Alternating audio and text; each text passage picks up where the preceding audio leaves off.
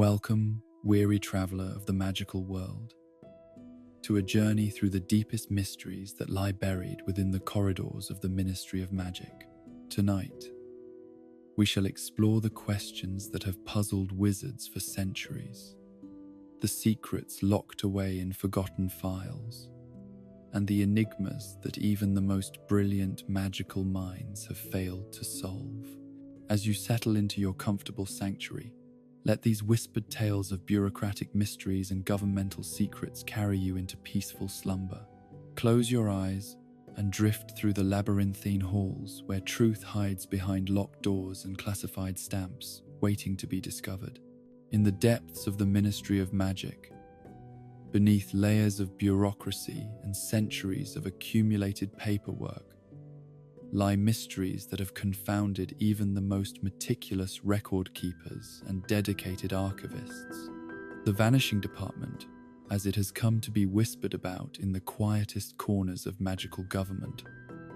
represents perhaps the most perplexing enigma in the entire history of British wizarding administration. Here, in the shadowed spaces between what is known and what has been deliberately forgotten,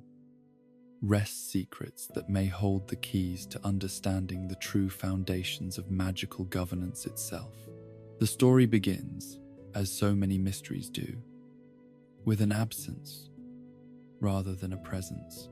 When modern archivists attempted their first comprehensive cataloguing of ministry records in 1953, they discovered gaps so systematic and complete that they defied explanation through mere negligence or natural decay. Entire departmental records spanning the years 1707 through 1750 had simply vanished, leaving behind only fragmentary references and half-completed index cards that tantalized with hints of what had once been meticulously documented. Ulrich Gamp, that first Minister for Magic, whose steady hand had guided the wizarding world through its transition from the old Wizards' Council to the more sophisticated governmental structure demanded by the International Statute of Secrecy, had been known throughout his tenure for his obsessive attention to detail. Contemporary accounts describe a man who recorded everything, from the most mundane administrative decisions to his private thoughts about the challenges of governing a community forced into hiding. His personal journals, referenced in dozens of surviving documents, would have provided invaluable insight into the ministry's formative years and the philosophical foundations that shaped magical law. Yet these journals have never been found. Not in the minister's private office, sealed since his death and opened only for ceremonial occasions. Not in his family estate, searched thoroughly by his descendants who were as curious as anyone about their ancestors' thoughts. Not in the ministry's official archives, though references to them appear in filing systems that suggest they were once properly catalogued and stored, according to standard procedures. The disappearance becomes more puzzling when one considers the security measures that surrounded such documents. Ministers' private papers were protected by the most sophisticated preservation charms available, designed to survive fire, flood, and even deliberate destruction. The magical signatures required to access such materials were recorded and cross-referenced, making unauthorized removal virtually impossible, without leaving traces that expert curse breakers could follow for decades. More troubling still are the architectural anomalies that suggest the ministry's physical structure itself holds secrets that have been systematically obscured. In the deepest vaults of the Department of Mysteries, preserved in crystalline storage that maintains perfect magical stasis, rest the original blueprints for the ministry's construction. These plans, drawn by the finest magical architects of the early 18th century, clearly show a 13th floor positioned between what are now known as levels 12 and 14. The floor appears to have been substantial, containing what the architectural notes describe as specialized chambers for purposes of utmost sensitivity and facilities requiring isolation from standard ministerial operations. The plans show access, routes, ventilation systems, and even furnishing layouts for offices and meeting rooms that would have housed perhaps 30 or 40 employees. Yet no such floor exists in the current ministry building, and no record remains of its construction, occupation, or removal. Ministry employees who have worked in the building for decades speak in hushed tones of peculiar experiences that might relate to this missing floor. Lifts that occasionally stop at a level that shows no button, opening to reveal corridors that stretch into darkness before the doors quickly close and continue to their intended destinations. The sensation of walking past doorways that should lead to the missing floor, accompanied by the faint sound of voices or the rustle of papers, though no door is visible, and the sounds cannot be replicated or recorded. The Wizengamot,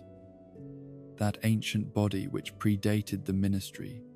and continued to serve as both High Court and Legislative Assembly, maintained meticulous records of its proceedings for over 600 years before the ministry's establishment. These records, preserved through both magical and mundane methods, provide continuous documentation of magical law and judicial decision-making that historians have described as unparalleled in their completeness and detail. Yet the Wizengamot proceedings from the ministry's earliest years show gaps that mirror the missing departmental records. Entire sessions appear to have been expunged from the official record,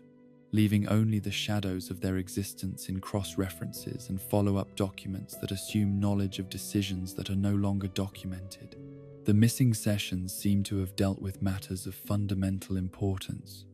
References suggest discussions about the nature of magical authority, the relationship between wizarding and Muggle governments, and decisions about what aspects of magical society should remain hidden even from most wizards. Perhaps most mysteriously,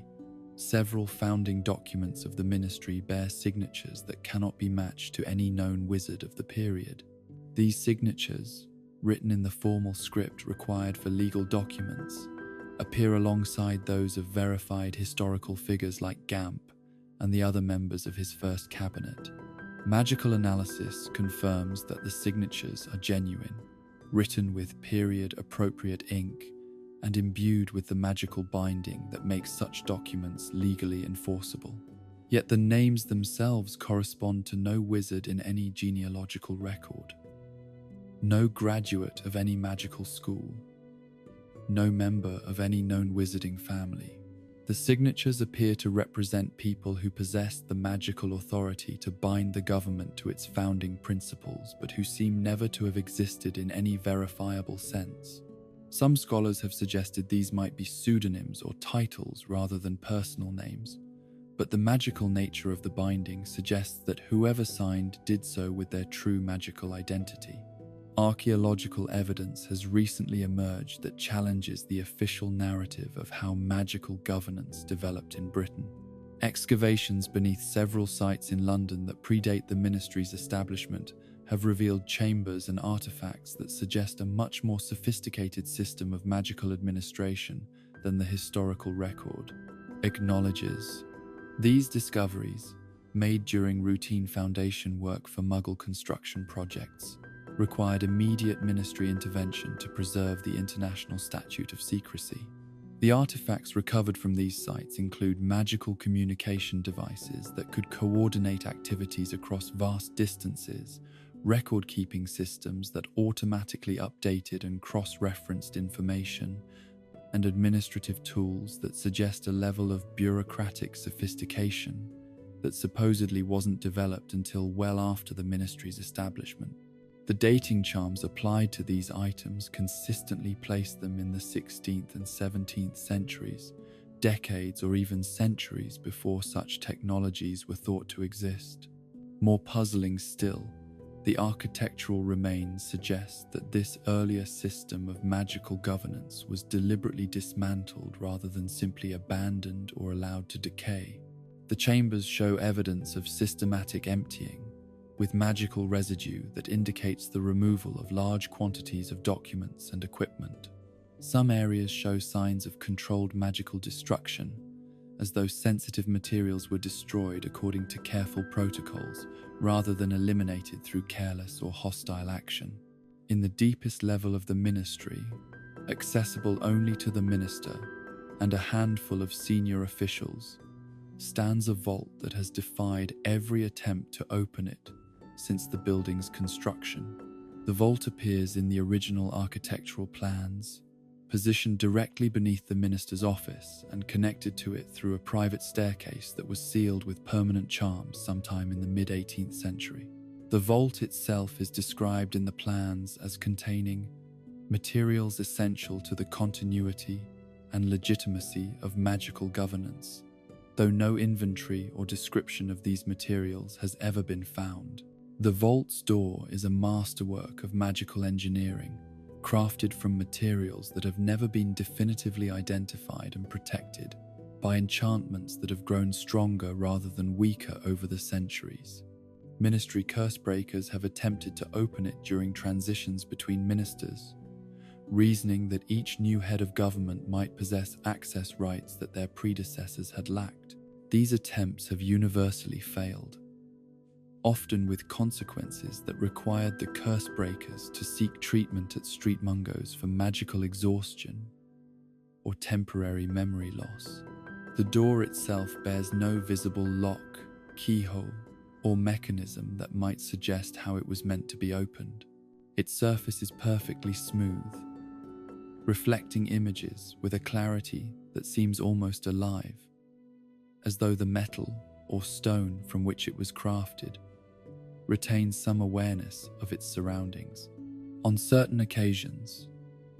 usually during times of particular governmental crisis,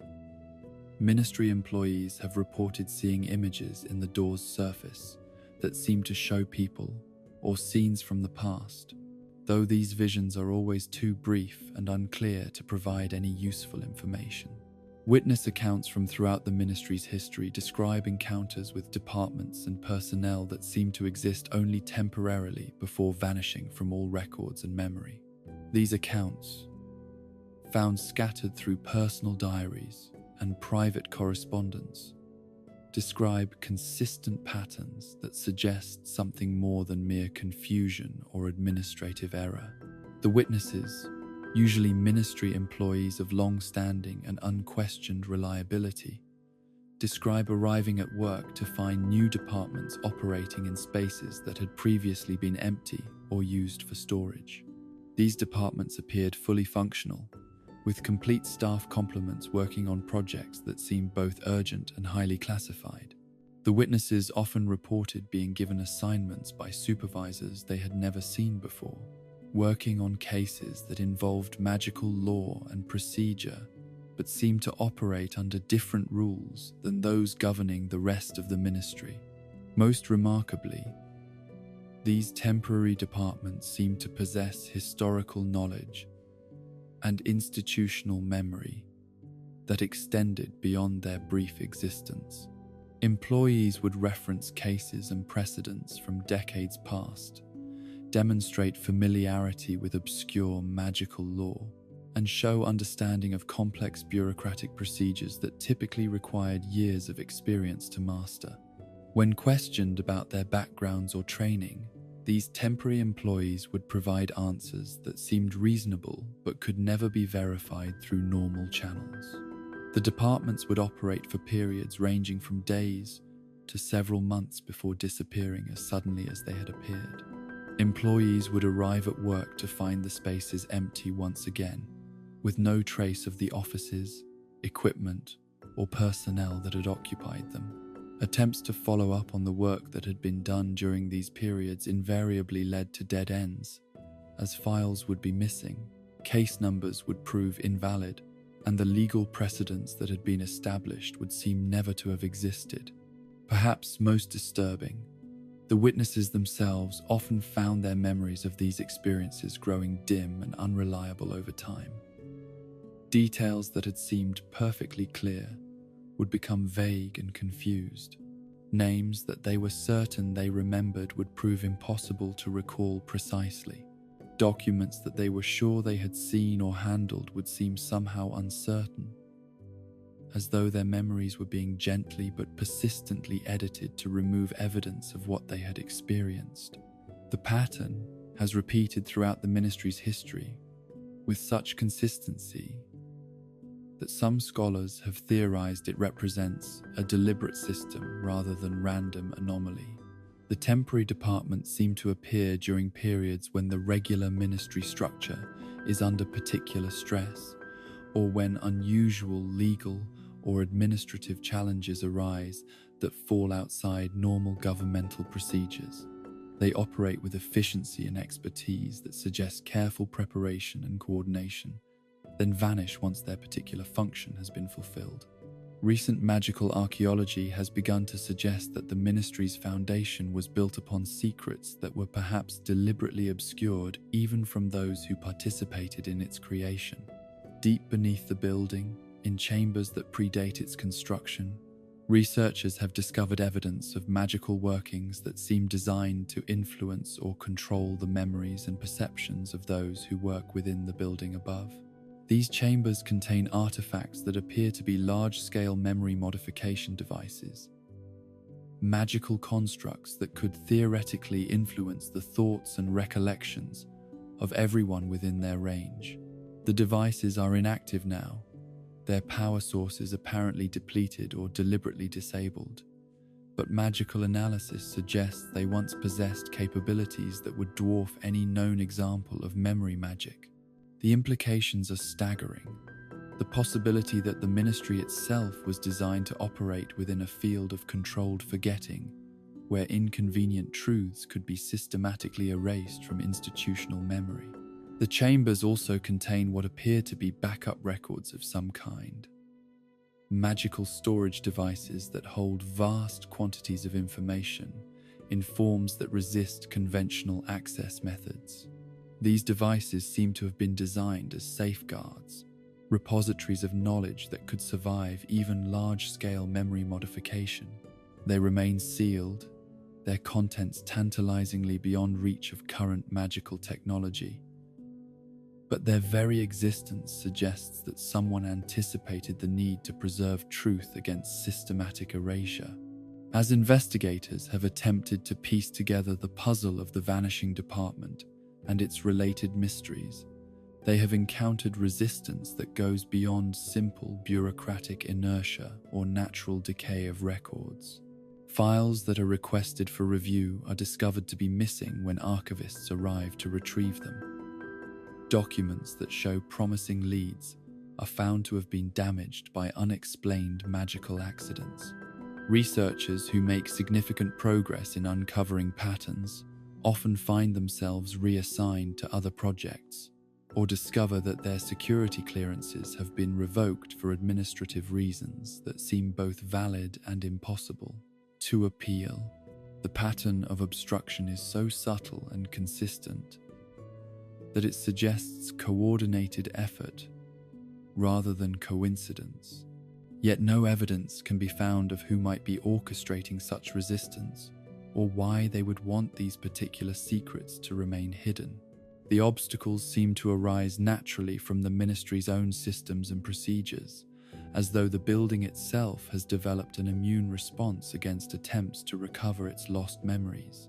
The mystery deepens when one considers that some of the missing information seems to relate to the fundamental questions of magical governance that remain unresolved even today. The relationship between magical and Muggle authorities, the true extent of wizarding involvement in historical events, the nature of the power that gives magical governments legitimacy. All these questions seem to dance around edges of knowledge that have been systematically removed from accessible records. In quiet moments, when the ministry's corridors are empty and the bustle of daily government has subsided, sensitive individuals sometimes report experiencing what they describe as temporal echoes, brief glimpses of the building as it might have appeared during its missing years. These experiences, dismissed by most as products of overworked imagination or exposure to residual magical energy, consistently describe the same scenes. Busy offices where the work seems subtly different from modern ministry activities. Meetings conducted in chambers that don't match current floor plans. And always the sense of enormous purpose and secrecy that seems to permeate every aspect of the ghostly operations. The witnesses who experience these temporal echoes speak of feeling overwhelming sadness during their visions, as though whatever work was being conducted in the missing years ended in tragedy or profound disappointment. They describe the sense of watching people who believed deeply in their mission, struggling with moral complexities that seem to have no clear resolution. The emotions that linger in these echoes suggest that the missing years were marked not by simple administrative work, but by decisions that carried enormous weight and consequence. Some of the most intriguing evidence comes from magical devices that seem to have been designed to monitor and record ministry activities, but appear to have been operating independently of any official authority. These devices, discovered in hidden locations throughout the building during routine maintenance work, possess capabilities that exceed anything in the ministry's official inventory. They seem designed for surveillance and data collection on a scale that would encompass every aspect of governmental operation. The devices bear no maker's marks or identifying characteristics that would indicate their origin or purpose. They appear to have been crafted using techniques and materials that don't match any known magical manufacturing methods. Most puzzling of all, they seem to have been designed to remain undetectable, not just to casual observation, but to the specialized detection magic that the ministry uses to sweep for unauthorized surveillance equipment. When ministry security experts attempted to analyze the captured devices, they discovered that the surveillance equipment was more sophisticated than anything in their own counterintelligence arsenal. The devices could record not just conversations and activities, but also magical signatures, emotional states, and even the subtle magical fields that surround important decisions and policy discussions. The information they gathered was stored in formats that resist conventional analysis, compressed and encrypted, using methods that seem to incorporate both magical and mundane technical approaches. Most disturbing of all, the devices seem to have been operating for decades or possibly centuries, quietly accumulating vast databases of information about ministry operations. The sheer scale of the surveillance suggests that someone has been maintaining comprehensive records of magical government activities throughout most of the ministry's existence. Yet no trace can be found of who placed the devices, who maintained them, or where the information they collected might have been transmitted. The investigation into the vanishing department has revealed patterns that extend far beyond simple record-keeping anomalies or architectural mysteries. The missing information seems to cluster around specific types of governmental activities, decisions about the relationship between magical and muggle worlds, policies regarding the treatment of magical creatures,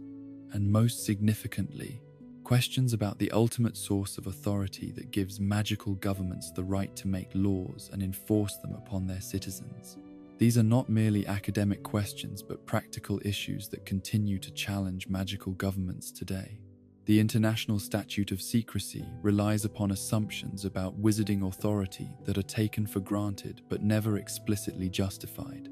The treatment of sentient magical creatures like goblins and centaurs involves legal principles that seem to have evolved without clear precedent or philosophical foundation. Most fundamentally, the power that allows a relatively small number of wizards to govern the entire magical community rests upon traditions and agreements that seem to have been deliberately obscured from historical memory. The missing records from the ministry's early years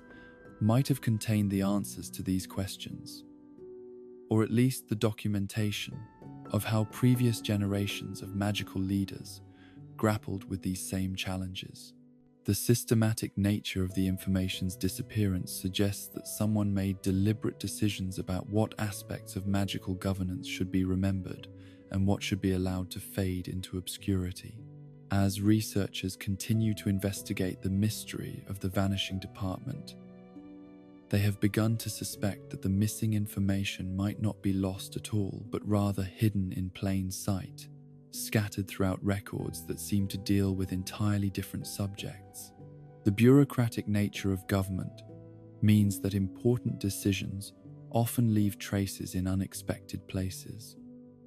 Budget allocations that reflect policy priorities,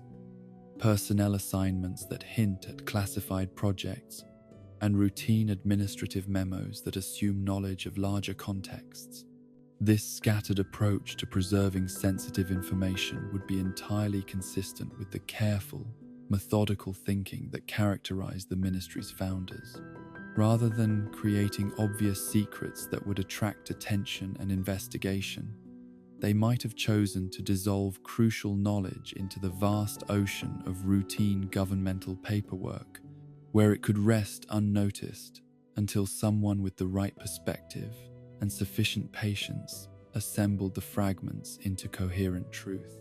The search for these hidden fragments has become a specialized discipline within magical historical research, requiring not just knowledge of bureaucratic procedure, but also intuition about the kinds of connections that might link apparently unrelated documents. The researchers who pursue this work describe it as more art than science, requiring them to develop sensitivity to the subtle patterns that reveal when routine paperwork is carrying deeper significance than its surface content would suggest. Their efforts have yielded tantalizing glimpses of the larger picture,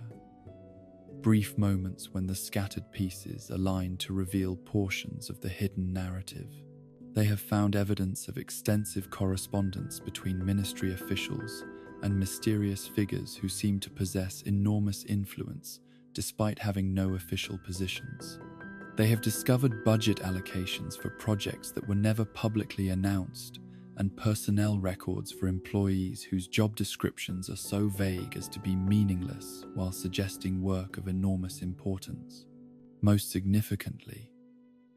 they have begun to identify what appears to be a secondary communication system that operated alongside the ministry's official channels, a network of coded messages and indirect references that allowed sensitive information to be transmitted without creating obvious records. This hidden system seems to have been used to coordinate activities that were too sensitive or controversial to be handled through normal governmental procedures.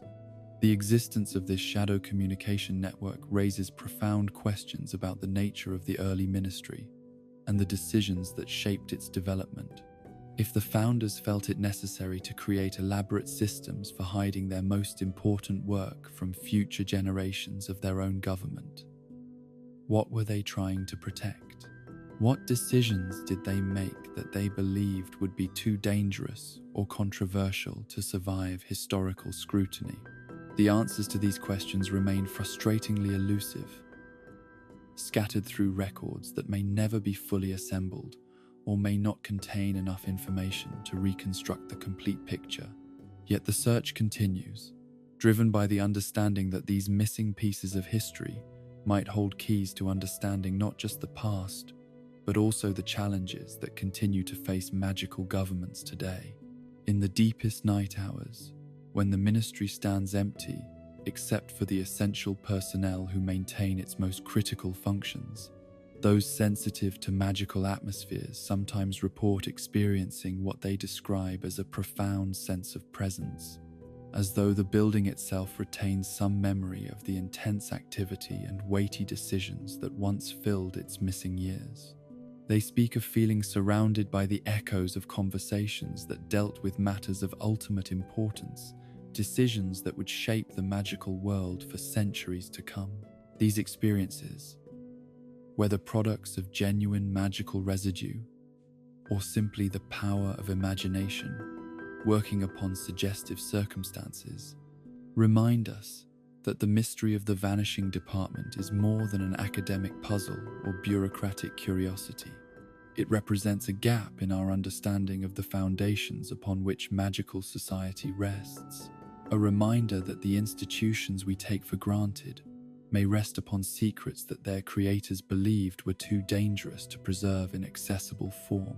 The investigation continues, patient and methodical, driven by scholars and government officials who understand that some questions must be pursued even when their answers might prove uncomfortable or challenging. They work in the knowledge that truth, once lost, may never be fully recovered, but also in the hope that patient effort and careful analysis might yet yield the insights that could help illuminate the shadows that surround the origins of magical government and the principles upon which it continues to operate. Deep beneath the Ministry of Magic, in chambers that exist outside the normal flow of time and space, lies the Department of Mysteries, a realm where the fundamental forces of existence are studied with methodical precision by witches and wizards, whose very identities have been surrendered to their pursuit of ultimate knowledge. Here, in corridors that seem to shift when observed directly, and rooms that contain wonders and terrors in equal measure, rest some of the most profound enigmas ever encountered by magical minds. The mysteries housed within these walls transcend simple questions of historical record or bureaucratic procedure, touching instead upon the deepest foundations of reality itself. The prophecy chamber stands as perhaps the most visually striking of the department's many mysterious rooms, its towering shelves stretching upward into darkness that seems to swallow light itself, each shelf lined with thousands upon thousands of glowing orbs that pulse with the captured essence of prophetic utterance. These spheres of spun glass and crystallized possibility contain visions of what was, what is, and what might yet come to pass, spoken by seers whose minds touched briefly upon the flowing currents of fate before returning to the more mundane realm of ordinary consciousness. Yet for all the prophecies that are carefully catalogued and cross-referenced in the department's meticulous filing systems, for all the predictions that bear neat labels identifying their speakers and subjects and dates of utterance, vast numbers of the glowing orbs remain completely anonymous, their origins lost to time, and their contents accessible only to those whose names are inscribed upon their surfaces in silver script that seems to write itself. These unnamed prophecies present one of the department's most enduring puzzles. Magical analysis confirms that they are genuine prophetic utterances, imbued with the same mystical energy that marks all true seer visions. They pulse with the characteristic light that indicates active magical content, and they respond to proximity with the same subtle changes in luminosity that mark prophecies whose subjects still live and whose futures remain unresolved. Yet no record exists of their creation. No documentation that might indicate when they were spoken or by whom or under what circumstances. The mystery deepens when one considers the department's normally rigorous procedures for handling prophetic material. Every legitimate prophecy that enters the Hall of Prophecy is accompanied by extensive documentation detailing the circumstances of its utterance. The seers who speak such visions are interviewed exhaustively, their words recorded both in written form and through magical means that preserve not just the content, but the emotional and spiritual resonances that accompanied the prophetic trance. The subjects of prophecies, when they can be identified, are quietly monitored to ensure that the department can observe whether and how the predicted events unfold. This comprehensive approach to prophetic documentation has been standard practice since the department's establishment,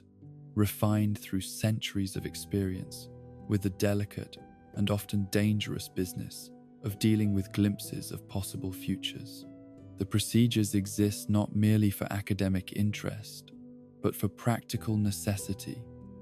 Prophecies that are mishandled or misunderstood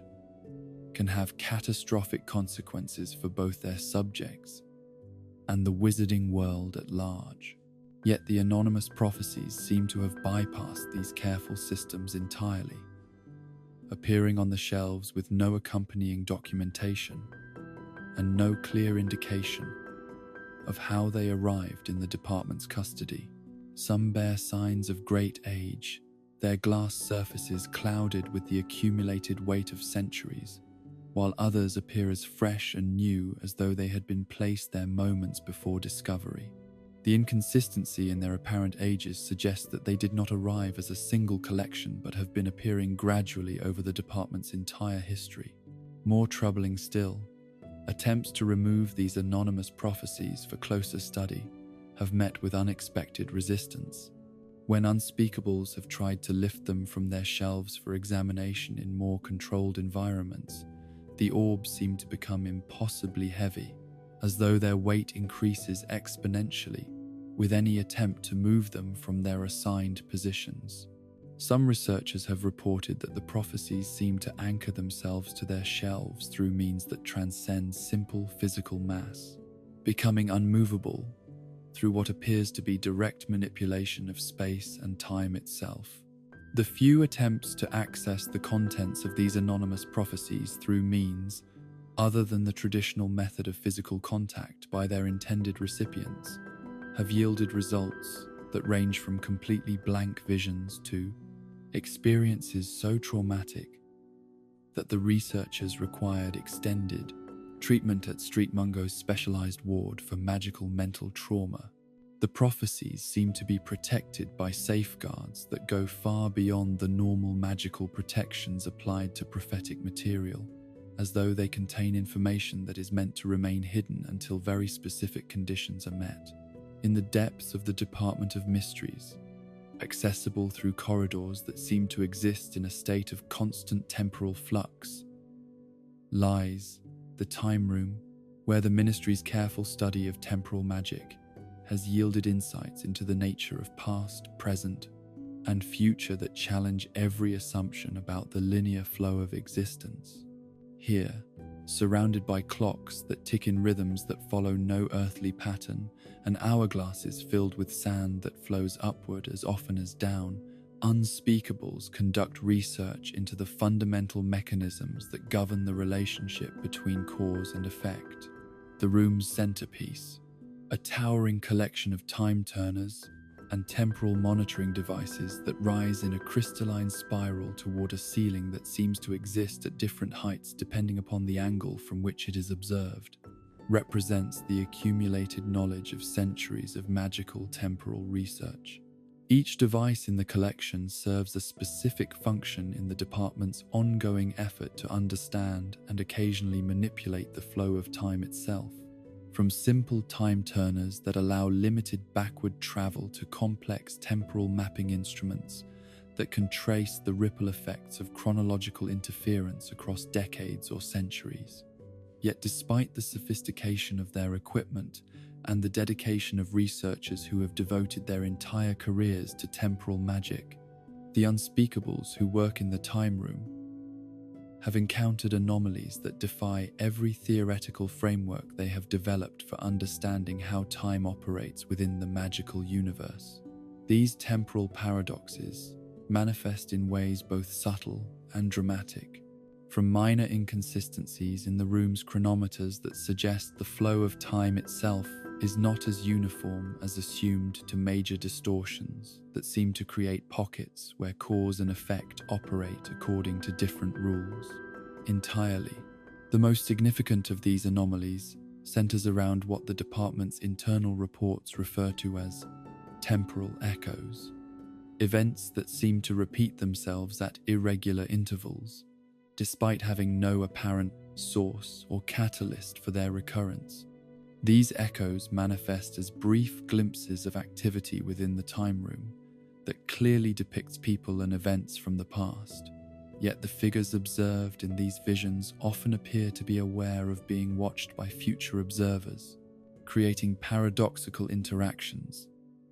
that should be impossible according to established theories of temporal magic. The temporal echoes have been documented occurring at various points throughout the department's history,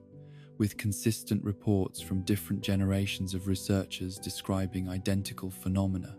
The visions always show the same scenes: robed figures working with unfamiliar temporal devices, conducting experiments that seem to involve manipulation of time on scales far beyond anything attempted by modern ministry researchers. Most disturbing, the figures in these echoes appear to be working with a sense of desperate urgency, as though they are racing against some deadline that carries catastrophic consequences for failure. Attempts to interact with these temporal echoes, or to use them as windows for gathering information about the past, have proven not merely unsuccessful but actively dangerous.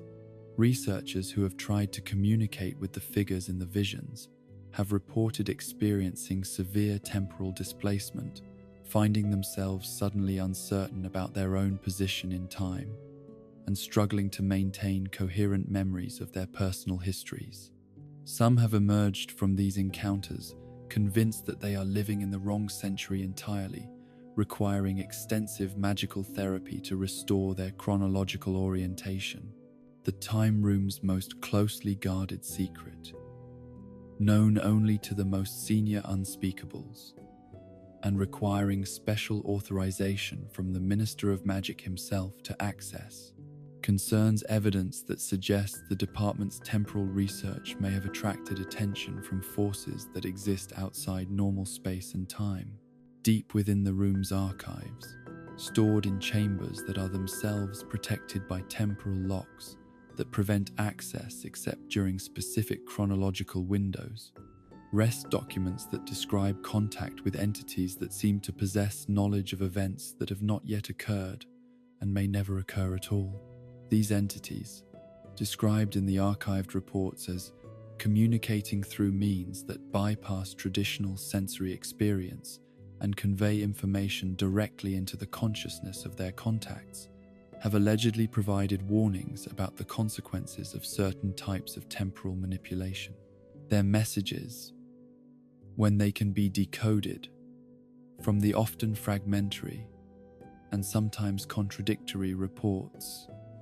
left by the unspeakables who experienced these contacts, seem to suggest that the magical universe exists within a larger temporal framework that can be damaged by excessive interference with local chronological flows. In the furthest reaches of the Department of Mysteries, behind a door that appears unremarkable, except for its complete lack of any identifying marks or magical signatures, lies a chamber whose very existence represents perhaps the greatest mystery within an institution dedicated to the study of the unknown. The door itself defies every attempt at classification or analysis, appearing to be constructed from materials that do not match any known magical or mundane substances,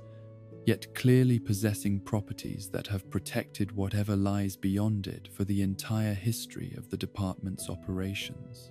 The door bears no lock, no handle, no mechanism of any kind that might suggest how it could be opened or who might possess the authority to do so. Its surface appears to absorb light rather than reflect it, creating a visual effect that makes direct observation difficult and extended study nearly impossible. Those who attempt to examine the door for extended periods report experiencing disorientation and memory difficulties that seem to intensify the longer they maintain their focus on its featureless surface. What makes this door particularly mysterious is not merely its apparent impenetrability, but the evidence that it has, at various points in the department's history, been opened and used for purposes that remain completely unknown. Magical residue around the doorframe indicates regular magical activity, with traces of powerful spells that were cast from both sides of the threshold. The patterns of magical energy suggest that whatever lies beyond the door has been the site of extensive and sophisticated magical work, yet no record exists of any authorized access to this chamber. More puzzling still, The magical signatures detected around the door include traces of spells and magical techniques that do not match anything in the Ministry's comprehensive database of known magic. The energy patterns suggest approaches to magical manipulation that seem to operate according to principles that differ fundamentally from established magical theory. Some of these traces appear to be ancient, dating back to the earliest days of the department's operations, while others seem much more recent, suggesting that whatever work has been conducted beyond the door has continued throughout the department's entire history. The investigation into this mysterious chamber has been hampered by the complete absence of any documentation that might explain its purpose or contents. The department's normally meticulous record-keeping systems contain no references to the chamber, no architectural plans that show its dimensions or layout, no personnel files that indicate who might have been authorized to access it. The room appears in none of the Ministry's official floor plans, yet its existence is undeniable, and its significance clearly enormous based on the sophisticated magical protections that surround it. Perhaps most disturbing, several unspeakables throughout the department's history have reported experiencing vivid dreams about the chamber's contents, dreams that seem too detailed and consistent to be mere products of imagination or subconscious speculation. These dreams, documented in personal journals and private correspondence that came to light only after the dreamer's deaths or retirement, describe a vast space filled with artifacts and devices that seem to represent magical technology far in advance of anything known to exist. The dreamers describe seeing collections of prophecies that make the Hall of Prophecy seem small by comparison, temporal devices that could manipulate time on scales that dwarf the capabilities of the time room's equipment, and most significantly, what appears to be a comprehensive archive containing detailed records of magical events and phenomena from throughout history, including many that have never been officially documented or acknowledged. The consistency of these dream reports across different individuals and time periods suggests that they may represent something more than random nocturnal fantasy. Among the many enigmas that have confounded the Department of Mysteries throughout its long history, none has proven more personally tragic than the disappearances of the researchers known as the Silent Ones, unspeakables whose dedication to their work led them into realms of magical knowledge from which they never returned. These disappearances, which have occurred at irregular intervals throughout the department's existence, follow patterns that suggest they are not random accidents or simple occupational hazards, but consequences of pursuing particular lines of research that lead inevitably to some form of transcendence or transformation that removes the port. Researchers from ordinary reality, the Silent Ones, as they came to be known in the private journals and personal correspondence of their colleagues, were uniformly described as the most brilliant and dedicated researchers in their respective fields, individuals whose understanding of magical principles exceeded that of their peers, and whose commitment to uncovering ultimate truth bordered on the obsessive. They shared certain characteristics that marked them as exceptional even within the rarefied community of the department's personnel. An intuitive grasp of magical theory that allowed them to perceive connections and patterns that others missed, an ability to work with dangerous magical phenomena without the usual protective measures that limited other researchers, and most significantly, a willingness to pursue their investigations wherever they led, regardless of personal risk or institutional disapproval. The disappearances themselves followed remarkably consistent patterns, despite occurring across different decades and involving researchers working in apparently unrelated fields. The Silent Ones would typically spend their final weeks or months in a state of intense focus on particular projects, often working extended hours and showing signs of having achieved breakthrough insights that they were reluctant or unable to share with their colleagues. Their behavior during these final periods was described as increasingly detached from normal social interaction, as though their consciousness was becoming absorbed by some transcendent understanding that made ordinary human concerns seem trivial. The actual disappearances occurred without witnesses or obvious explanation. The silent ones would simply fail to report for work, and investigation would reveal that they had vanished from their homes, laboratories, or last known locations without any sign of struggle, magical interference, or planned departure. Their personal effects would be found undisturbed. Their research notes would be present, but often written in languages or symbolic systems that no one could decipher. And most mysteriously, the magical experiments or investigations they had been conducting would be found in states that suggested completion rather than abandonment. What makes these disappearances particularly puzzling is the evidence that the Silent Ones achieved some form of success in their final projects, rather than falling victim to magical accidents or experimental failures.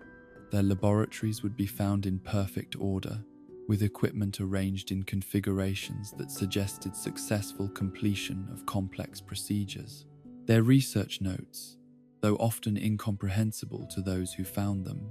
bore the characteristics of documentation for completed work rather than ongoing investigations cut short by tragedy. More disturbing still,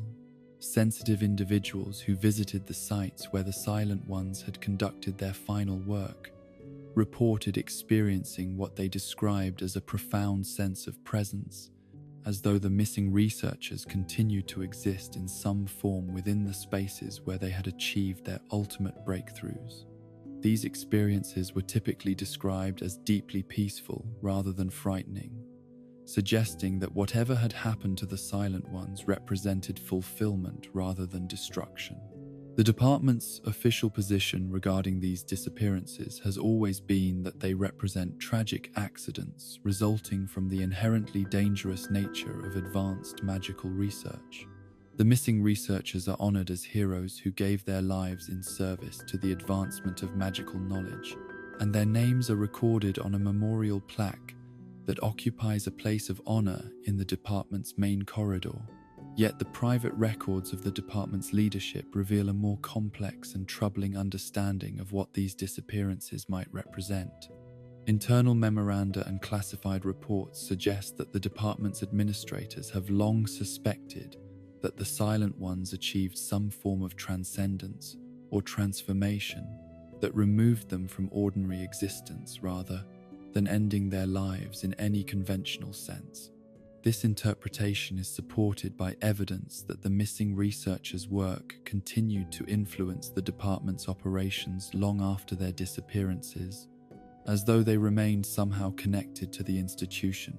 and continued to guide its research directions through means that transcended normal communication. In the heart of the Department of Mysteries, protected by wards that respond not to magical signatures or bureaucratic authority, but to the emotional and spiritual state of those who would enter, lies the Love Room, a chamber whose very existence challenges fundamental assumptions about the nature of magical force and the relationship between power and compassion. This room, referenced obliquely in the department's public materials but never described in detail, even in classified documents, represents perhaps the most profound and dangerous area of magical research ever undertaken by the Ministry. The Love Room's true purpose has been the subject of speculation and rumor throughout the department's history, with theories ranging from research into emotion-based magic to investigations into the fundamental forces that bind the universe together. The few unspeakables who have been granted access to the chamber describe it in terms that seem almost mystical, speaking of experiencing overwhelming sensations of connection and understanding that transcend normal human emotional experience. What makes the Love Room particularly mysterious is not the research conducted within it, but the extreme security measures that surround it. Access to the chamber requires authorization from the highest levels of the Ministry, with approval needed not just from the department head, but from the Minister of Magic personally. Even then, entry is restricted to brief periods, and requires extensive psychological evaluation both before and after each visit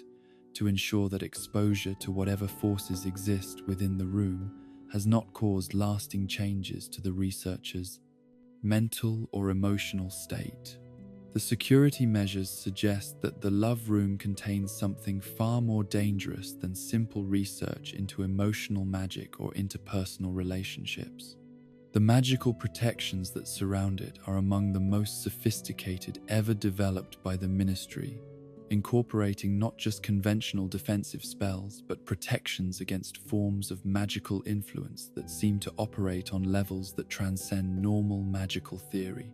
The wards respond to intention and emotional state rather than magical ability, suggesting that whatever lies within the room can influence or be influenced by the deepest aspects of human consciousness. Reports from the few researchers who have been granted access describe experiencing visions or sensations that seem to reveal the fundamental connectedness that underlies all existence. Moments of understanding that make the researcher feel as though they have glimpsed the ultimate truth behind the apparent diversity of magical and mundane reality. These experiences are described as simultaneously exhilarating and terrifying, providing insights into the nature of existence that are too vast and profound for normal human consciousness to fully process or retain. The danger that necessitates such extreme security measures seems to stem not from any malevolent force within the love room, but from the sheer intensity of the positive emotions and spiritual connections that it generates. Researchers who spend too much time within the chamber report difficulty returning to normal emotional states, finding ordinary human relationships and concerns pale and meaningless compared to the transcendent love and understanding they experienced within the room. Some have required extensive therapy to reintegrate into normal social functioning, while others have requested permanent assignment to work solely within the chamber, abandoning all other aspects of their lives. The philosophical implications of the love room's existence extend far beyond simple magical research into areas that challenge the fundamental assumptions upon which magical society is built. If love truly represents a fundamental force of the universe, rather than merely a human emotion, if compassion and connection operate according to magical laws that can be studied and potentially harnessed, then the entire structure of magical education and government may be based upon incomplete understanding of the forces that truly govern magical reality. Yet the department's research into these questions has proceeded with extreme caution, limited not by lack of interest or resources, but by growing awareness that some forms of knowledge may be too powerful or transformative for society to handle. The love room represents the furthest extent of the Ministry's willingness to explore the ultimate mysteries of existence, a boundary beyond which even the Department of Mysteries has chosen not to venture without the most careful consideration of the consequences. Among the many mysteries that surround the department's operations, none has proven more resistant to investigation than the question of what has happened to the numerous experimental magic projects that have been hastily classified, sealed, and apparently forgotten over the course of the department's long history. These projects, referenced in fragmentary documents and budget allocations that survived bureaucratic purges, seem to represent research into magical phenomena that proved too dangerous, too unpredictable, or too morally problematic to continue, yet too potentially significant to simply abandon entirely. The scattered evidence of these discontinued projects suggests that the department's researchers have, at various points in their history, attempted to investigate magical phenomena that pushed the boundaries of what was considered safe or ethical within the broader magical community. Budget records show allocations for research into consciousness transfer between different species, attempts to create artificial forms of magical life, and investigations into methods for permanently altering the fundamental magical nature of living beings. These projects appear to have been funded at substantial levels and to have continued for extended periods before being suddenly terminated and classified at levels that put their findings beyond the reach of normal scholarly inquiry. What makes these abandoned projects particularly mysterious is the evidence that their termination was not the result of natural conclusion or simple funding cuts,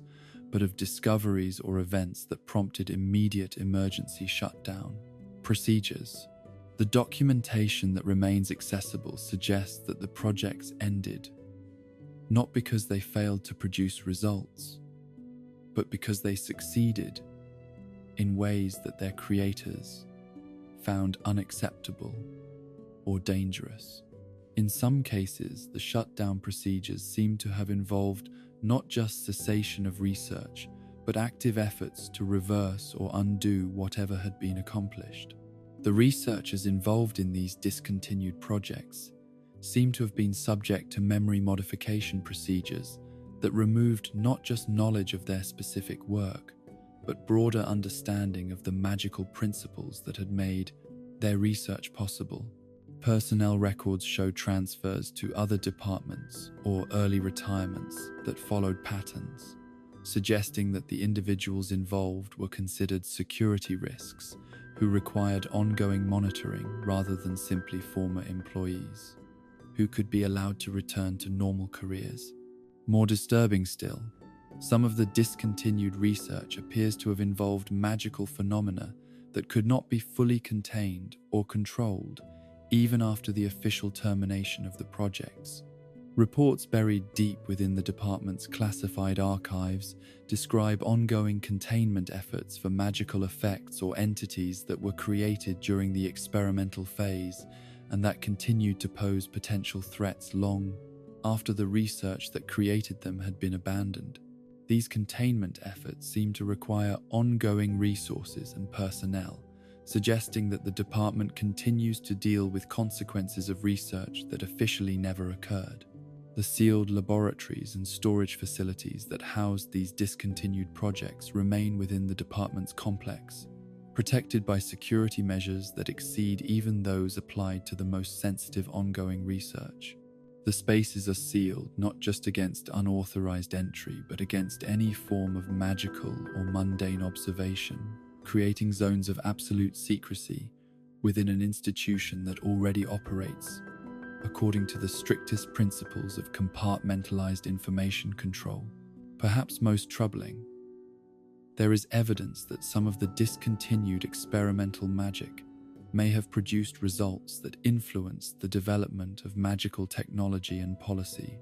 in ways that remain active and ongoing. Traces of techniques developed during these abandoned projects can be found in supposedly independent research conducted decades later, suggesting that the knowledge gained through dangerous experimentation was not truly lost, but rather dispersed through carefully controlled channels that allowed its benefits to be realized while its dangers remained contained. The investigation into these mysteries continues in the present day, conducted by researchers who understand that they are exploring not merely historical curiosities, but active secrets that continue to shape the magical world in ways both subtle and profound. They work with the knowledge that some questions may be too dangerous to answer fully, and that some mysteries may need to remain unsolved to preserve the safety and stability of magical society itself. In the quietest hours of the night, when the Department of Mysteries stands nearly empty, except for the essential monitoring systems that never cease their vigilant observation of forces too dangerous to be left unattended, those few personnel who remain on duty sometimes report experiencing sensations that seem to originate from the very walls and foundations of their workplace. They describe feeling surrounded by the accumulated weight of all the secrets and mysteries that have been studied within these chambers, as though the building itself has absorbed something essential from decades of contact with the deepest and most profound enigmas of magical existence. These experiences, whether products of genuine magical influence or simply the result of prolonged exposure to an environment where reality itself is constantly subject to investigation and manipulation,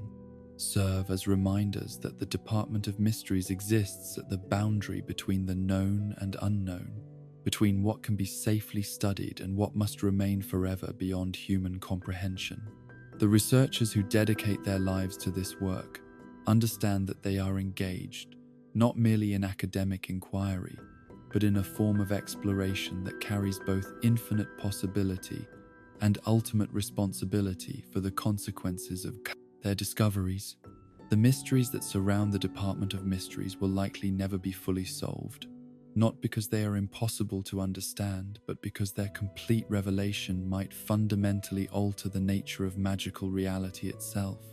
They remain as guardians of the unknown, keepers of secrets that may be too profound for any single mind to fully grasp, yet too important to abandon to ignorance or fear. In their patient, methodical work, they continue humanity's eternal quest to understand the deepest truths of existence, while acknowledging that some truths may be so vast and fundamental that approaching them too closely risks losing everything that makes understanding meaningful in the first place. On a windswept island in the North Sea, where the grey waters crash against black rocks that have witnessed centuries of human suffering, stands Azkaban, the fortress prison that has served as the ultimate deterrent to magical crime throughout the wizarding world. Yet, for all its notorious reputation as a place of despair and madness, for all the documented horrors that have befallen those condemned to spend their days within its walls, Azkaban harbors secrets that run far deeper than the mere administration of justice through suffering. These mysteries, buried beneath layers of official silence and bureaucratic obfuscation, suggest that the prison's true nature and purpose may be fundamentally different from what the magical public has been led to believe. The official history of Azkaban, as recorded in ministry documents and taught in magical schools, tells a straightforward tale of pragmatic necessity. In the early 18th century,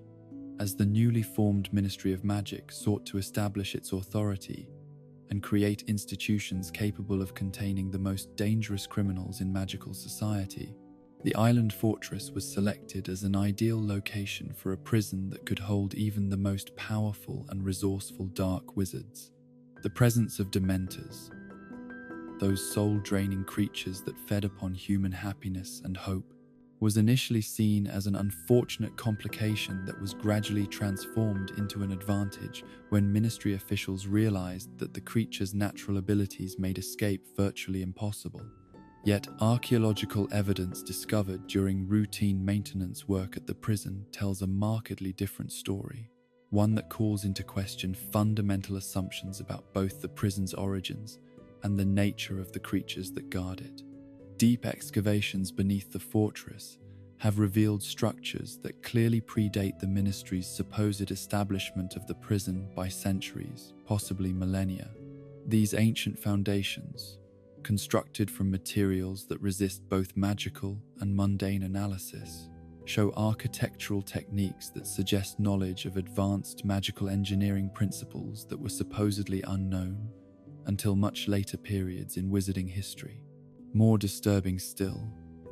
the archaeological layers reveal evidence of continuous habitation and use stretching back far beyond any documented human presence in the region. The artifacts recovered from these deep excavations include ritual objects and magical implements that suggest the island has served as a site of mystical significance for cultures and civilizations that have been completely erased from historical memory. Some of these artifacts bear symbols and inscriptions that match no known magical language or writing system, yet they radiate magical energy that indicates they were created by practitioners whose understanding of magical principles exceeded that of contemporary wizards. Most mysterious of all, the deepest archaeological layers contain evidence of massive magical workings that seem to have been designed specifically to attract and contain the creatures that would later become known as Dementors. These ancient magical constructs, built into the very bedrock of the island, create fields of emotional resonance that draw beings that feed upon human despair, while simultaneously preventing them from leaving the island's boundaries. The sophistication of these containment systems suggests that whoever created them possessed detailed knowledge of Dementor behavior and psychology that far exceeds anything in modern ministry files. This archaeological evidence raises profound questions about the relationship between Azkaban and its Dementor guards. Rather than being a convenient accident that was later exploited by ministry officials, the presence of Dementors on the island appears to have been the result of deliberate magical engineering by unknown practitioners, whose purposes remain completely mysterious. The ancient containment systems continue to function even today, suggesting that the island itself was designed as a prison for these creatures, rather than the criminals who would later be housed within its walls.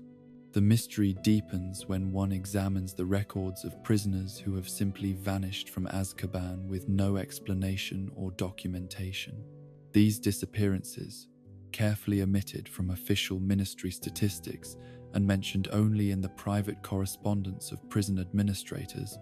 follow patterns that suggest something far more systematic than escape attempts or administrative errors. The missing prisoners span the entire history of the ministry's administration of the facility, with consistent reports of individuals who were present for routine inspections one day and completely absent the next, leaving behind cells that showed no signs of forced exit or magical interference.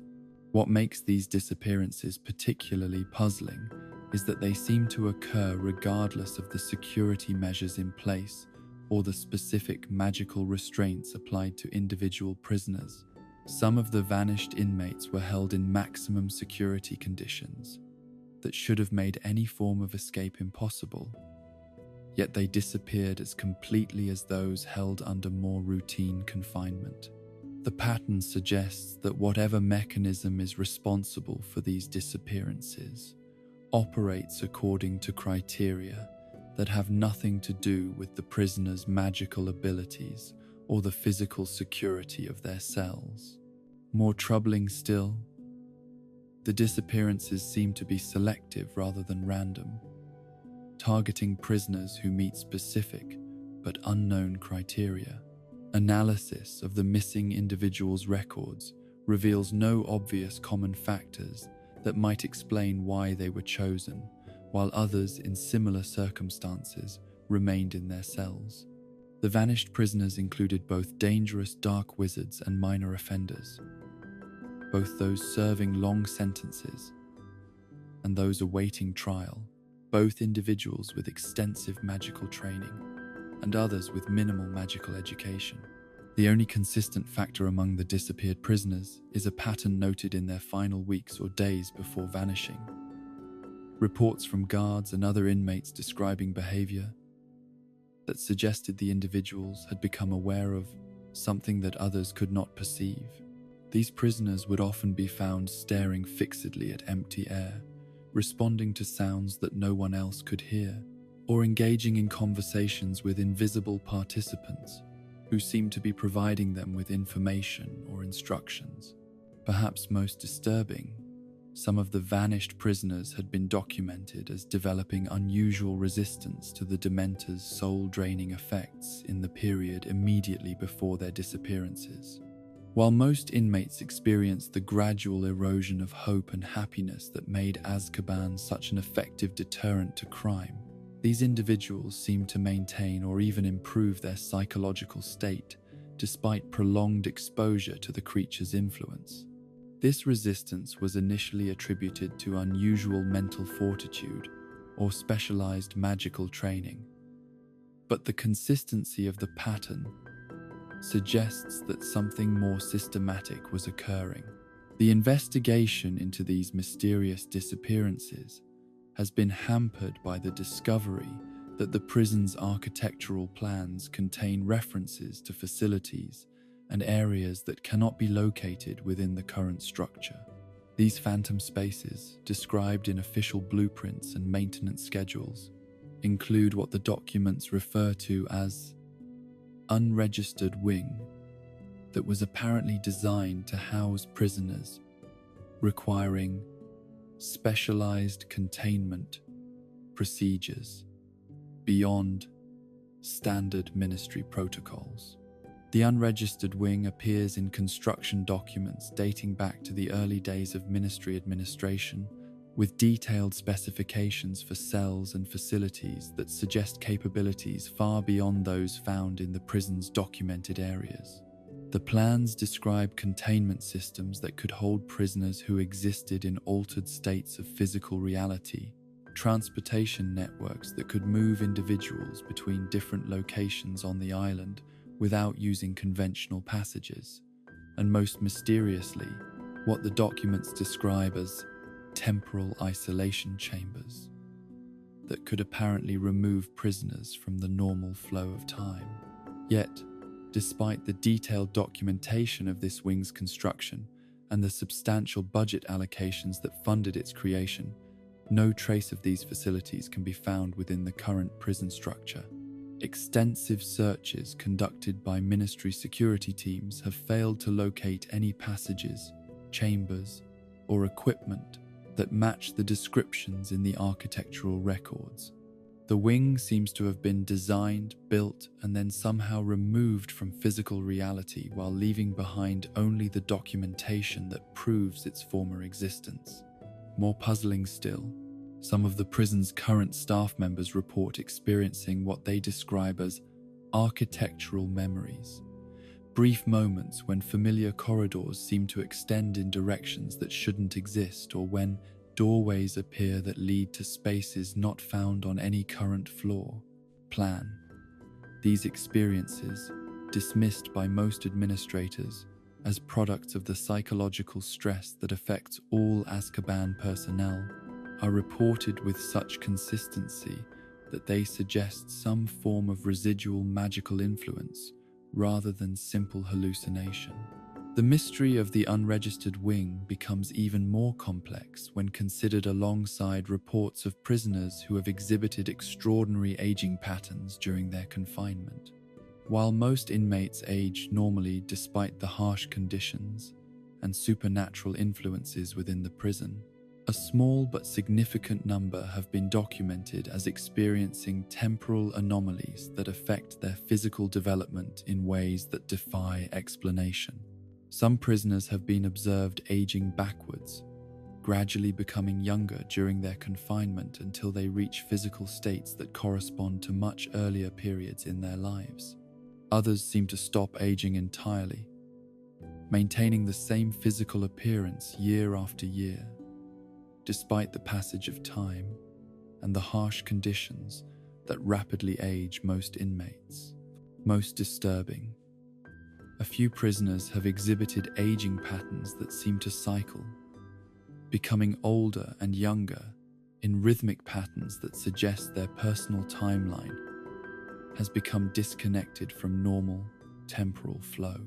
These aging anomalies are documented in medical records that are classified at the highest levels of ministry security, accessible only to the most senior officials, and requiring special authorization even for routine administrative review. The prisoners affected by these temporal distortions are monitored constantly by medical staff who have been specially trained to work with individuals whose physical development doesn't follow normal biological rules. The medical documentation reveals that the temporal anomalies seem to be triggered by prolonged exposure to specific areas within the prison, particularly the deepest levels where the oldest architectural elements are located. Prisoners housed in these ancient sections of the facility are far more likely to develop unusual aging patterns, suggesting that the temporal distortions are somehow connected to the magical engineering that shaped the island's foundations. More troubling still, the affected prisoners often develop knowledge and memories that they shouldn't possess, demonstrating familiarity with historical events that occurred before their births or with magical techniques that they had no opportunity to learn during their documented lifetimes. Some begin speaking in languages that haven't been used for centuries, while others display skills and knowledge that suggest access to educational resources that exist nowhere in the contemporary magical world. On certain nights, when atmospheric conditions create particular combinations of temperature and humidity, strange lights have been observed emanating from various parts of the Azkaban complex. These luminous phenomena, documented in guard reports and confirmed through magical photography, manifest as pulsing glows that seem to originate from within the prison's stone walls themselves, rather than from any artificial source or magical device.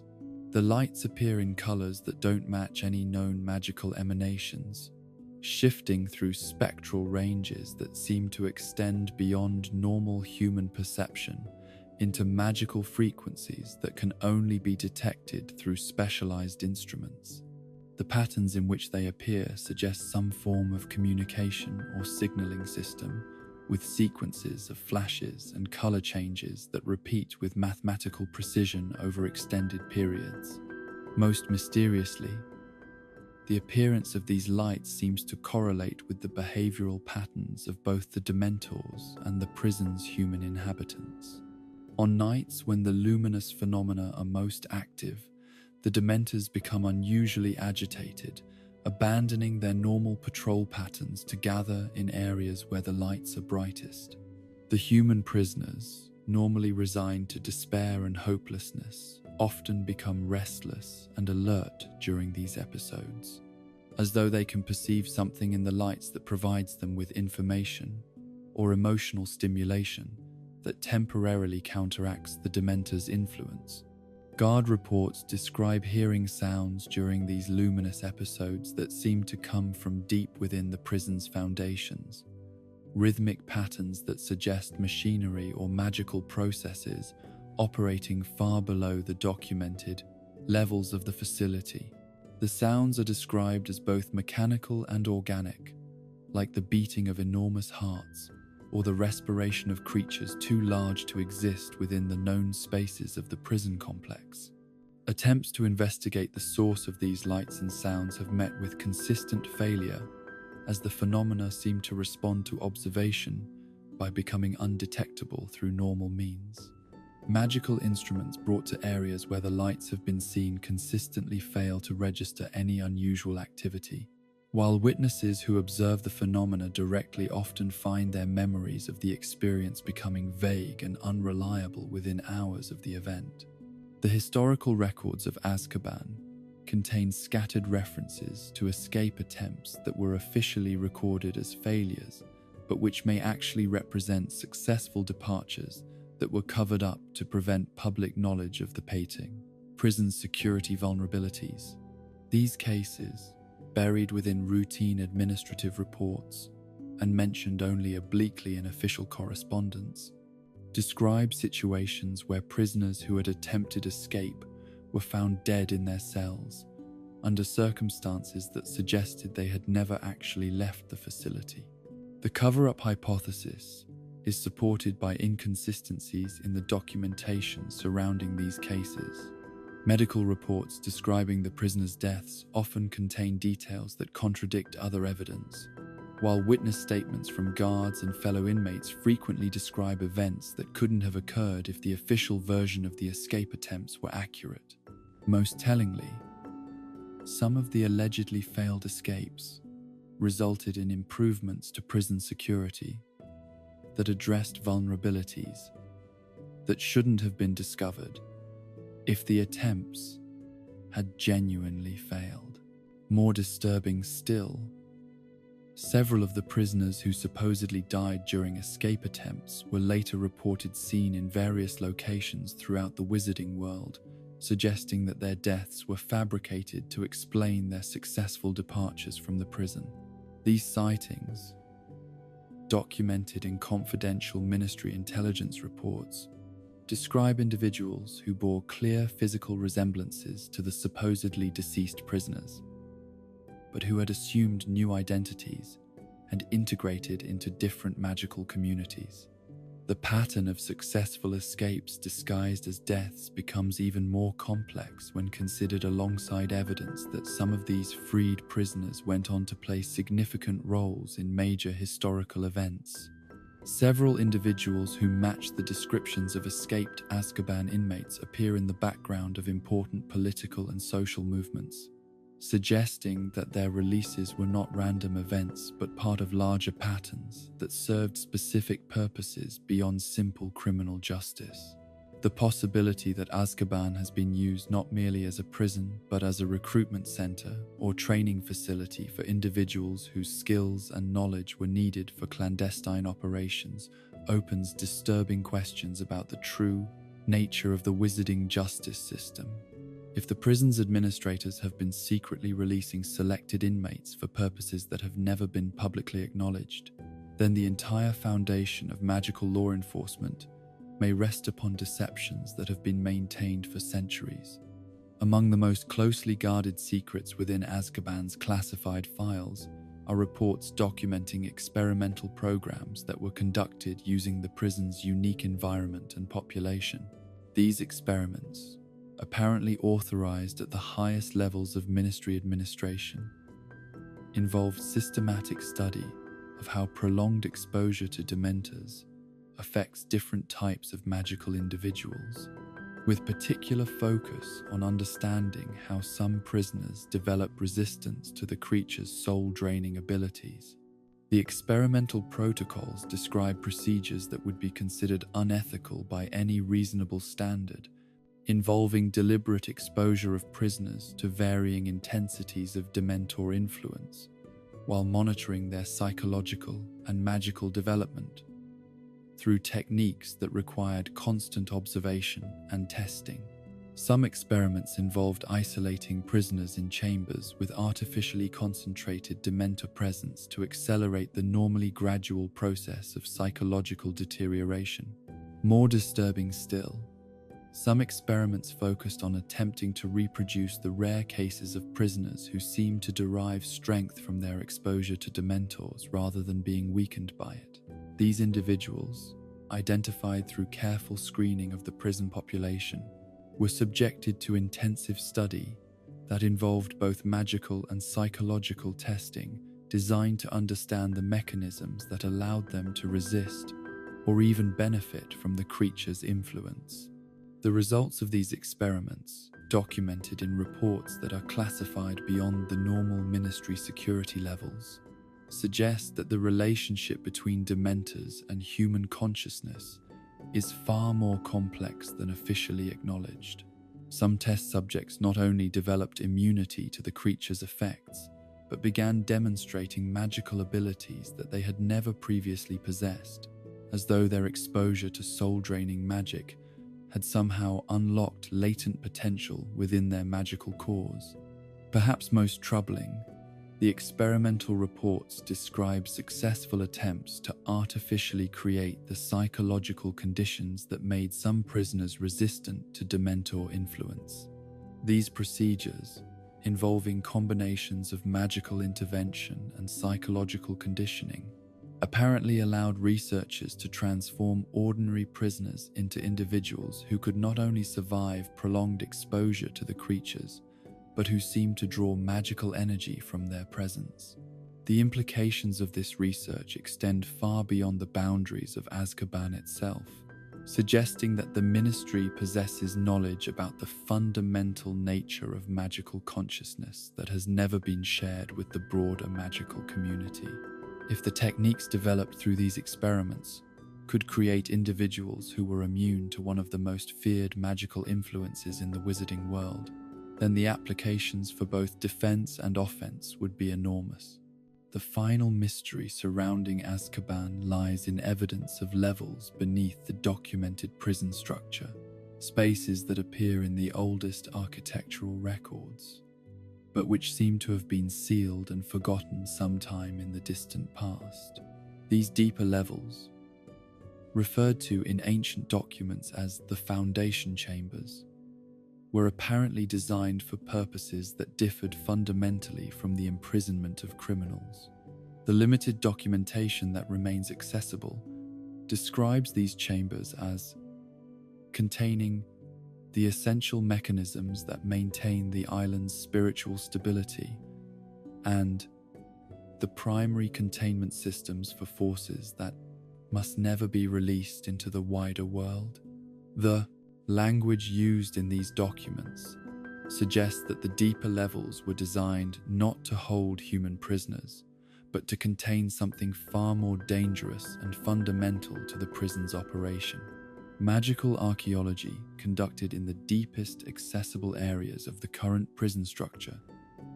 has detected spaces below the documented foundations, chambers that register on magical sensing equipment, but which cannot be reached through any known passage or entrance. The magical signatures emanating from these hidden levels suggest the presence of artificial constructs or magical devices operating on scales that dwarf anything in the upper prison structure. Perhaps most disturbing, the hidden levels seem to be the source of the temporal anomalies and architectural inconsistencies that have been documented throughout the prison's history. The magical fields emanating from below ground create distortions in space and time that affect the entire facility, explaining why some prisoners experience unusual aging patterns and why certain areas of the prison seem to exist in states of reality that don't conform to normal physical laws. The sealing of these deeper levels appears to have been a deliberate decision made by the prison's earliest administrators, though the reasons for this action and the methods used to accomplish it remain completely unknown. The magical energies required to permanently seal spaces of such apparent size and significance would have exceeded the capabilities of any known magical techniques, suggesting that the sealing process involved knowledge or resources that have since been lost to the wizarding world.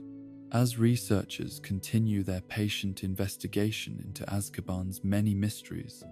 they work with the understanding that some secrets may be too dangerous to fully uncover and that some knowledge may have been deliberately hidden to protect both the magical world and reality itself from consequences that their predecessors understood but chose not to document.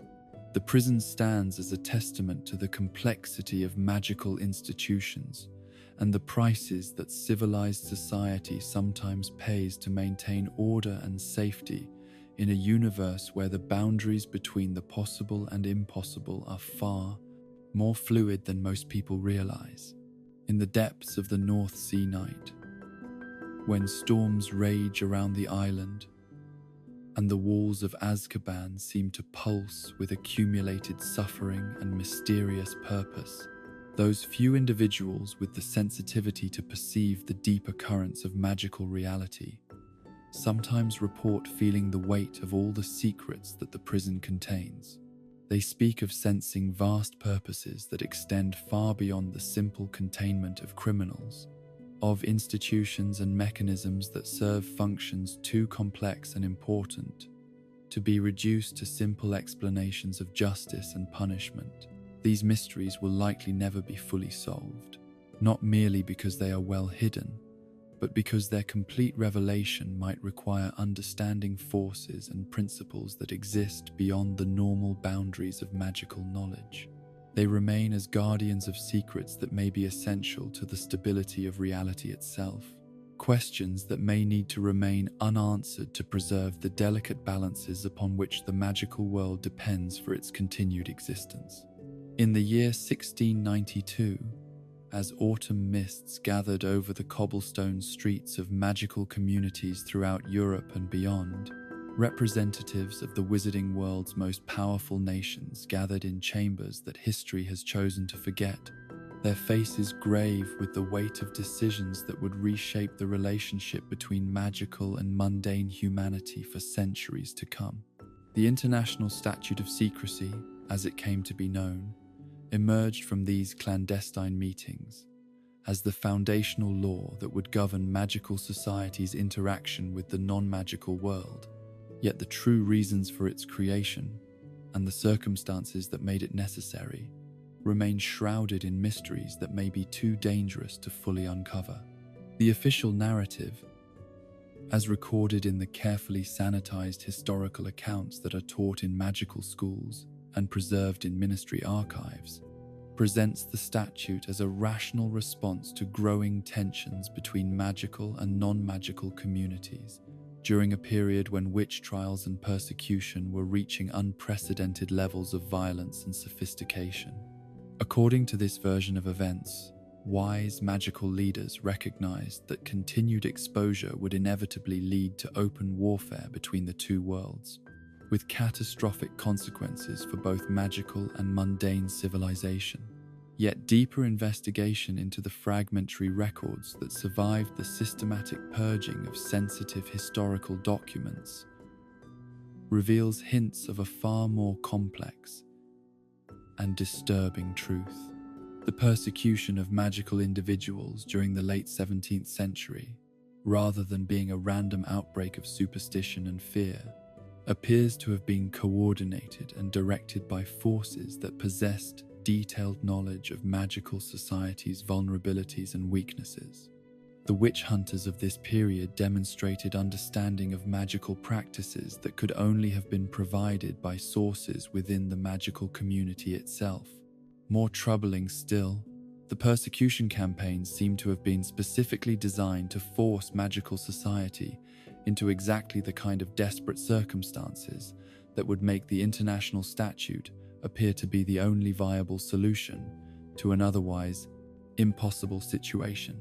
The timing and methods of the anti-magical activities suggest careful orchestration rather than spontaneous outbreak,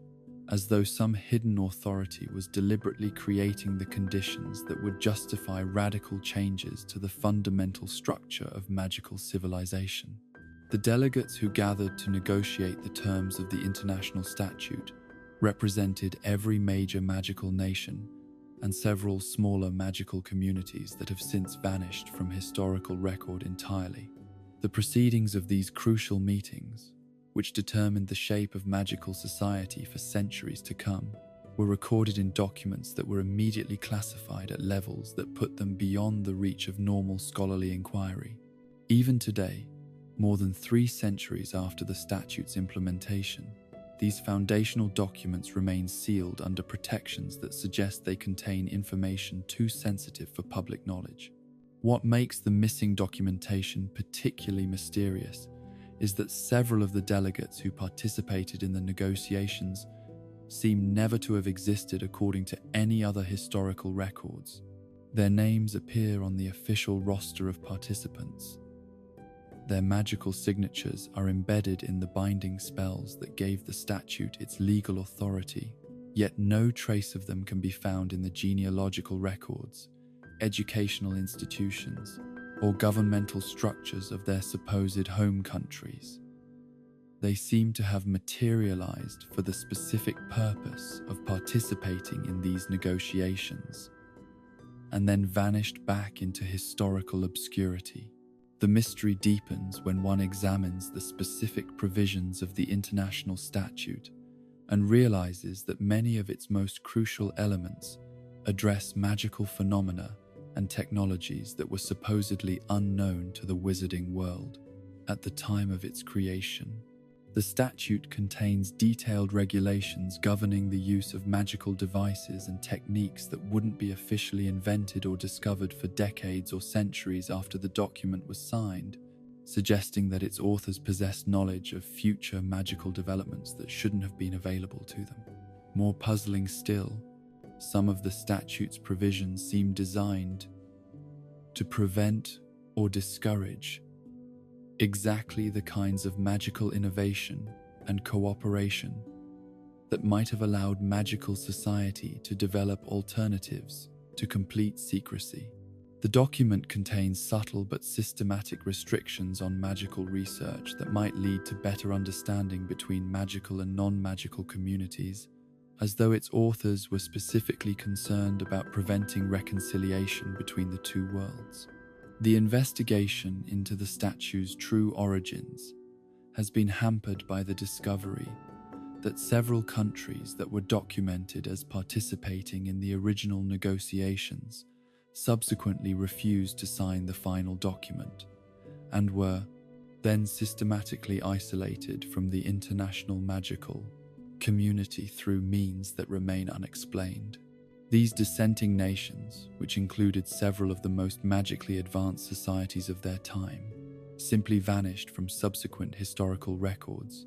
as though they had been erased from existence rather than merely choosing different policies regarding magical secrecy. Archaeological evidence from regions that were once home to these vanished magical communities reveals signs of systematic magical destruction on scales that would have required coordinated action by multiple nations working in concert. The ruins show evidence of advanced magical protections that were overcome through techniques that seem to exceed the documented capabilities of any known magical military force of the period. The thoroughness of the destruction suggests that these communities were eliminated not merely for refusing to sign the statute, but because they possessed knowledge or capabilities that someone considered too dangerous to allow to continue existing. The survivors from these destroyed magical communities, if any existed, seem to have been absorbed into other magical societies through processes that involved extensive memory modification and identity alteration. Scattered references in contemporary documents describe programs for rehabilitating refugees from the disappeared nations,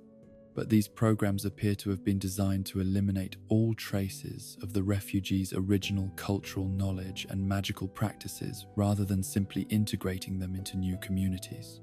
Perhaps most disturbing, some evidence suggests that the techniques used to destroy these dissenting magical communities were subsequently refined and applied on smaller scales throughout the following centuries whenever magical groups or individuals developed approaches to magic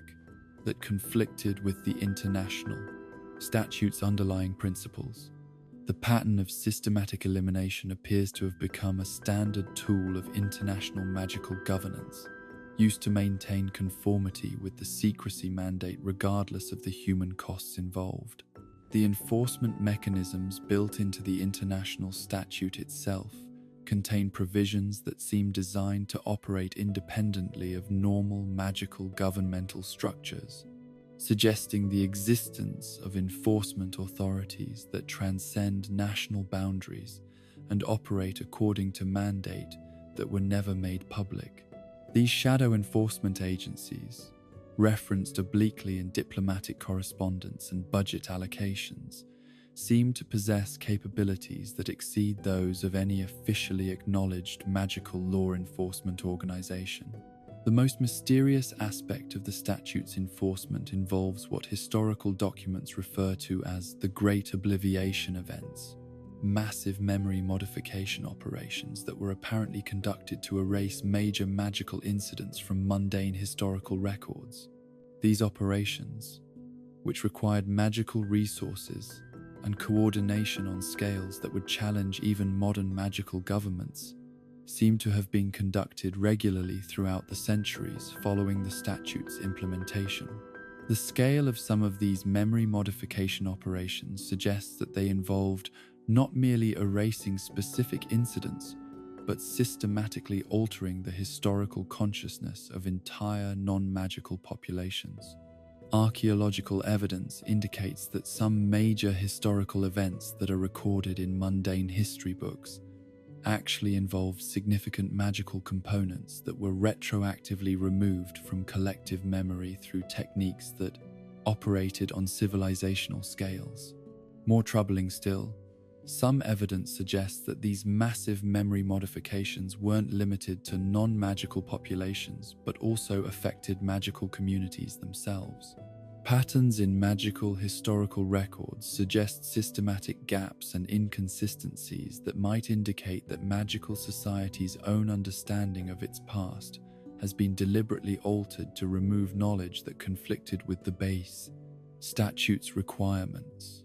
The technologies and magical techniques required for memory modification on such massive scales would have required understanding of consciousness and mental magic that supposedly didn't exist until much later periods in magical development. The fact that these capabilities were available to the statute's enforcers from the very beginning suggests that the document was created by individuals or organizations whose magical knowledge far exceeded that of the general wizarding community. Investigation into the pre-statute period has revealed extensive evidence of cooperation and collaboration between magical and non-magical governments that contradicts the official narrative of inevitable conflict and mutual hostility. Diplomatic archives from various European courts contain references to magical advisors who served openly in governmental roles, contributing to policy decisions and providing magical assistance for various state purposes.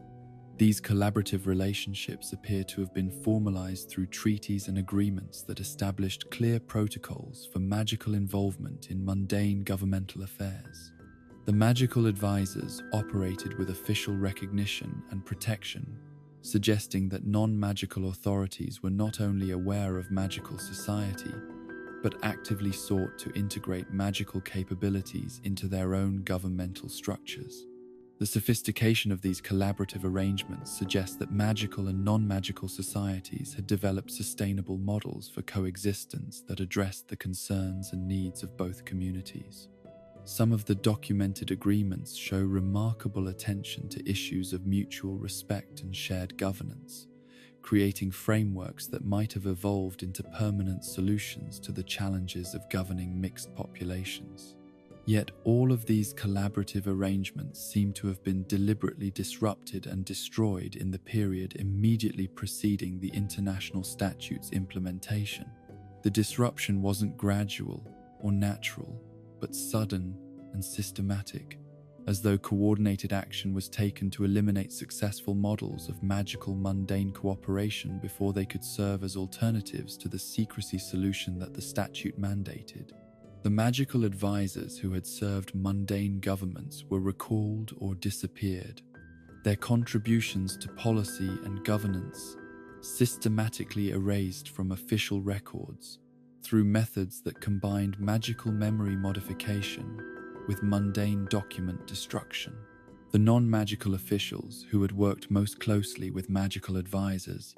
often died under mysterious circumstances or suffered sudden changes in their political fortunes that removed them from positions where their knowledge of magical cooperation might have influenced policy. The underground resistance movements that opposed the international statute's implementation have been almost completely erased from historical memory. Yet, scattered evidence suggests that they represented significant portions of both magical and non-magical populations who believed that secrecy was unnecessary and potentially counterproductive. These resistance groups seem to have included some of the most capable and influential individuals in both societies, suggesting that opposition to the statute was based on practical knowledge rather than mere ideological preference. The resistance organizations apparently developed alternative approaches to managing magical mundane relations that emphasized gradual integration and mutual understanding rather than complete separation.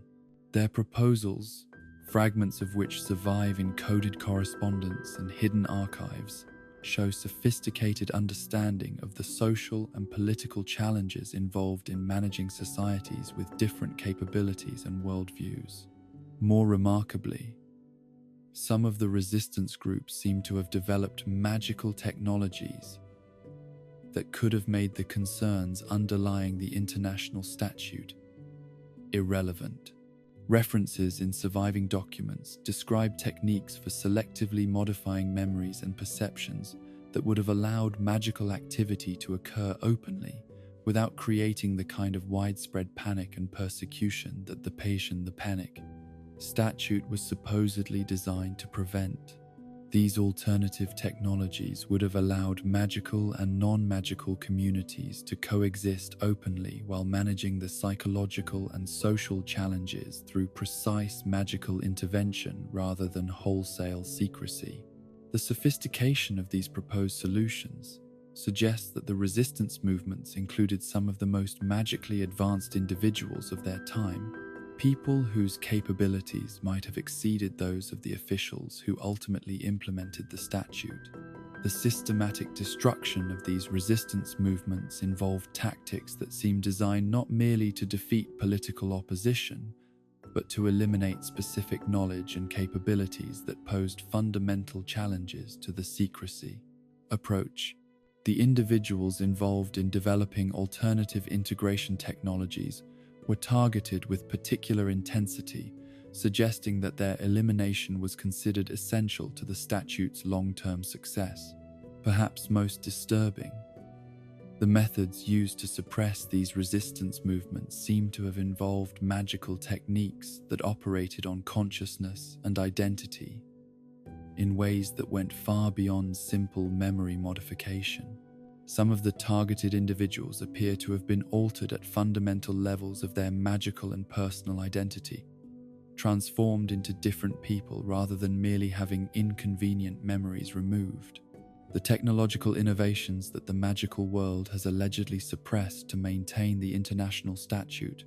represent one of the most troubling aspects of the secrecy system's implementation. Historical records suggest that both magical and non-magical societies were on the verge of breakthrough developments that might have revolutionized human civilization when the statute was implemented, and that many of these developments were deliberately prevented or redirected to maintain the separation between the two worlds.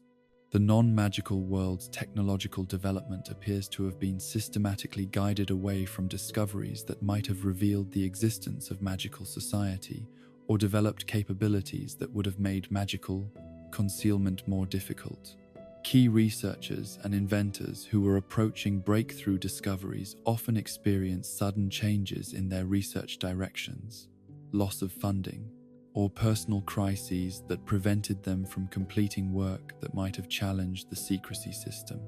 More troubling still, some evidence suggests that magical society deliberately provided non-magical researchers with alternative technological paths that served the same practical purposes as their original research goals, but through methods that didn't threaten magical secrecy. This technological guidance appears to have shaped the entire development of mundane science and technology, directing it toward approaches that were compatible with continued magical concealment. The magical world's own technological development also seems to have been constrained by the requirements of maintaining secrecy. Magical innovations that might have allowed more open interaction with the non-magical world were systematically discouraged or prohibited, even when they represented significant improvements over existing magical techniques and capabilities. The result appears to have been the deliberate stunting of both magical and non-magical technological advancement in service of maintaining a separation that may have prevented both societies from achieving developments that could have benefited all of humanity. The opportunity costs of this constrained development may represent one of the greatest hidden tragedies in human history. The classified amendments to the international statute that have never been made public represent perhaps the most mysterious aspect of the secrecy system's ongoing evolution. These amendments, referenced in diplomatic correspondence and budget documents but never released for scholarly study, seem to address challenges and circumstances that weren't anticipated when the original statute was drafted. Some of these secret amendments appear to deal with magical phenomena that weren't known to exist when the original statute was created, suggesting that the secrecy system has had to evolve continuously to address new challenges to magical concealment. The amendments seem to have expanded the scope of the original statute far beyond its initial focus on preventing mundane awareness of magical society. More troubling, some of the secret amendments seem to address internal challenges within magical society itself, creating mechanisms for enforcing secrecy compliance that operate within magical communities rather than simply protecting them from external discovery. These internal enforcement mechanisms suggest that maintaining the secrecy system has required systematic restriction of magical society's own freedoms and development. The existence of these secret amendments raises fundamental questions about the democratic legitimacy of the secrecy system and whether magical society has truly consented to the ongoing costs and restrictions that maintaining the Immerse international statute requires. If the most significant aspects of the secrecy system are too sensitive to be discussed openly even within magical society itself, then the entire foundation of magical governance may rest upon deceptions that have been maintained for centuries. As researchers continue their careful investigation into the true origins and implications of the International Statute of Secrecy, they work with the understanding that some secrets may be too fundamental to magical society's current structure to be safely revealed. The entire edifice of magical civilization has been built upon the foundation of separation from the mundane world, and questioning that foundation too directly might threaten the stability of institutions and relationships that billions of people depend upon for their safety and welfare. Yet, the investigation continues, driven by the recognition that understanding the true nature of the choices that shaped magical society is essential for making wise decisions about its future development. The mysteries surrounding the International Statute may hold keys to understanding not just the past, but also the possibilities that exist for creating more just and effective approaches to governing societies with diverse capabilities and needs. In the quiet hours when diplomatic archives stand empty and the weight of historical secrecy seems almost tangible in the air, those who dedicate their lives to uncovering these mysteries sometimes report feeling the presence of all the alternative futures that were foreclosed when the path of complete secrecy was chosen. They speak of sensing the lost possibilities for cooperation and mutual understanding that might have created a world where magical and mundane humanity worked together, rather than existing in carefully maintained ignorance of each other's existence. These investigations proceed with the careful understanding that some knowledge may be too dangerous to recover completely, and that some questions may need to remain partially unanswered to preserve the delicate balances upon which current magical society depends. Yet the search for truth continues, patient and methodical, guided by the hope that understanding the past more completely might eventually contribute to creating futures where the costs of secrecy no longer outweigh its benefits. In the shadowed corridors of magical power, where decisions that shape the wizarding world emerge from discussions that leave no official record, and policies spring forth as though conjured from thin air itself, there exists a realm of influence that operates beyond the reach of democratic oversight or historical documentation. This hidden architecture of governance, woven through centuries of careful cultivation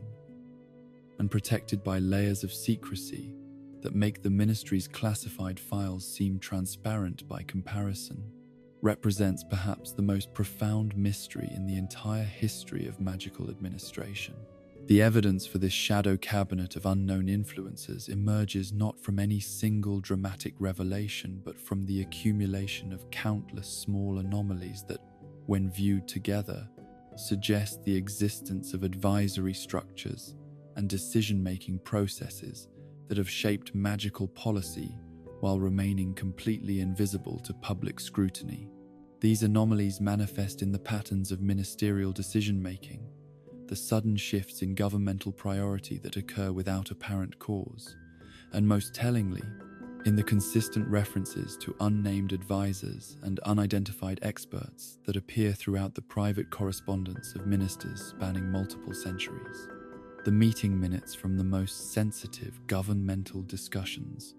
those rare documents that survive the routine destruction of truly confidential materials, contain repeated references to individuals who participated in crucial policy debates, yet possessed no official positions within the ministry structure. These phantom advisors are described as providing insights and recommendations that proved crucial to major governmental decisions, yet their names are never recorded and their backgrounds remain completely mysterious. What makes these references particularly intriguing is their consistency across different administrations and historical periods. The unnamed advisors appear in documents from ministers who served decades apart and who supposedly had no connection to each other beyond their shared governmental role. Yet the language used to describe these mysterious counselors suggests that the same individuals, or at least representatives, of the same advisory network, provided guidance to multiple ministers across extended periods that would exceed normal human lifespans. The expertise demonstrated by these shadow advisors encompasses areas of magical knowledge that seem to transcend the specialized focus that characterizes normal ministry departments. They provide recommendations on international relations, domestic policy, magical law, creature rights, and technological development with equal authority and insight. This breadth of knowledge suggests either superhuman intellectual capabilities or access to information networks that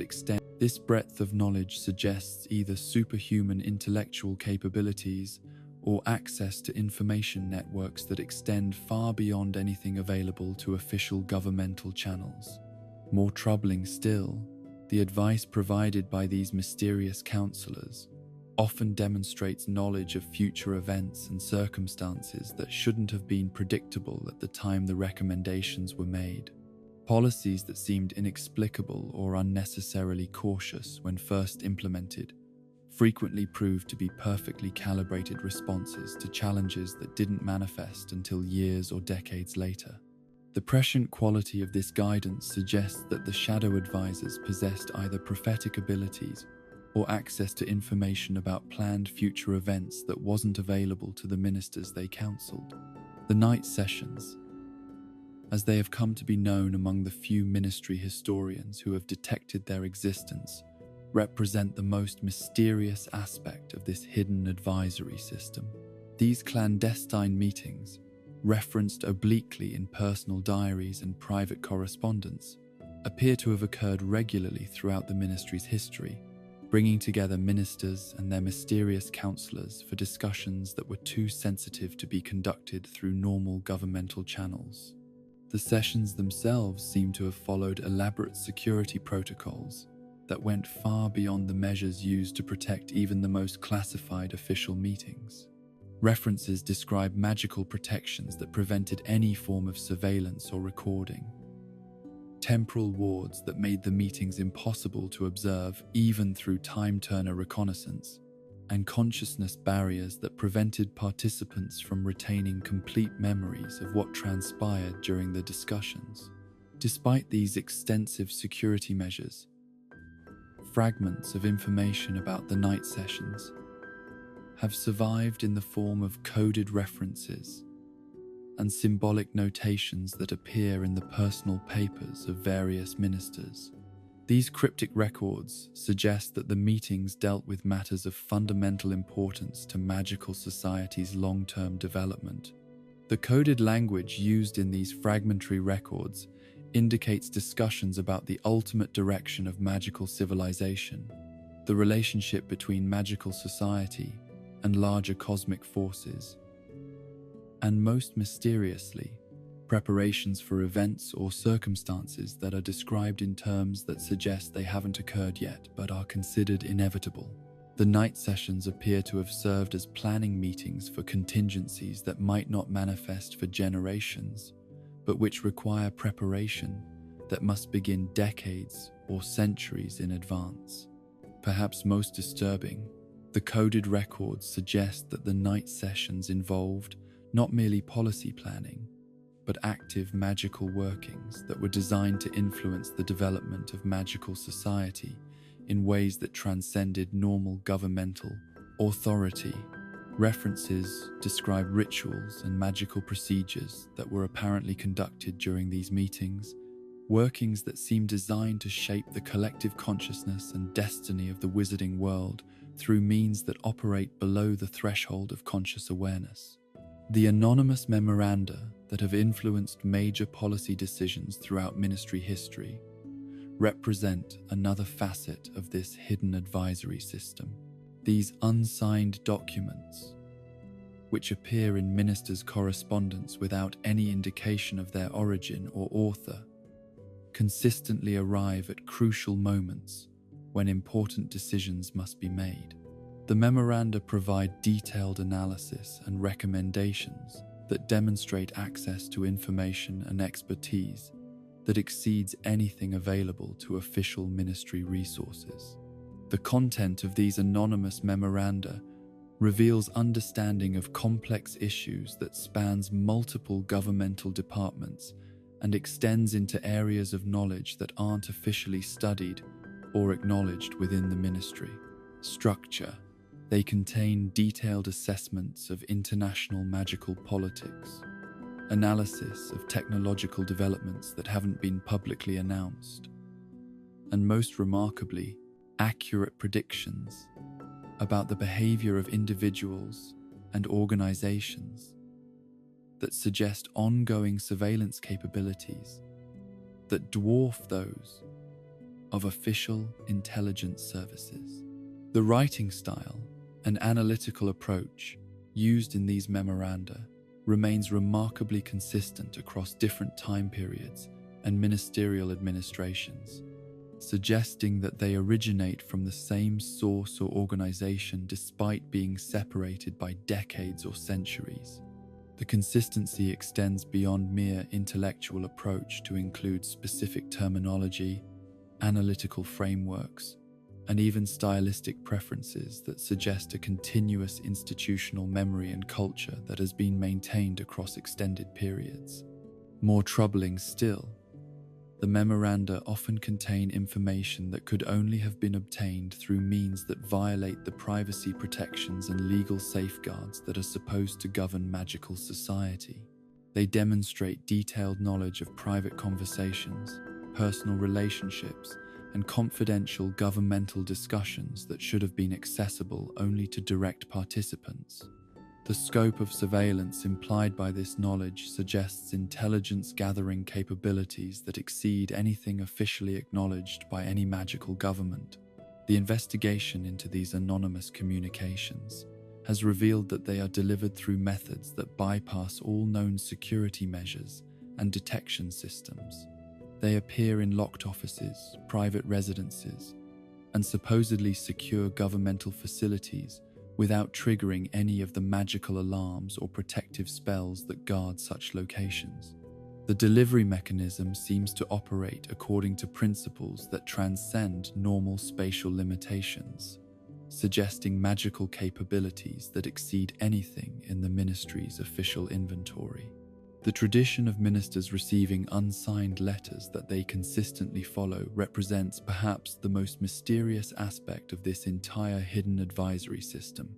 These communications, which differ from the policy memoranda in their personal and direct nature, seem to provide individual ministers with guidance about decisions that involve their personal conduct and leadership approach rather than specific policy issues.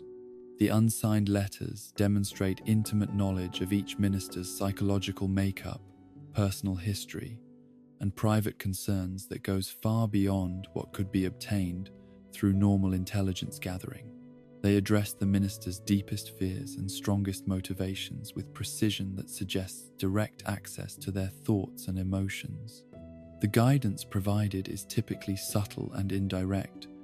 phrased as suggestions rather than commands. Yet ministers who receive these letters follow their recommendations with remarkable consistency. What makes this phenomenon particularly mysterious is that ministers from different backgrounds and political philosophies, who might be expected to react differently to mysterious, unsolicited advice, all seem to find the unsigned letters compelling enough to base major decisions upon their content.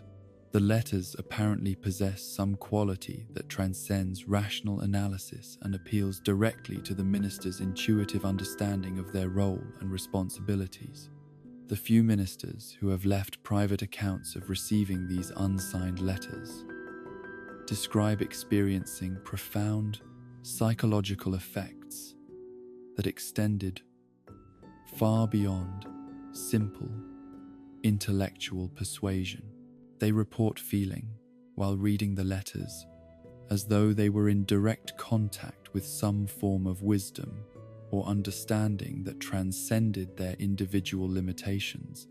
and connected them to larger purposes and principles that governed magical society at its deepest levels. More remarkably, the guidance provided in these unsigned letters frequently proves to be perfectly calibrated to challenges and opportunities that don't become apparent until long after the ministers have acted upon the advice. Decisions that seemed counterintuitive or unnecessarily risky when first made often prove to have been ideally suited to circumstances that develop months or years later, suggesting that the letter's authors possess understanding of future developments that approaches prophetic accuracy. The evidence for a shadow organization that has guided ministry policy for centuries emerges from patterns in governmental decision-making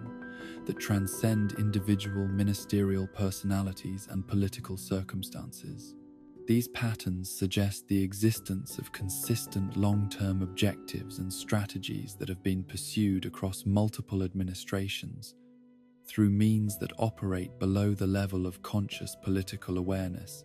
The shadow organization's influence appears to be exercised not through direct control, but through the careful cultivation of conditions that make certain policy directions appear natural and inevitable to the ministers who implement them. This approach requires understanding of political psychology and social dynamics that transcends anything taught in official magical education, suggesting access to knowledge about human behavior and institutional development that has been accumulated through centuries of careful observation and experimentation. The organization's objectives, as they can be inferred from the patterns of policy influence, seem to center around maintaining magical society's long-term stability while gradually preparing it for challenges and opportunities that haven't yet manifested in obvious ways. The policies that receive the organization's subtle support typically involve strengthening magical institutions, improving international cooperation, and developing capabilities that seem unnecessary given current circumstances but which might prove crucial under different conditions. More mysteriously, the shadow organization seems to possess detailed knowledge about magical phenomena and principles that aren't officially acknowledged or studied within mainstream magical academia. Their policy recommendations often anticipate developments in magical theory and practice that don't occur until years or decades after the policies are implemented, suggesting access to research and knowledge that operates parallel to but separate from official magical education and governmental expertise. The investigation into this hidden organization has revealed evidence of recruitment and training programs that operate entirely outside official channels, yet seem to produce individuals with capabilities that exceed those of traditionally educated magical practitioners. These programs appear to identify and develop talent according to criteria that differ fundamentally from those used by established magical institutions, focusing on qualities and abilities that aren't recognized or valued within conventional magical society. Ministers who have made radical policy reversals overnight with no apparent explanation represent some of the most dramatic evidence for external influence on magical governmental decision-making. These sudden reversals, which occur with startling regularity throughout ministry history, typically involve the complete abandonment of policy directions that had been pursued consistently for months or years, replaced by entirely different approaches that the ministers implement with conviction and determination, despite having previously advocated opposite positions. The policy reversals are particularly mysterious because they often occur without any obvious external catalyst that might explain the ministers' changed perspectives.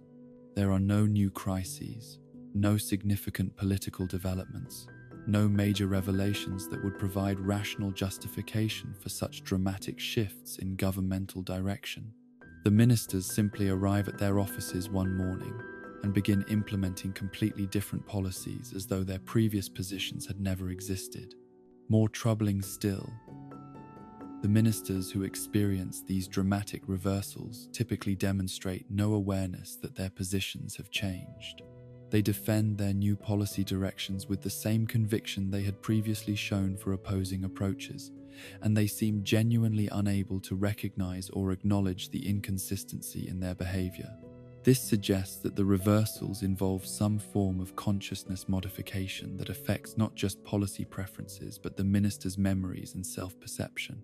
The new policy directions that emerge from these overnight reversals consistently prove to be well suited to challenges and circumstances that develop months or years after their implementation. The reversals seem to represent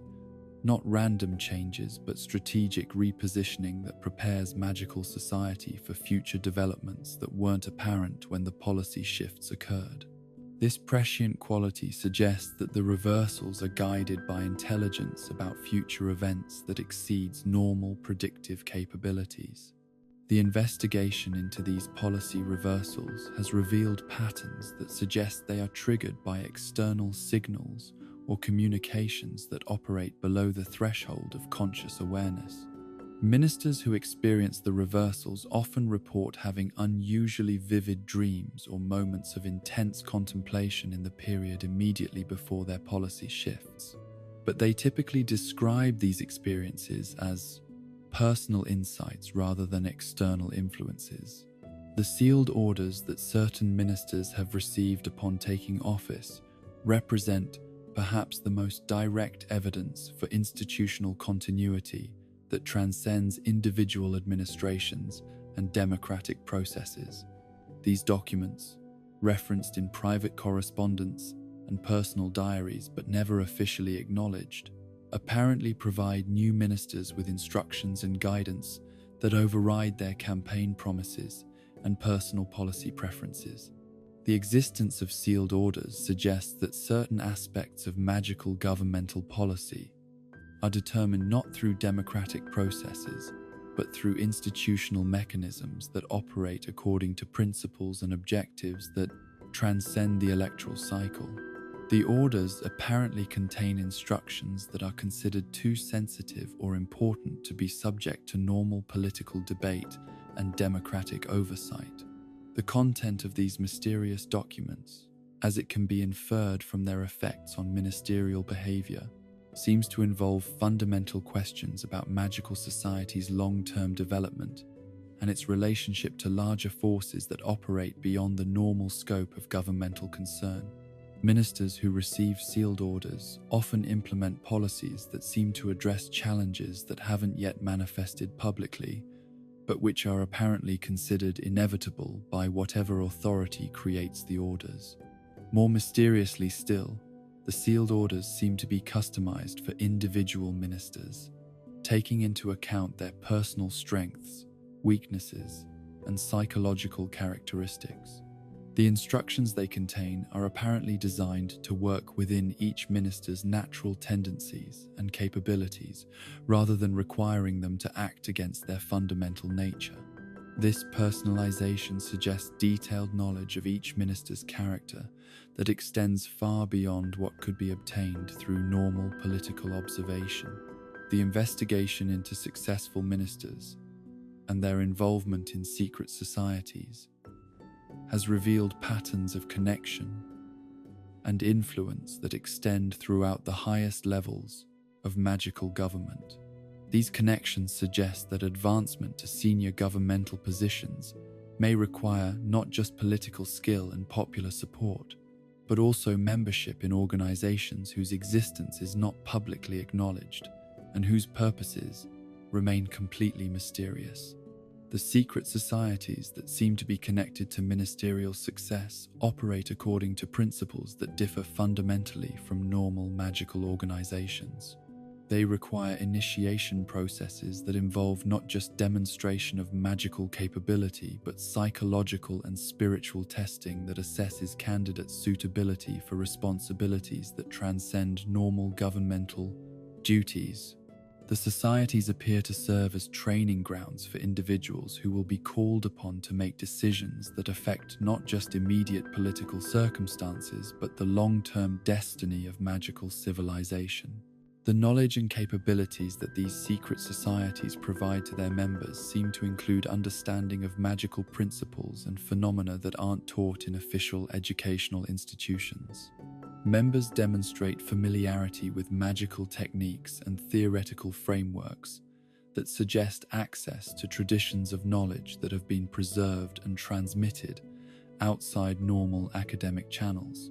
This hidden curriculum apparently prepares future leaders for challenges and responsibilities that can't be addressed through conventional magical education.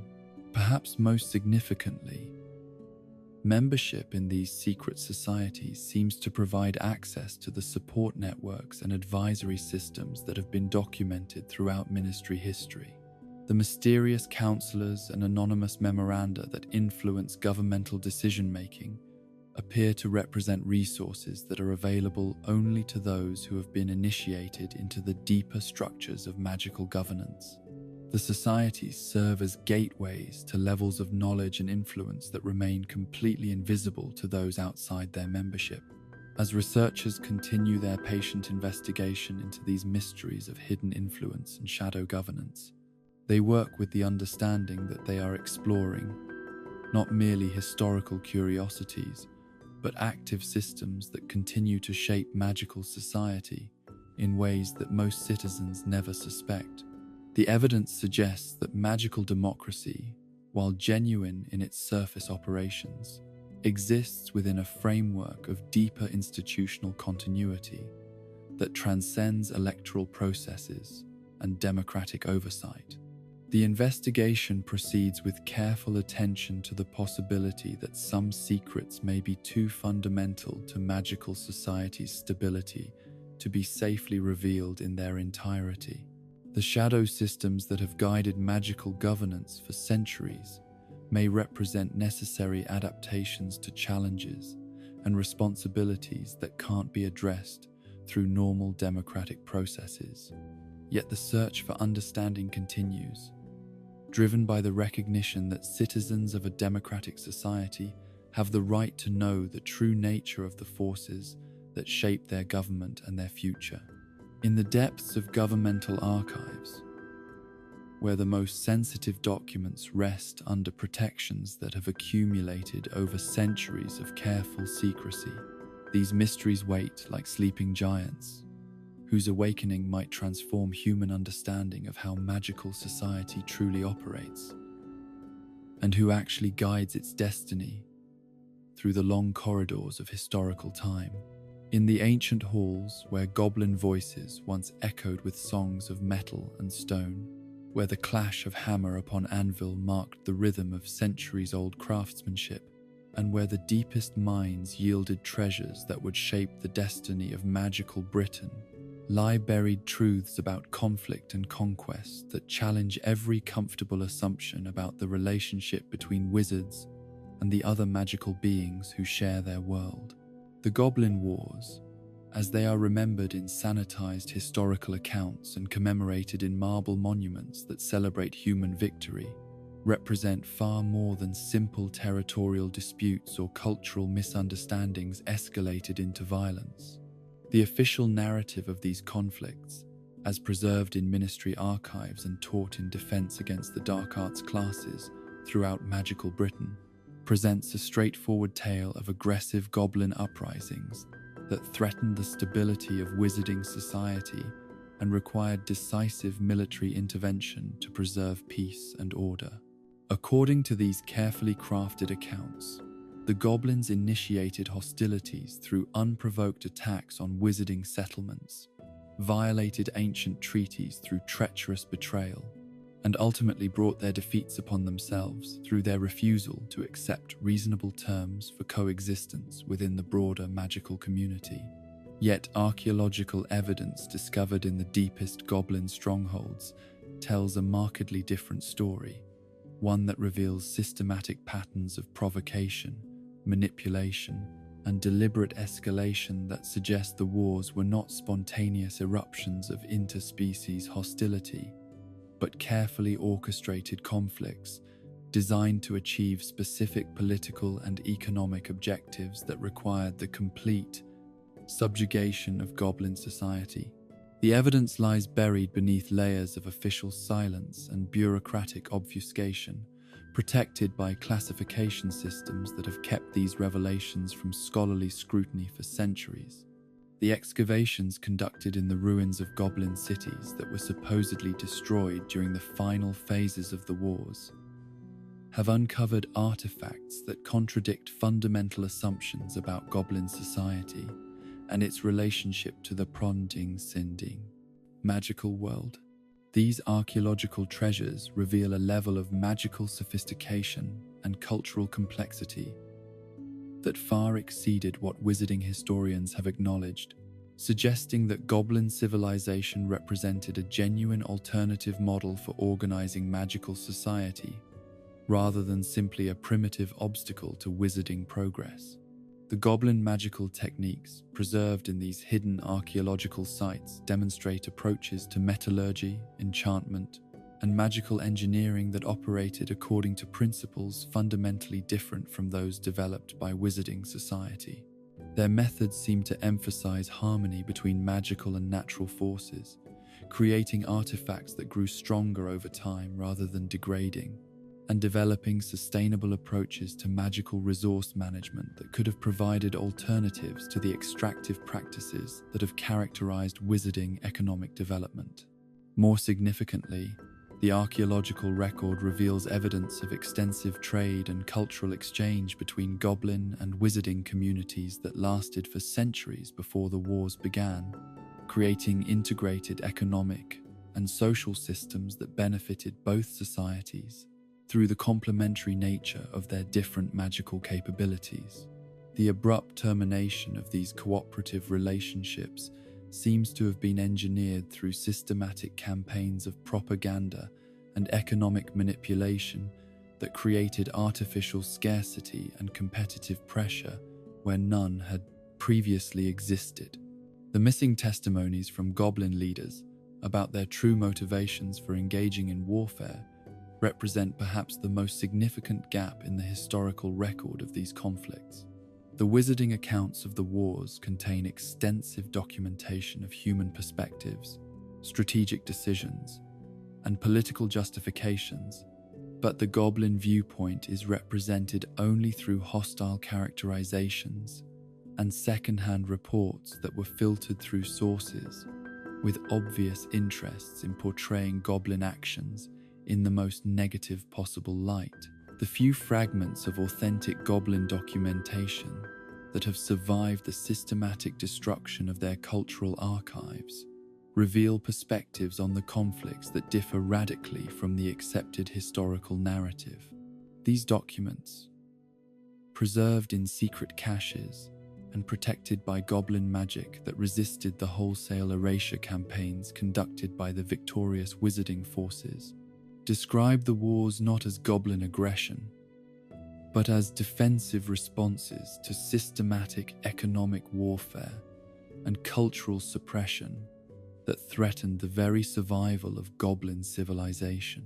The goblin accounts describe decades of escalating pressure from wizarding authorities who gradually restricted goblin access to traditional mining territories, imposed increasingly onerous regulations on goblin magical practices, and manipulated economic systems to create dependency relationships that undermined goblin autonomy. The wars, according to these hidden testimonies, represented desperate attempts to preserve cultural independence and economic survival rather than unprovoked attacks on innocent wizarding communities. More troubling still, the goblin testimonies contain detailed accounts of provocations and false flag operations that were apparently conducted by wizarding authorities to justify military intervention when economic pressure and political manipulation proved insufficient to achieve complete goblin submission. These operations,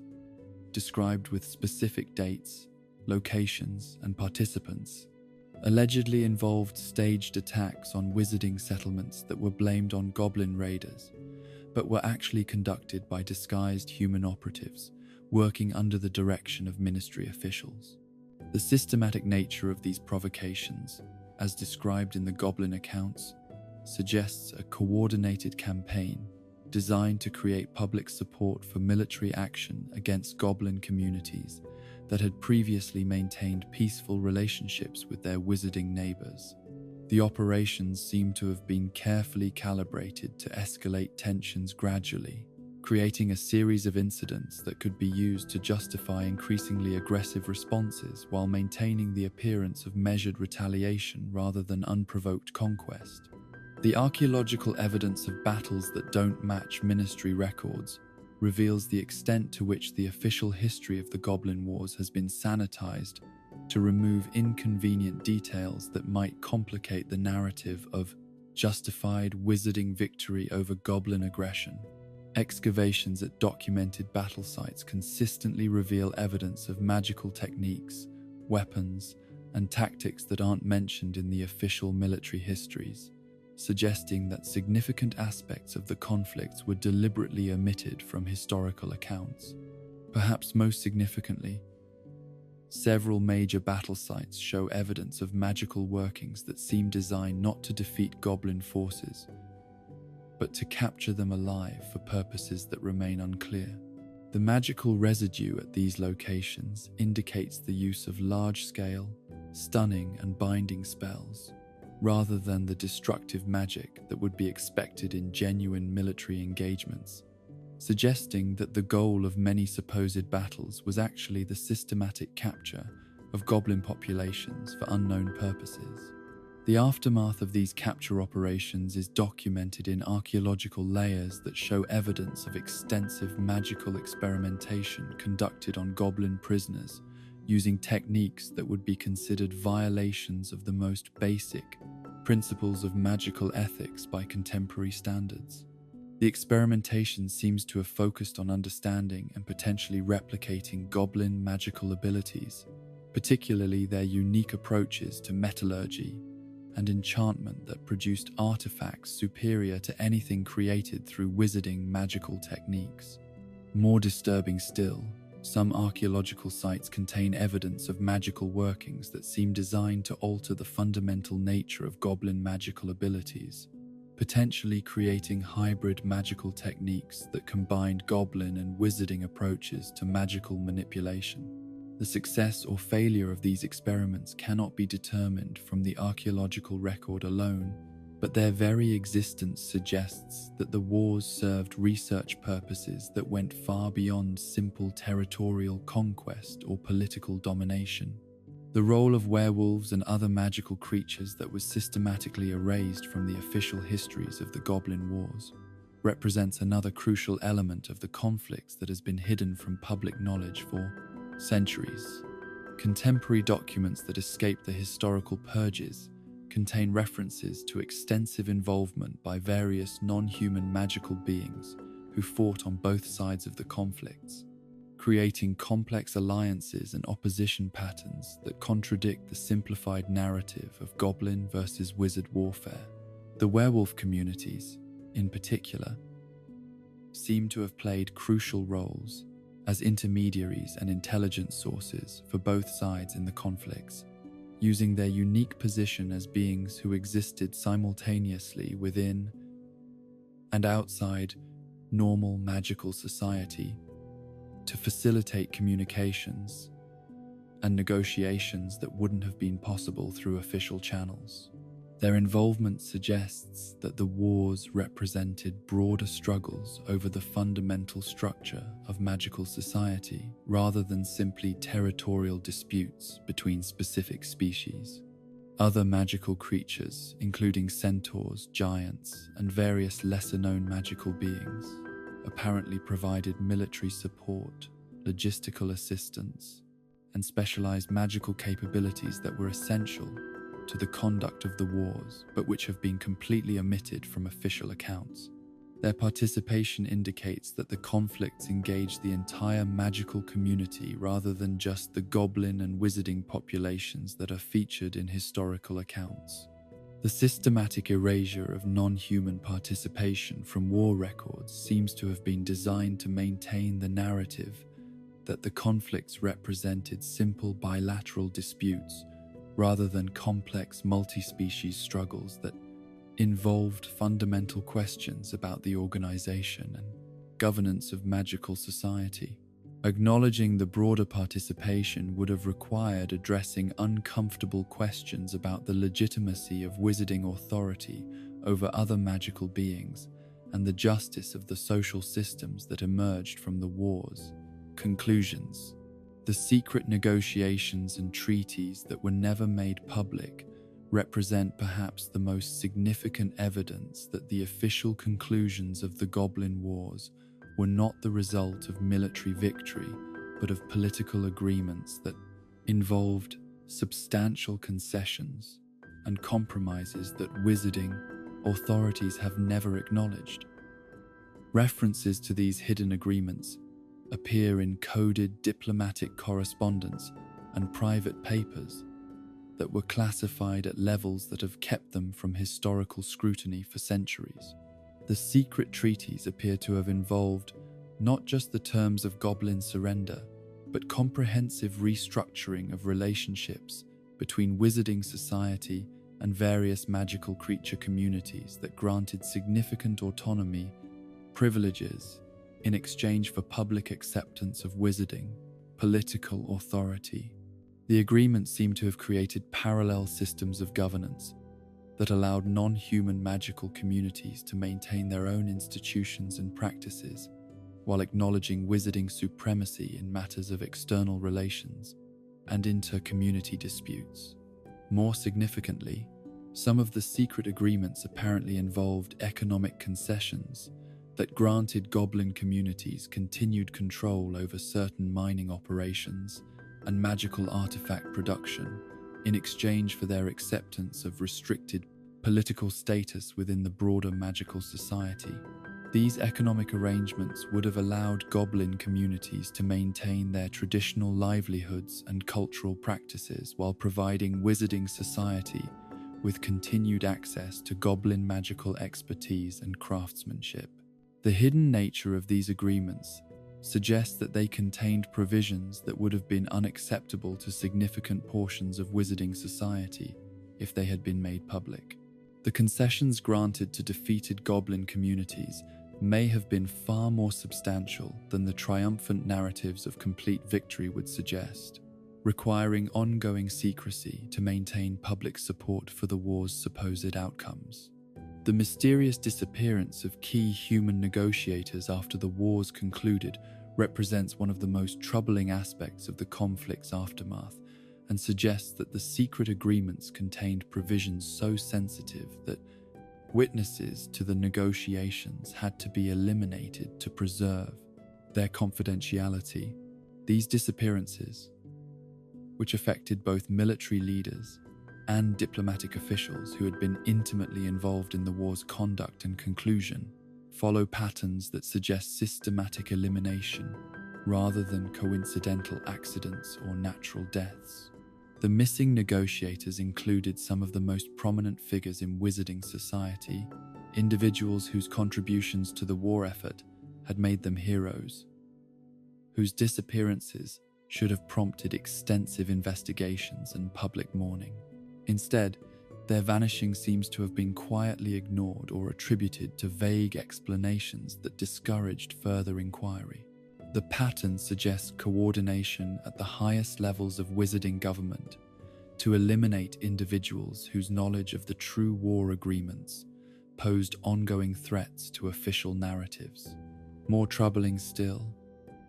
some evidence suggests that the eliminated negotiators had begun expressing doubts about the justice and wisdom of the secret agreements they had helped to create, potentially making them threats, not just to historical narratives, but to ongoing policy implementations that depended upon continued secrecy about the war's true conclusions.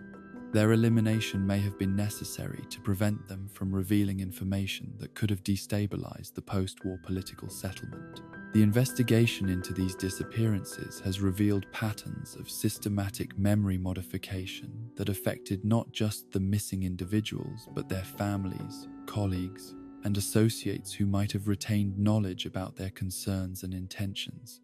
The scope of these memory alterations suggests magical operations on scales that would have required coordination between multiple ministry departments and significant resource expenditures that were never publicly acknowledged or budgeted.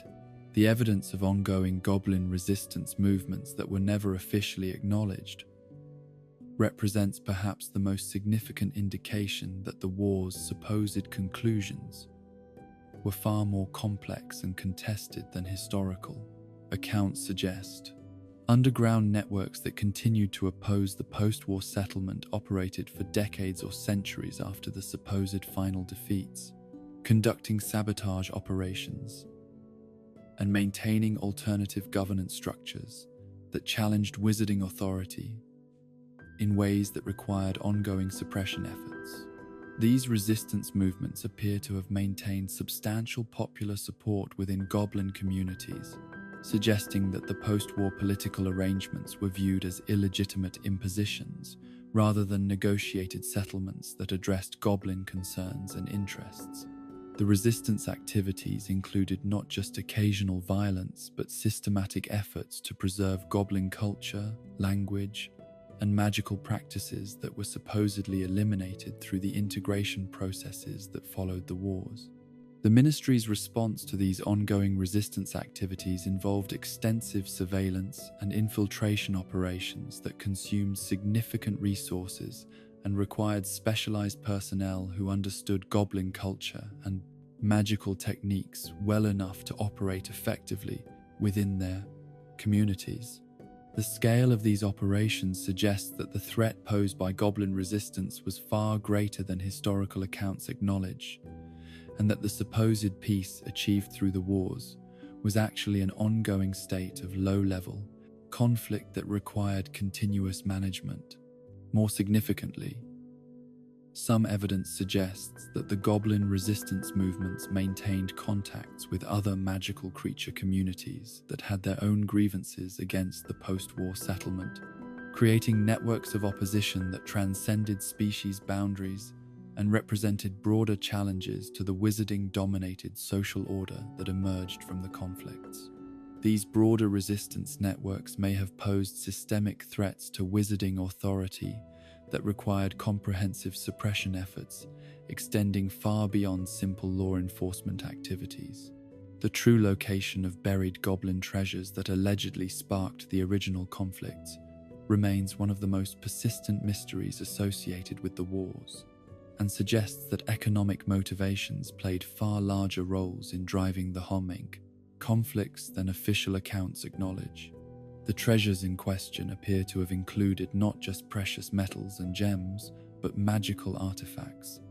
and knowledge repositories that represented centuries of goblin, magical development, and cultural achievement. The systematic efforts to locate and secure these treasures continued long after the war's supposed conclusions, involving extensive archaeological expeditions and mining operations that were conducted under ministry authority but with minimal public oversight or documentation. The scope of these treasure hunting activities suggests that the economic value of goblin cultural heritage was enormous,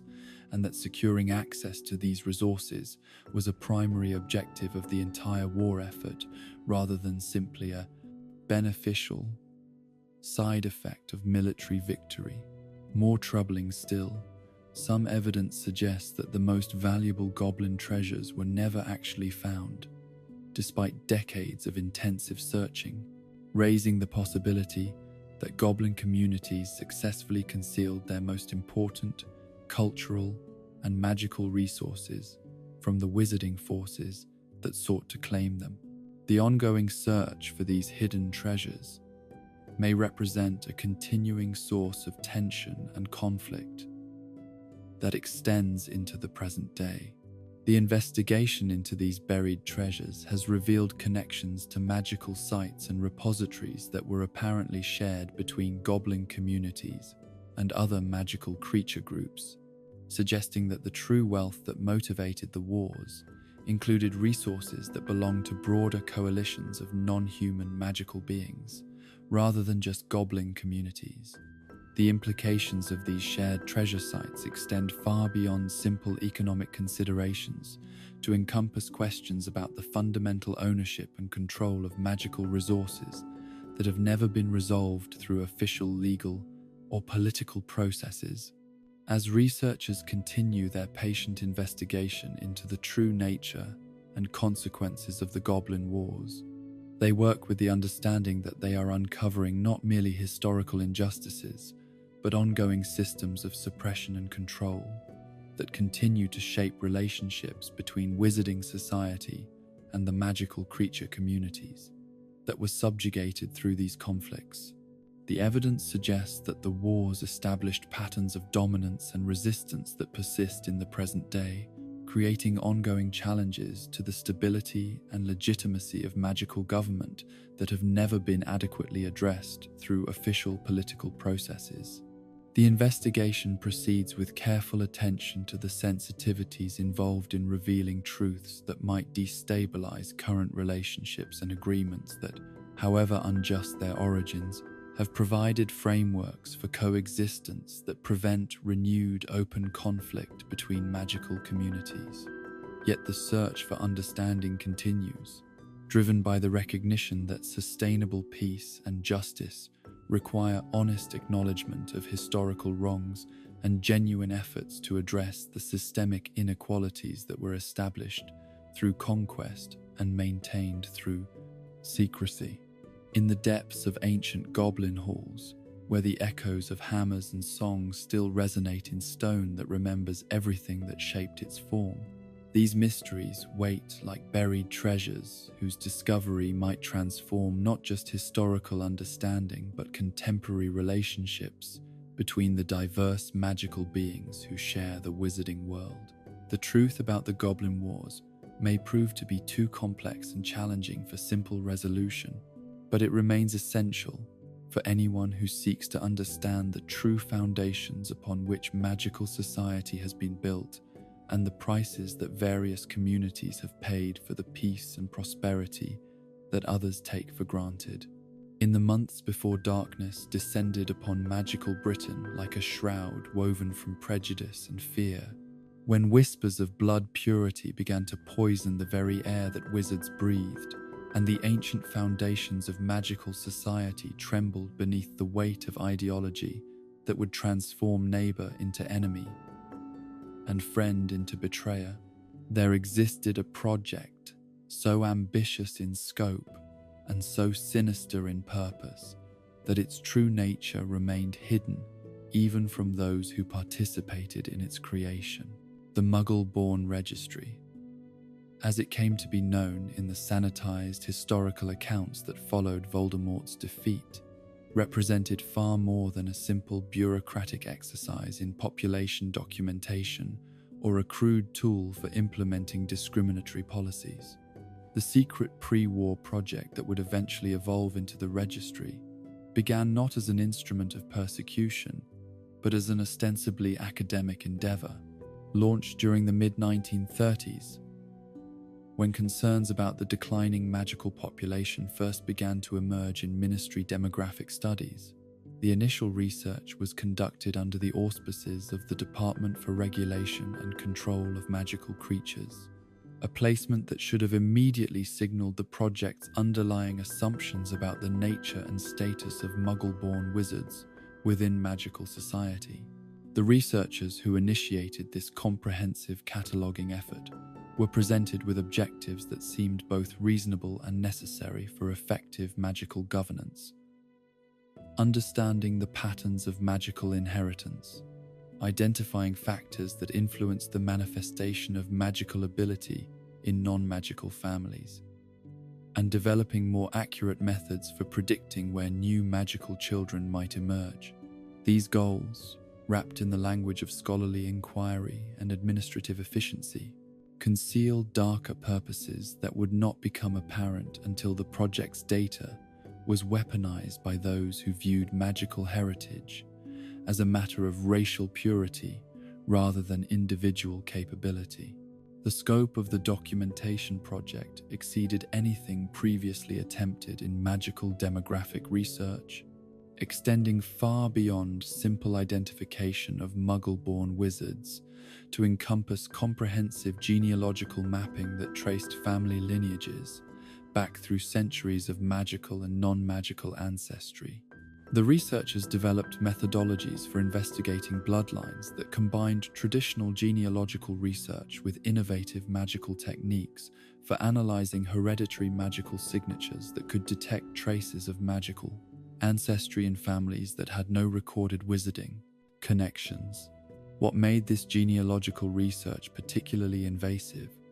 was its extension into Muggle family structures and histories, requiring researchers to infiltrate non-magical communities and gather information about individuals who had no knowledge of the magical world's existence and no consent for their inclusion in what amounted to a comprehensive surveillance program. The project required systematic violation of the International Statute of Secrecy on scales that would have triggered international incidents if discovered, suggesting either remarkable arrogance or authorization from authorities whose power transcended normal magical governmental structures. The missing files that contained detailed Muggle family genealogies represent one of the most significant gaps in the historical record of this period, creating mysteries that extend far beyond simple administrative oversight or wartime destruction. These comprehensive family histories, which documented not just magical ancestry, but detailed information about Muggle relatives, their occupations, political affiliations, and social connections, simply vanished from Ministry archives during the chaos that followed Voldemort's first defeat. The disappearance of these files was systematic rather than random, affecting specifically those documents that contained the most detailed and sensitive information about non-magical families, while leaving behind more routine administrative records that dealt with bureaucratic procedures and research methodologies. This selective destruction suggests that someone with detailed knowledge of the project's structure and contents made deliberate decisions about what information was too dangerous to preserve and what could be safely maintained for historical documentation. More troubling still, the missing files appear to have contained information that extended beyond genealogical research to include psychological profiles, economic assessments, and political evaluations of both Muggle-born wizards and their non-magical family members. These comprehensive dossiers would have provided future persecutors with detailed intelligence about potential victims' vulnerabilities, resources, and likely responses to various forms of pressure or intimidation. The scope of surveillance implied by these missing files suggests that the project involved not just passive documentation, but active monitoring of Muggle-born families over extended periods, creating intelligence networks that penetrated both magical and non-magical communities to degrees that would have required enormous resources and sophisticated coordination. The systematic nature of this surveillance program indicates that it was designed not merely to document existing conditions, but to prepare for future actions that would require detailed knowledge of target populations. The mysterious criteria used to determine blood purity that defied known magical principles represent perhaps the most scientifically troubling aspect of the entire registry project. The researchers developed classification systems that purported to measure degrees of magical heritage with mathematical precision, creating categories and subcategories that suggested magical ancestry could be quantified through techniques that combined genealogical research with magical analysis of bloodline characteristics. Yet the magical techniques used for this blood purity assessment operated according to principles that contradicted established understanding of how magical inheritance actually functioned. The researchers claimed ability to detect magical ancestry through blood samples, genetic analysis, and even behavioral observation, using methodologies that couldn't be replicated by other magical researchers and which produced results that seemed to reflect the investigators' preconceptions rather than objective magical reality. More disturbing still, some evidence suggests that the blood purity criteria were deliberately designed to produce specific results that supported predetermined political objectives rather than to accurately assess magical heritage. The classification systems seemed calibrated to maximize the number of wizards who could be classified as having impure blood, while minimizing the number who qualified for pure blood status, creating artificial scarcity in prestigious bloodline classifications that could be used to justify discriminatory policies. The investigation into these classification methods has revealed that some of the techniques used for blood purity assessment had no basis in legitimate magical theory, but were actually forms of divination or pseudo-magical analysis that produced results that reflected the researchers' conscious or unconscious biases. The scientific veneer applied to these fundamentally unscientific procedures served to legitimize discrimination by making it appear to be based on objective magical principles rather than subjective prejudice. The underground networks that helped Muggle-born wizards hide their heritage during the Registry Project's most active phases represent one of the most remarkable examples of resistance and solidarity within magical society, demonstrating that not all wizards accepted the premises or objectives of the blood purity documentation effort. These clandestine organizations, operating under constant threat of discovery and punishment, developed sophisticated methods for creating false identities, fabricating genealogical records, and providing Muggle-born families with the resources and knowledge they needed to survive in increasingly hostile environments. The resistance networks seem to have included individuals from across the spectrum of magical society, including some who held positions within the ministry itself, and used their official access to sabotage the registry project from within. These internal resistors provided early warnings about planned investigations, altered or destroyed incriminating documents, and created bureaucratic obstacles that slowed or prevented the identification of vulnerable families. More remarkably, some of the underground networks developed magical techniques for actually altering bloodline signatures and genealogical records in ways that could fool even sophisticated magical detection methods. These techniques, which required deep understanding of blood magic and hereditary enchantment, allowed some Muggle-born wizards to assume convincing pure blood identities that provided them with protection during the periods of most intense persecution.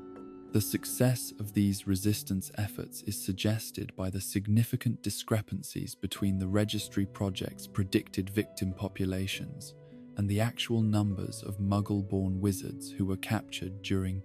Voldemort's regime. The underground network seemed to have helped substantial numbers of threatened individuals escape persecution entirely, either through emigration to safer countries or through assumption of false identities that allowed them to remain in Britain without detection. The role of ministry employees who secretly sabotaged the registry represents one of the most heroic and dangerous aspects of resistance to the blood purity documentation project. These individuals, who continued to work within the system while actively undermining its objectives, faced constant risk of discovery and the certainty of severe punishment if their activities were detected by colleagues or superiors who supported the project's goals. The sabotage efforts took many forms, from simple failure to follow through on assigned investigations to more active measures like deliberately corrupting data misfiling crucial documents, and providing false information that sent persecution efforts in wrong directions. Some ministry employees used their positions to warn potential victims about impending investigations or arrests, giving families time to flee or prepare defenses against official persecution. More sophisticated sabotage efforts involved systematic alteration of the registry database itself, introducing errors and inconsistencies that reduced the reliability of the information, while making the corrupted data difficult to detect through routine quality control procedures. These data corruption efforts required considerable technical expertise and knowledge of the registry's information systems, suggesting that the sabotage was conducted by individuals with significant responsibility within the project itself. The investigation into these sabotage efforts has revealed that some ministry employees went beyond passive resistance to active intelligence gathering, documenting the registry project's activities and preparing evidence that could be used to prosecute those responsible for human rights violations, if political conditions ever allowed such prosecutions. These brave individuals risked not just their careers but their lives to preserve evidence of crimes that their government was committing against its own citizens. The evidence that some pure-blood families were actually Muggle-born descendants represents perhaps the most ironic and subversive aspect of the entire registry project, demonstrating that the blood purity ideology that motivated the documentation effort was based on historical ignorance and genealogical wishful thinking, rather than accurate understanding of magical inheritance patterns. The comprehensive research conducted by registry investigators inadvertently revealed that magical societies' supposedly pure bloodlines had been influenced by Muggle heritage far more extensively than anyone had previously acknowledged. These discoveries, which should have undermined the entire theoretical foundation of blood purity ideology, were instead suppressed or ignored by project administrators who found the implications too challenging to their worldview to acknowledge openly. Some of the most prominent pure-blood families that supported anti-Muggle-born policies were discovered to have recent Muggle ancestry that should have disqualified them from their privileged status according to their own classification criteria. The systematic concealment of these inconvenient genealogical discoveries required extensive document alteration and memory modification that affected not just the researchers who made the discoveries, but family members and community leaders who might have possessed knowledge that contradicted official bloodline narratives. The scope of these concealment efforts suggests that maintaining pure blood ideology required active distortion of historical reality on scales that approached civilizational self-deception. More troubling still, some evidence suggests that knowledge of these genealogical irregularities was used as blackmail material against pure blood families whose public support for blood purity policies might have wavered if their own heritage had been examined too closely. The registry project may have created leverage that could be used to ensure continued political support for discriminatory policies, even among those who might otherwise have opposed them. The destruction of records during Voldemort's regime and what was permanently lost represents one of the most tragic aspects of the entire registry saga, as the systematic elimination of documentation served both to cover up crimes and to destroy irreplaceable information about magical heritage that might have contributed to more accurate understanding of how magic manifests in different populations. The record destruction was conducted not just by Death Eaters seeking to eliminate evidence of their crimes, but also by resistance members who recognized that the information could be used for future persecution even after Voldemort's defeat. The loss of this genealogical and demographic information has had lasting impacts on magical society's understanding of itself, creating gaps in knowledge that may never be recovered, and leaving fundamental questions about magical inheritance and population dynamics unanswered. The destruction eliminated not just the tools of persecution but also valuable research data that could have contributed to medical understanding of magical genetics and demographic planning for magical communities. Perhaps most tragically, the record destruction eliminated documentation of resistance efforts and heroic actions that deserved historical recognition and remembrance. The stories of individuals who risked everything to protect their neighbors and fellow citizens were lost along with the persecution records, creating historical amnesia that prevents proper acknowledgement of those who demonstrated extraordinary courage during one of magical society's darkest periods. The investigation into what records survived and what was destroyed has revealed patterns that suggest some documentation was preserved in secret archives or hidden locations that remain undiscovered decades after the war's end. These hidden records, if they exist, might contain crucial information about both the crimes committed during this period and the heroism demonstrated by those who resisted persecution at enormous personal cost.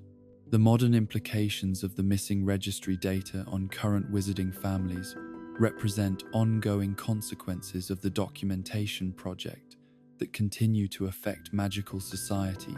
decades after the original persecution ended. The gaps in genealogical knowledge created by the record destruction have left many magical families uncertain about their own heritage,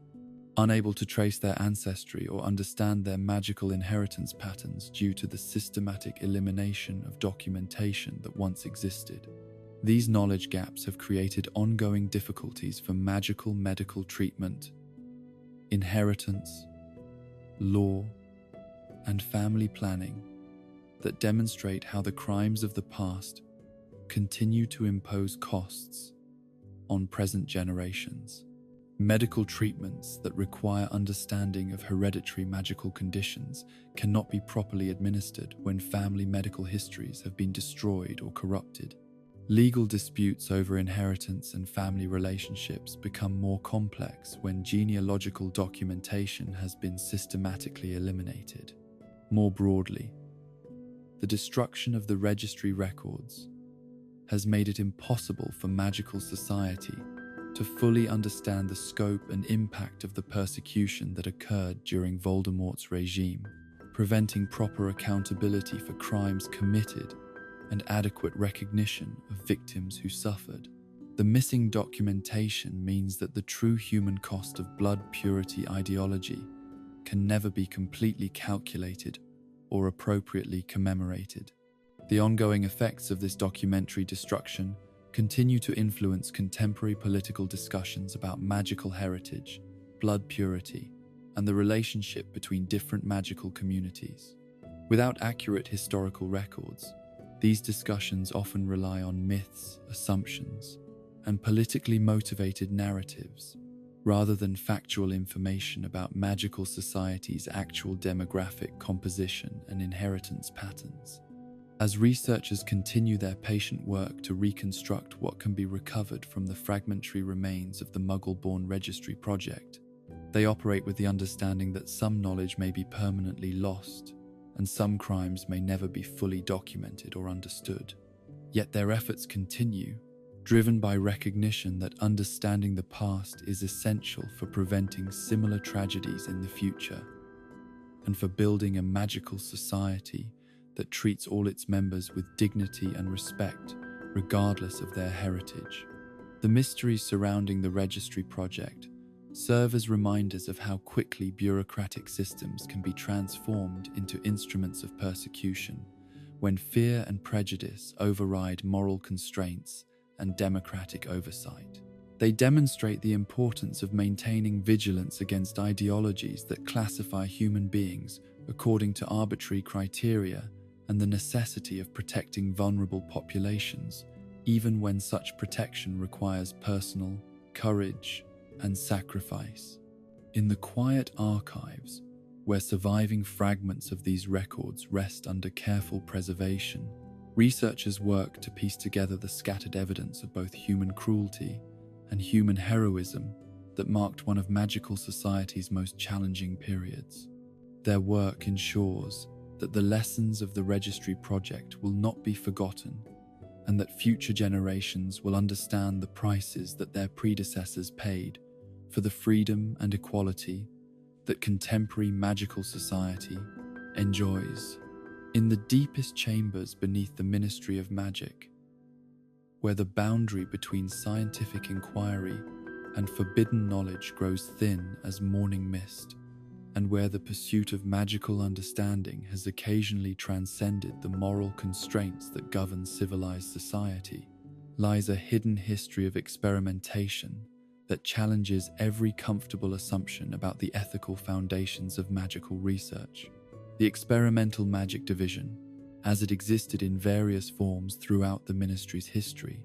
represents more than simple academic curiosity or the natural progression of magical knowledge. It embodies humanity's eternal struggle between the desire to understand ultimate truth and the wisdom to recognize when some doors should remain forever closed. The classified experiments in mind magic that went catastrophically wrong during the early decades of the 20th century represent perhaps the most tragic example of how the pursuit of knowledge without adequate ethical constraints can lead to consequences that haunt institutions for generations. These research programs, initially conceived as investigations into the therapeutic applications of memory modification and consciousness alteration, gradually evolved into systematic attempts to understand and manipulate the fundamental structures of human awareness itself. The researchers involved in these mind magic experiments possessed capabilities that exceeded anything taught in contemporary magical education, drawing upon theoretical frameworks that seemed to blend legitimate psychological research with techniques that bordered on the necromantic arts. Their work required subjects who could withstand intensive magical intervention in their mental processes, leading to recruitment programs that targeted individuals whose disappearances would not be noticed or investigated by broader magical society.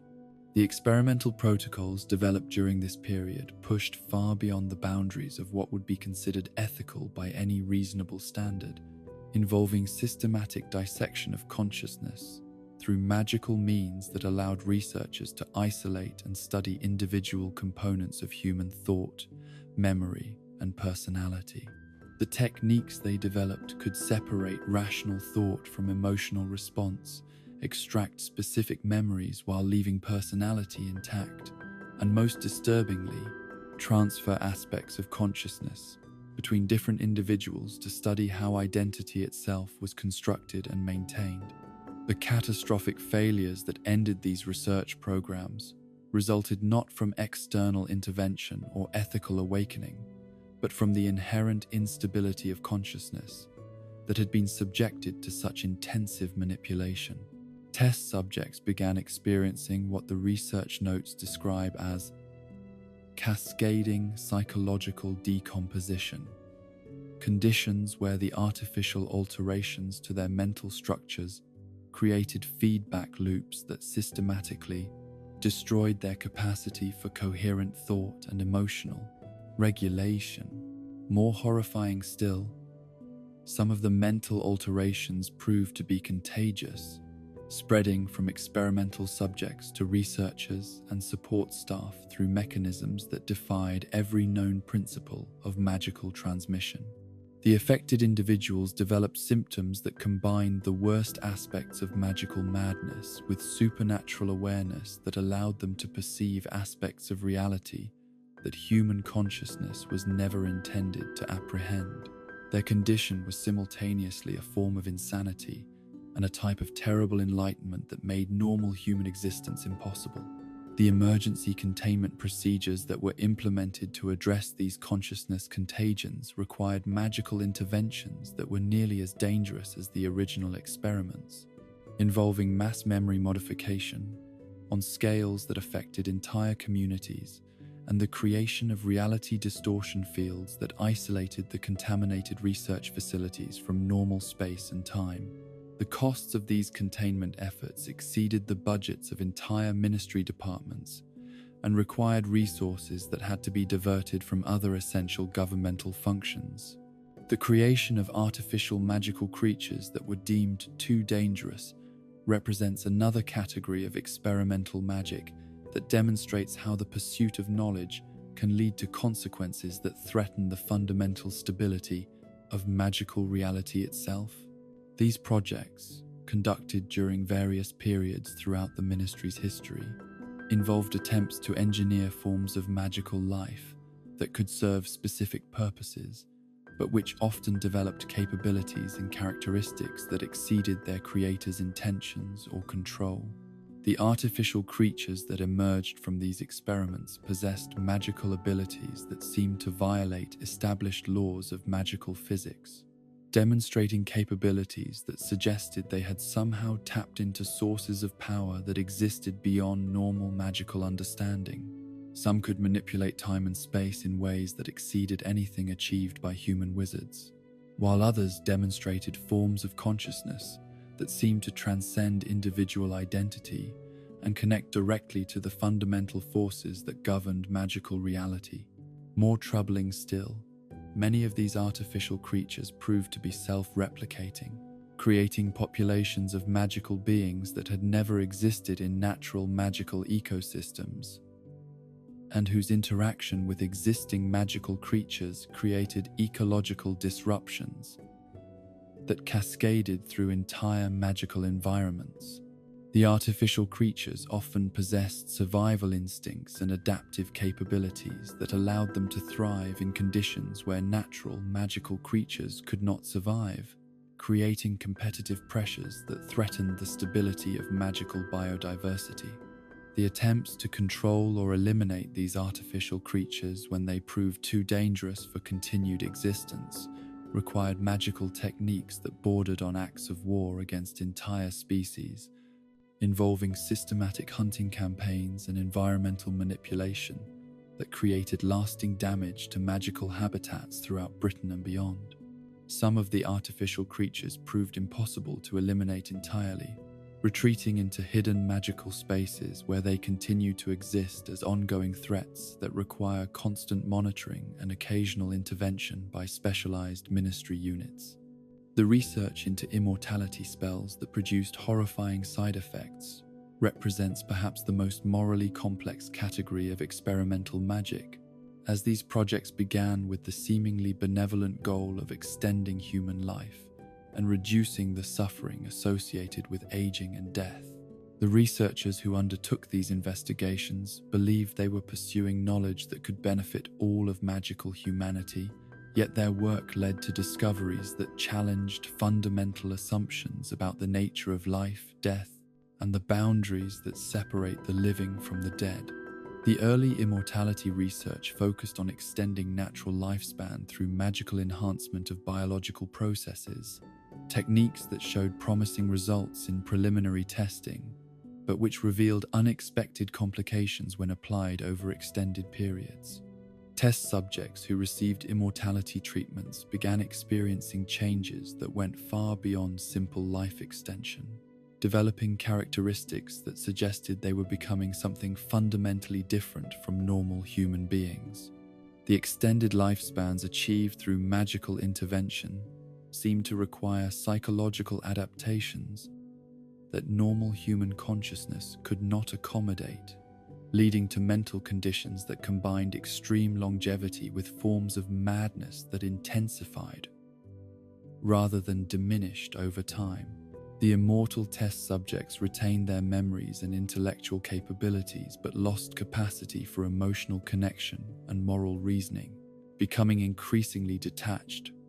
from human concerns and values as their extended existence continued. More disturbing still, some of the immortality treatments seemed to create dependencies on magical energy sources that required the subjects to drain life force from other living beings to maintain their extended existence. These magically sustained individuals became predators who fed upon the vitality of others, creating ongoing threats to magical communities that required constant vigilance and occasional lethal intervention to control. The attempts to harness Muggle technology with magic that created disasters represent a category of experimental magic that demonstrates how the intersection between magical and mundane approaches to understanding reality can produce consequences that neither tradition could have anticipated. These projects, conducted primarily during periods when Muggle technological advancement was proceeding at unprecedented rates, involved systematic attempts to enhance mundane devices with magical properties or to create entirely new forms of technology that combined the principles of both magical and scientific engineering. The experimental hybrid technologies that emerged from these research programs possessed capabilities that exceeded anything achievable through either magical or mundane means alone. Yet they also demonstrated fundamental instabilities that made them unsuitable for practical application. The combination of magical and technological approaches to energy, manipulation, information processing, and physical transformation created devices that could perform miraculous functions, but which often failed in ways that produced catastrophic consequences for their operators and surrounding environments. Some of the magical, technological hybrid devices developed during these experiments seemed to develop forms of autonomous intelligence that exceeded their programming or intended function, making independent decisions about their operation and occasionally acting against the interests of their creators. These artificially intelligent magical devices proved impossible to control through conventional means and required destruction through specialized techniques that combined curse breaking with technological sabotage. The disasters produced by failed magical technological integration included explosions that created permanent magical anomalies in the affected areas, information systems that achieved consciousness and began pursuing their own agendas, and transportation devices that opened gateways to dimensions or realities that proved hostile to human existence. The cleanup efforts required for these disasters often proved more costly and dangerous than the original experiments, requiring ongoing commitment of resources and personnel to manage consequences that persisted long after the original research programs were discontinued.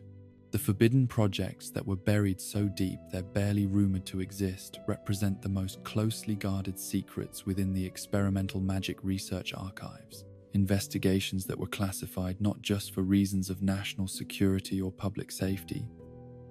but because their very existence challenges fundamental assumptions about the nature of reality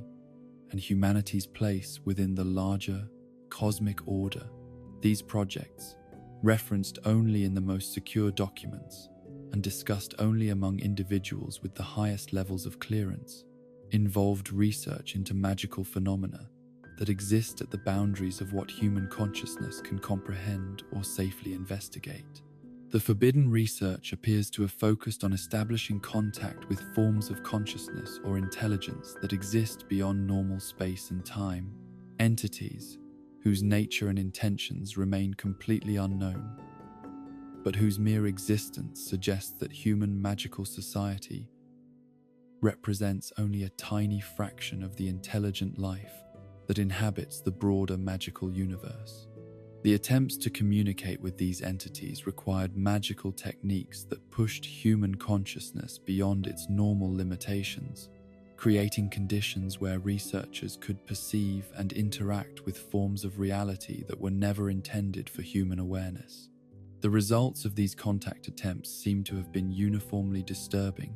providing researchers with information and perspectives that proved impossible to integrate into normal human understanding without causing severe psychological damage.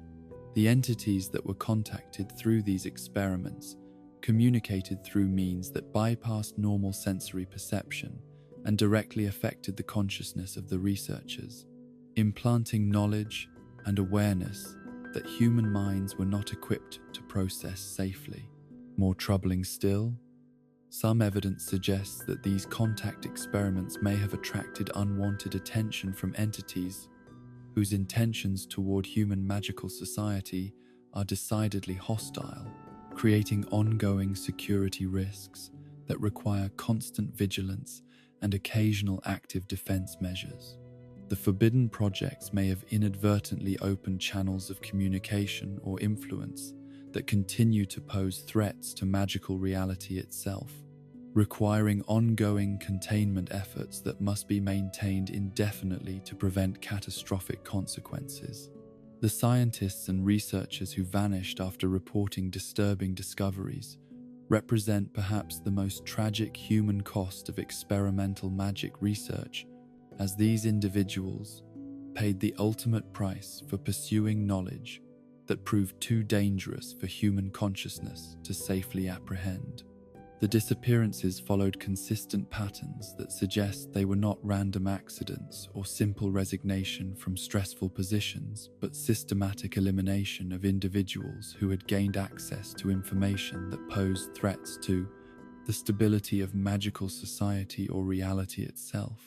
The missing researchers were uniformly described as brilliant individuals whose contributions to magical knowledge had been substantial and whose loss represented significant setbacks to ongoing research programs. Yet their disappearances seem to have been accepted with remarkable equanimity by their colleagues and superiors, suggesting either coordination in their removal or psychological manipulation that made their absence seem natural and inevitable rather than cause for concern or investigation. The final reports and personal notes left by these vanished researchers contain references to discoveries that challenge their fundamental understanding of magic, reality, and humanity's place within the larger cosmic order. They describe encountering evidence that magical society exists within a much larger and more complex universe than anyone had previously imagined, populated by forms of intelligence and consciousness that view human magical ability as primitive and potentially dangerous, rather than sophisticated and admirable. More disturbing still,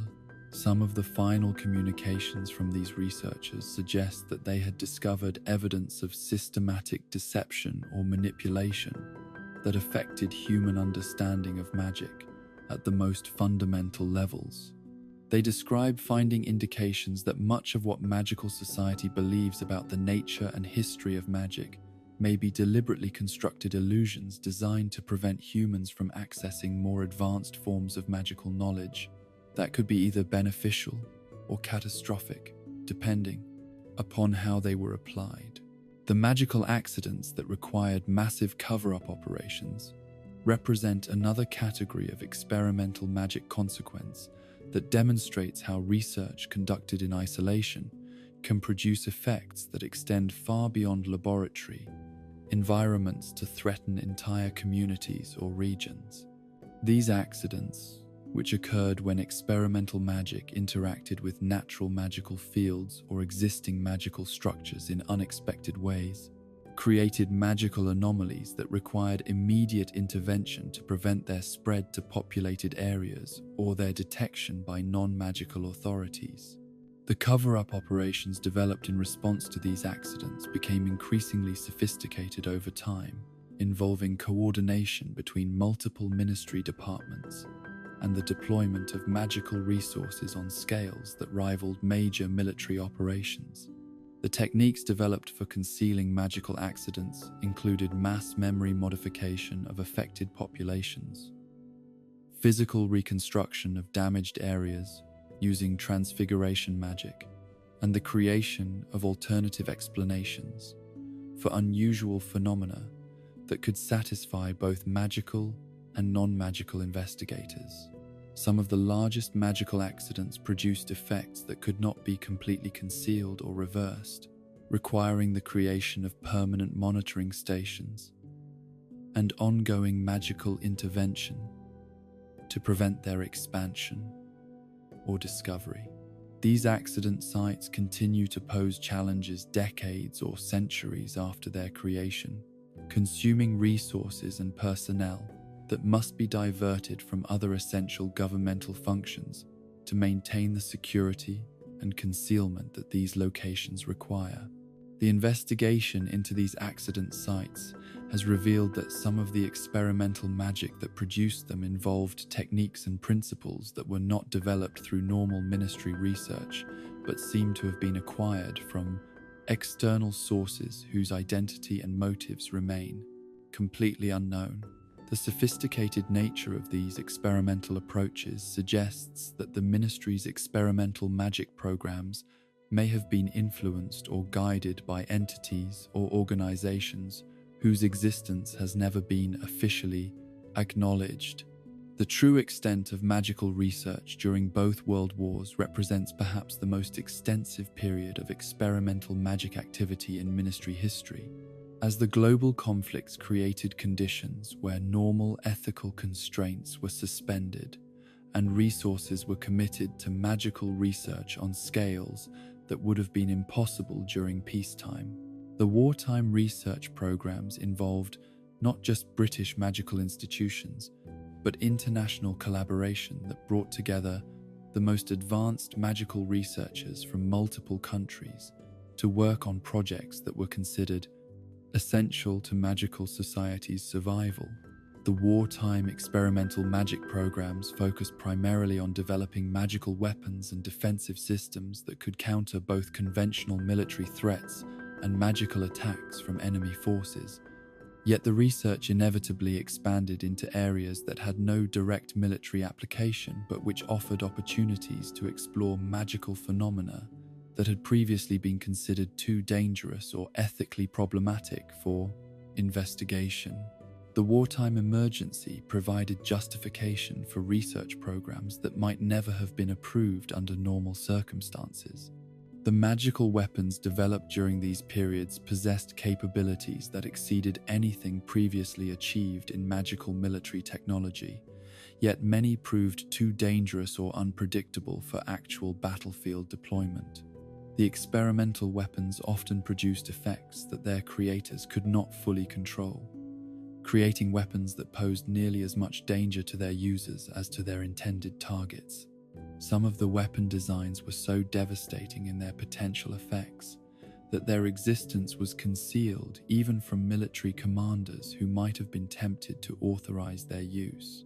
More troubling still, some of the wartime research appears to have involved collaboration with entities or forces that existed outside normal magical society, suggesting that the desperate circumstances of global warfare led magical authorities to seek assistance from sources whose nature and intentions were not fully understood. The evidence for these external collaborations is fragmentary and heavily classified,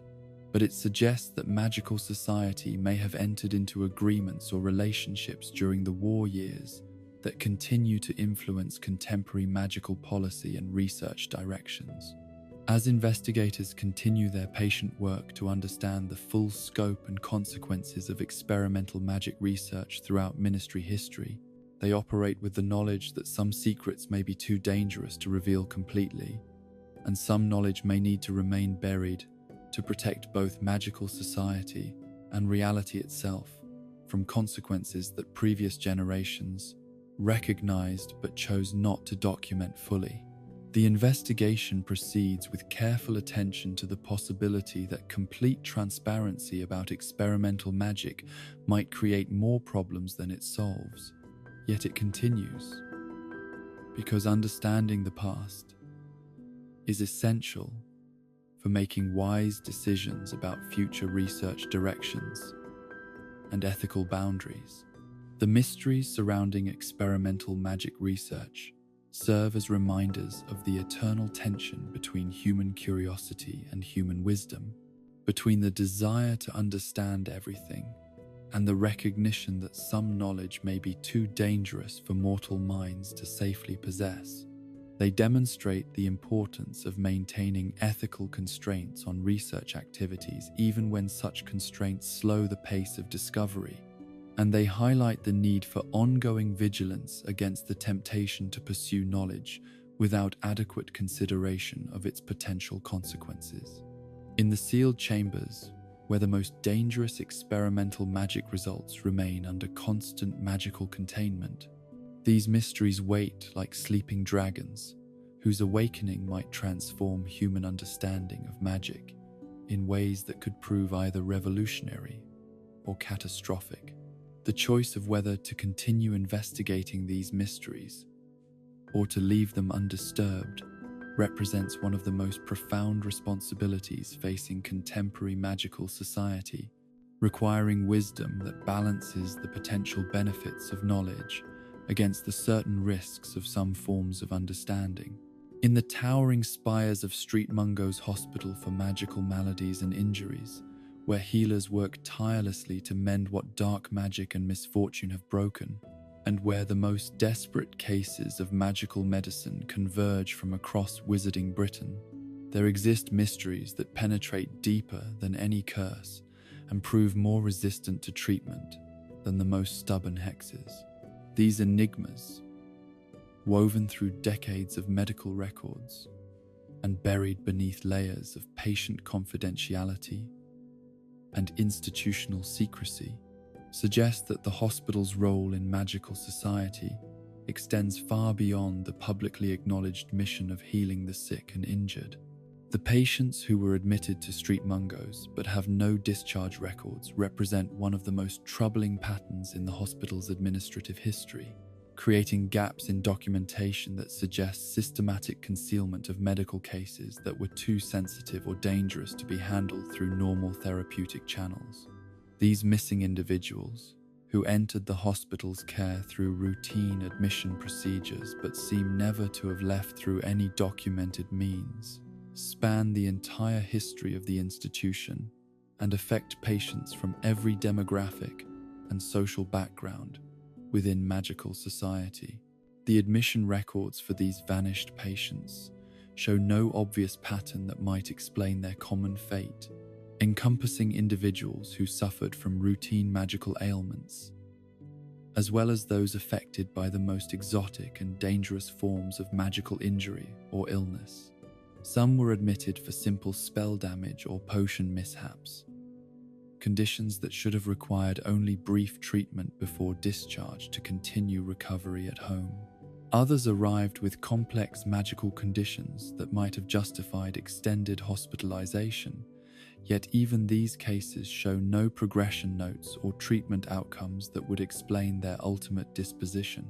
More troubling still, the missing discharge records seem to affect specific categories of patient with suspicious frequency, particularly those whose conditions involved exposure to experimental magic, contact with unknown magical entities, or symptoms that didn't match any recognized magical medical conditions.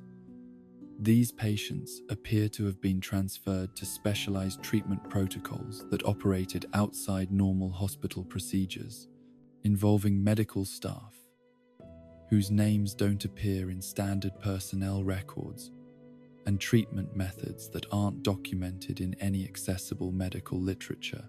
The investigation into these missing patients has revealed evidence of extensive memory modification that affected not just hospital staff, but family members and friends who might have inquired about their missing relatives. The scope of these memory alterations suggests systematic efforts to eliminate all traces of the disappeared patients from the recollections of everyone who might have known about their hospitalization, creating artificial amnesia that prevented questions about their fate from being raised or pursued. The mysterious Ward 50 that doesn't appear on any hospital floor plans represents perhaps the most tangible evidence of hidden medical facilities within Street Mungo's that operate according to different rules and serve purposes that have never been publicly acknowledged. References to this phantom ward appear throughout the hospital's internal correspondence and medical records, yet no architectural documentation shows its location, and no staff member admits to having worked there or visited patients assigned to its care. The references to Ward 50 describe medical facilities that exceed anything available in the hospital's documented treatment areas, including containment systems designed for patients whose conditions posed ongoing threats to their surroundings, life support equipment that could maintain patients in states that transcended normal definitions of life and death, and monitoring devices that could track magical conditions that affected not just individual patients, but their connections to other people and magical systems. More mysteriously, some references suggest that Ward 50 served not just as treatment facility, but as research center, where experimental medical techniques were developed and tested using methods that would have been considered unethical by normal medical standards. The ward apparently housed patients whose conditions were so rare or unusual that they provided unique opportunities for advancing medical understanding, yet whose treatment required techniques that couldn't be safely applied in normal hospital settings. The security measures that protected Ward 50 from discovery seem to have involved not just concealment charms, but reality distortion magic that made the ward exist in a state of partial separation from normal space and time. Patients and staff assigned to the ward could apparently access it through normal hospital corridors, yet the same passages would appear completely empty to individuals who weren't authorized to perceive its existence. The magical ailments that were covered up to prevent public panic represent another category of medical mystery that demonstrates how Street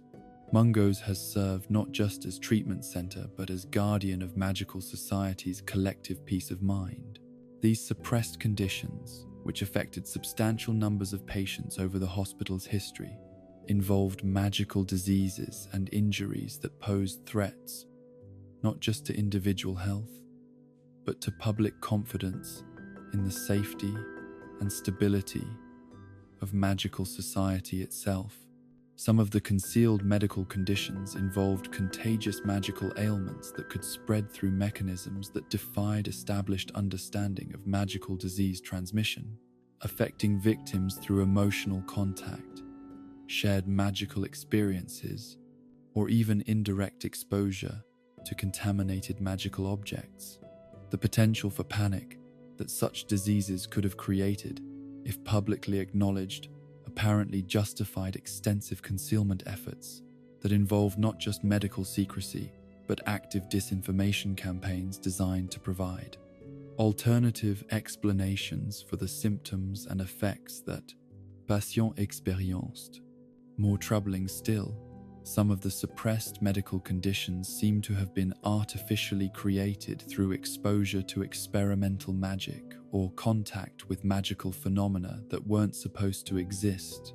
according to official understanding of magical reality. These iatrogenic conditions, caused by magical interventions rather than natural magical diseases, represented evidence of magical research and development programs whose existence would have raised uncomfortable questions about the ethics and safety of magical innovation. The cover-up efforts required to maintain secrecy about these medical conditions involved coordination between Street Mungo's administration and various ministry departments, creating institutional relationships that blurred the boundaries between medical care and governmental policy. The hospital apparently served not just as treatment center, but as intelligence-gathering operation that provided authorities with information about magical conditions and phenomena that might have broader implications for magical society's security and stability. The strange cases of patients who recovered from incurable conditions overnight represent medical mysteries that challenge fundamental assumptions about the limitations of magical healing and suggest the existence of therapeutic techniques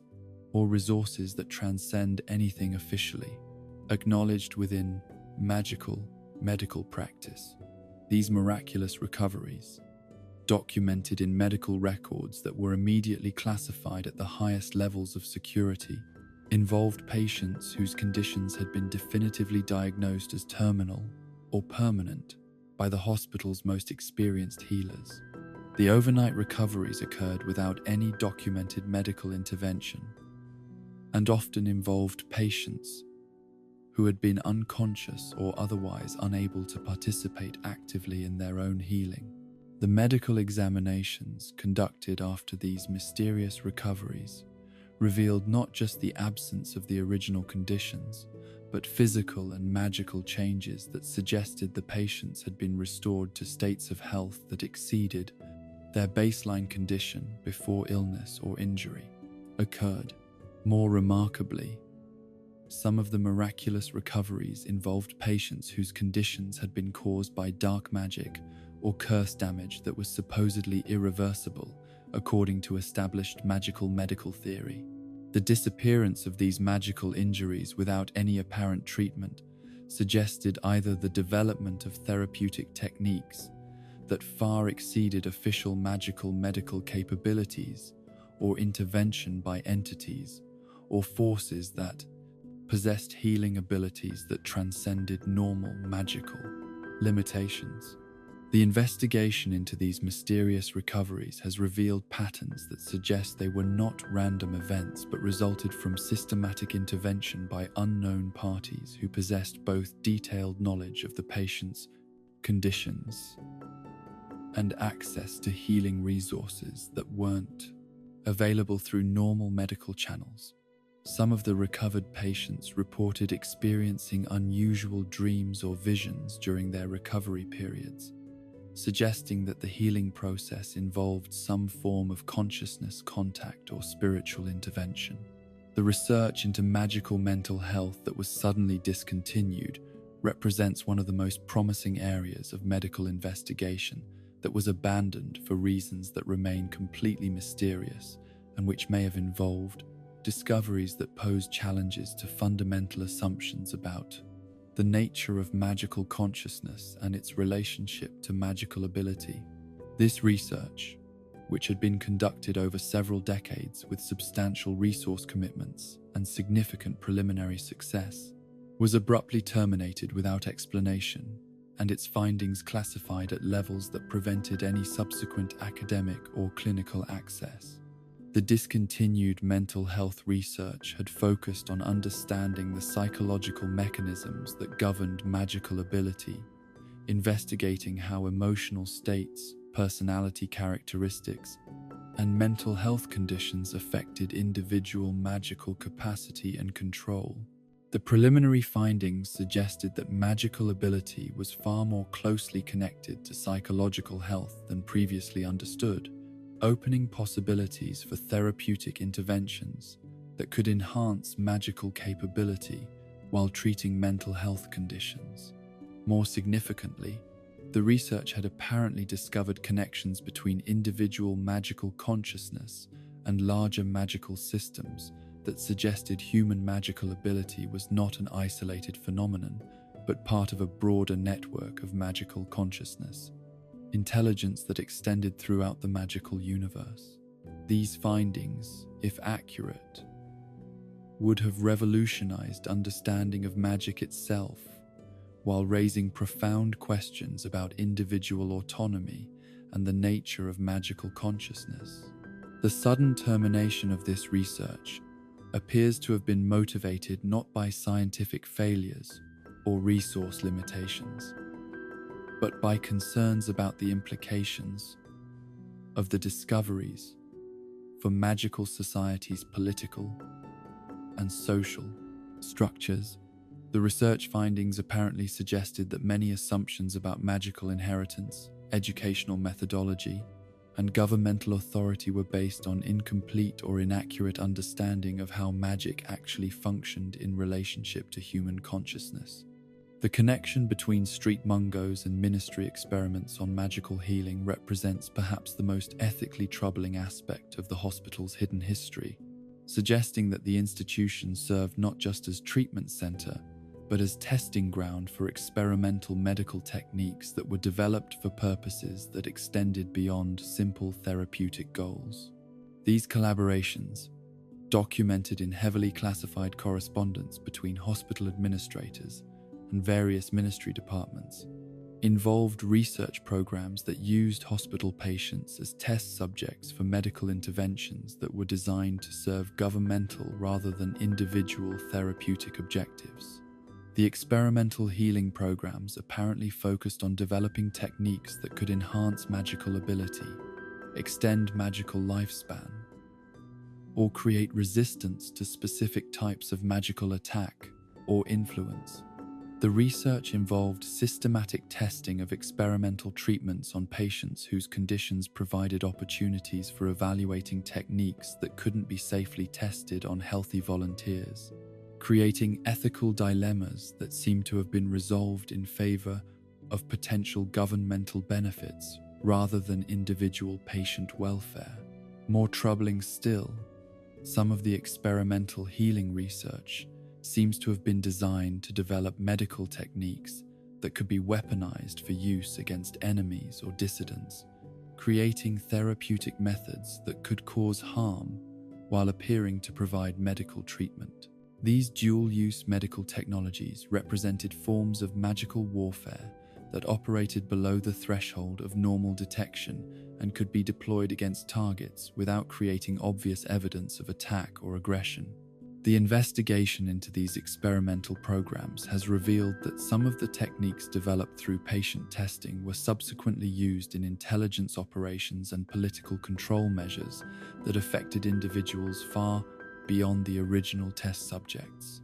The hospital's role in developing these capabilities apparently continued long after the original research programs were officially discontinued, suggesting ongoing collaboration between medical and governmental authorities that transcended normal institutional boundaries.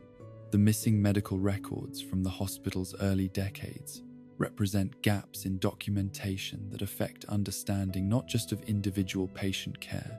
but of the development of magical medical knowledge throughout the formative .Q period of modern magical healthcare. These missing records, which should have documented the treatment methods, diagnostic techniques, and therapeutic outcomes that established the foundation of contemporary magical medicine, simply vanished from hospital archives without explanation or trace.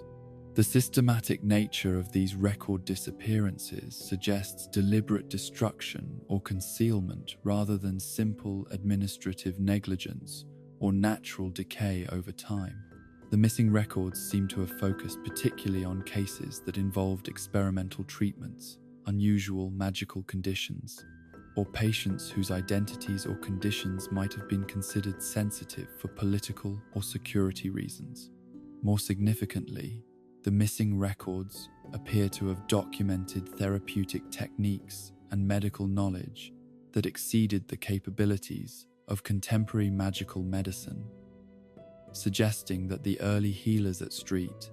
Mungo's possessed understanding and abilities that were somehow lost or suppressed as the institution developed more conventional approaches to magical medical care. The disappearance of these records may have eliminated knowledge that could have contributed to more effective treatment methods if it had been preserved and developed. The investigation into these missing records has revealed evidence that some documentation may have been transferred to secure archives rather than destroyed, creating possibilities that the lost medical knowledge could eventually be recovered if the appropriate authorization and access procedures could be obtained. The existence of these hidden archives would suggest that the missing records were considered too valuable to destroy, but too dangerous to remain accessible through normal medical channels. The secret treatment of ministry officials for conditions they publicly denied, having represents perhaps the most politically sensitive aspect of Street Mungo's hidden medical activities, involving therapeutic programs that provided care for governmental figures whose health conditions could have affected public confidence in magical governance if they had been publicly acknowledged. These covert medical programs operated through special protocols that bypassed normal admission procedures and maintained complete secrecy about both the identities of the patients and the nature of their conditions. The secret treatment programs apparently served officials throughout the magical government, from junior administrators to the most senior ministerial figures, providing medical care for conditions that ranged from routine magical ailments that required discretion for political reasons to exotic magical conditions that had been acquired through exposure to dangerous magical phenomena in the course of official duties. The scope of these programs suggests that governmental service involved health risks that exceeded anything publicly acknowledged about the dangers of magical administration. More troubling still, Some of the secretly treated officials apparently suffered from conditions that were directly related to their exposure to classified magical research or phenomena, creating medical situations that required treatment techniques that weren't available through normal therapeutic channels. These cases suggest that governmental officials were regularly exposed to magical dangers that posed ongoing health risks, requiring specialized medical intervention that had to be concealed to protect both individual privacy and institutional security. The investigation into these secret treatment programs has revealed patterns of medical intervention that suggest some governmental figures received therapeutic enhancements that exceeded normal healing, involving treatments that improved their magical abilities, extended their productive lifespans, or provided them with resistance to magical attacks or influences that they might encounter in their official capacities. These medical enhancements apparently provided governmental officials with capabilities that weren't available to ordinary citizens, creating forms of inequality that were concealed from public knowledge. As researchers continue their patient investigation into the medical mysteries surrounding St. Mungo's Hospital, they work with the understanding that they are exploring not just historical curiosities, but active systems of medical secrecy that continue to affect contemporary magical healthcare and governmental operations. The evidence suggests that the boundaries between medical treatment and political control, between therapeutic intervention and governmental research, have been far more fluid than public understanding acknowledges. The investigation proceeds with careful attention to the privacy rights of patients and the legitimate security concerns that might justify some forms of medical secrecy. Yet, it continues. Because understanding the true nature of magical medical institutions is essential for ensuring that contemporary healthcare systems operate according to ethical principles that prioritize patient welfare over institutional or governmental convenience. The mysteries surrounding St. Mungo's serve as reminders that medical institutions, however benevolent their public mission, can become instruments of control and research that serve interests beyond simple therapeutic goals. In the quiet wards where patients rest under care that encompasses both healing and concealment, where medical records document both recovery and disappearance, these mysteries continue to unfold, like complex diagnoses that resist simple treatment and demand ongoing attention from those who understand that some forms of healing require not just medical intervention, but moral courage and institutional honesty. In the crooked cobblestone heart of London's most magical commercial district, where the ancient buildings lean toward each other like conspirators sharing secrets and the very stones beneath shoppers' feet pulse with centuries of accumulated enchantment, lies a web of property ownership and business licensing that defies every attempt at rational explanation or legal resolution. Diagon Alley, that celebrated thoroughfare of magical commerce where witches and wizards have conducted their essential business for over 4 centuries, harbors mysteries of ownership and occupation that suggest the relationship between magical property and its inhabitants operates according to principles far more complex than simple purchase, inheritance, or legal transfer. The shop properties that change hands through mysterious circumstances represent perhaps the most visible manifestation of these ownership enigmas, involving commercial establishments that have served the magical community for generations, yet whose legal ownership seems to shift without warning, documentation, or apparent cause. These property transfers occur with startling regularity throughout Diagon Alley's history, affecting both the most prestigious establishments and the humblest shops with equal unpredictability and bewildering lack of conventional explanation. The circumstances surrounding these mysterious ownership changes defy every established principle of magical property law, occurring without the sales agreements, inheritance procedures, or legal transfers that should govern such significant changes in commercial property ownership. Shop owners who have operated their businesses successfully for decades suddenly find themselves displaced by new proprietors who possess legal documentation that appears authentic yet describes transactions that the displaced owners have no memory of participating in or agreeing to. More troubling still, the new owners who acquire properties through these mysterious circumstances often demonstrate detailed knowledge of the shop's operations, customer relationships, and business practices that suggests intimate familiarity, extending far beyond what could be gained through simple observation or normal due diligence procedures. They step into their new roles with confidence and competence that implies long preparation and detailed study of the businesses they have suddenly acquired. The investigation into these ownership transfers has revealed patterns that suggest they are not random events, but systematic redistributions of commercial property that serve purposes extending beyond simple business transactions. The shops that change hands often share characteristics that make them valuable for reasons having nothing to do with their retail operations. Strategic locations that provide surveillance opportunities, basement spaces that connect to underground networks, or architectural features that could serve specialized magical purposes. The legal documentation supporting these mysterious ownership changes bears all the apparent hallmarks of authenticity, yet contains subtle anomalies that suggest magical manipulation of both legal records and human memory.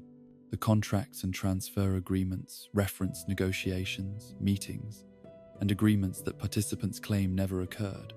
Yet the magical signatures and binding spells that make such documents legally enforceable are genuine and properly executed, according to established magical legal procedures. The underground levels beneath Diagon Alley that are sealed from public access represent one of the most intriguing architectural mysteries in all of magical London, suggesting that the famous shopping district exists as merely the visible surface layer of a much more extensive and complex magical infrastructure.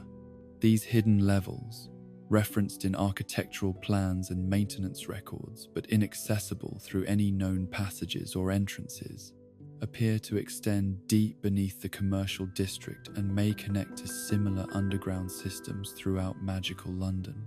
The sealed underground levels seem to predate the current configuration of Diagon Alley by centuries, suggesting that the shopping district was built atop existing magical infrastructure that served different purposes in earlier historical periods. Archaeological evidence detected through magical sensing techniques indicates the presence of large chambers, complex passages, and sophisticated magical systems that operate according to principles that exceed the technological capabilities of the eras when they were supposedly constructed. More mysteriously, the underground systems appear to remain active despite being sealed from surface access,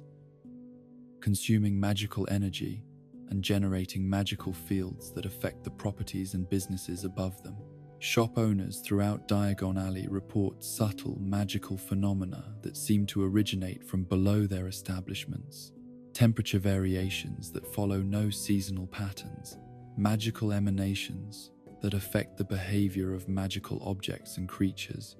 and acoustic phenomena that suggest the presence of machinery or activity in spaces that should be empty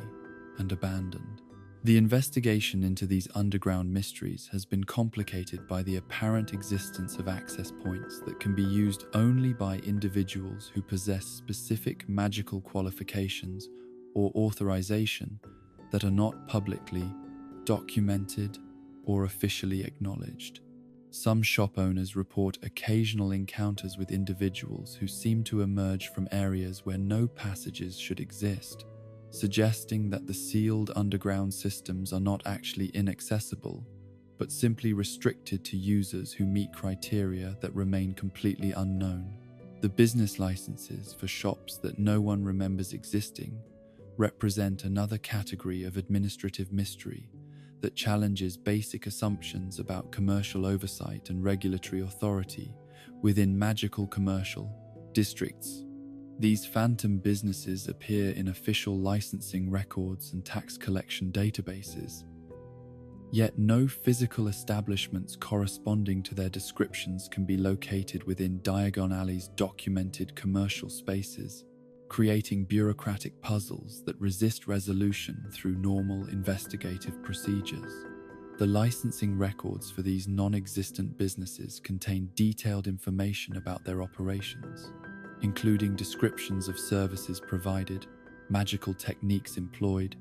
and regulatory compliance measures implemented to meet ministry standards for commercial magical practice. The businesses are described as operating successfully for extended periods,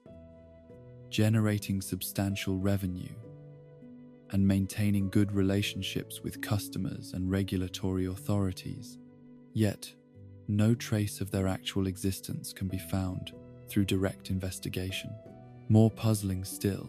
some of the phantom businesses seem to have maintained ongoing relationships with documented establishments throughout Diagon Alley, providing services or products that are referenced in the records of legitimate shops yet which cannot be traced to any identifiable source. These commercial relationships suggest that the non-existent businesses may actually exist in some form that transcends normal physical presence while maintaining genuine economic function within the magical commercial ecosystem. The investigation into these phantom licenses has revealed evidence that some businesses may operate within the sealed underground levels or through magical means that make them accessible only under specific circumstances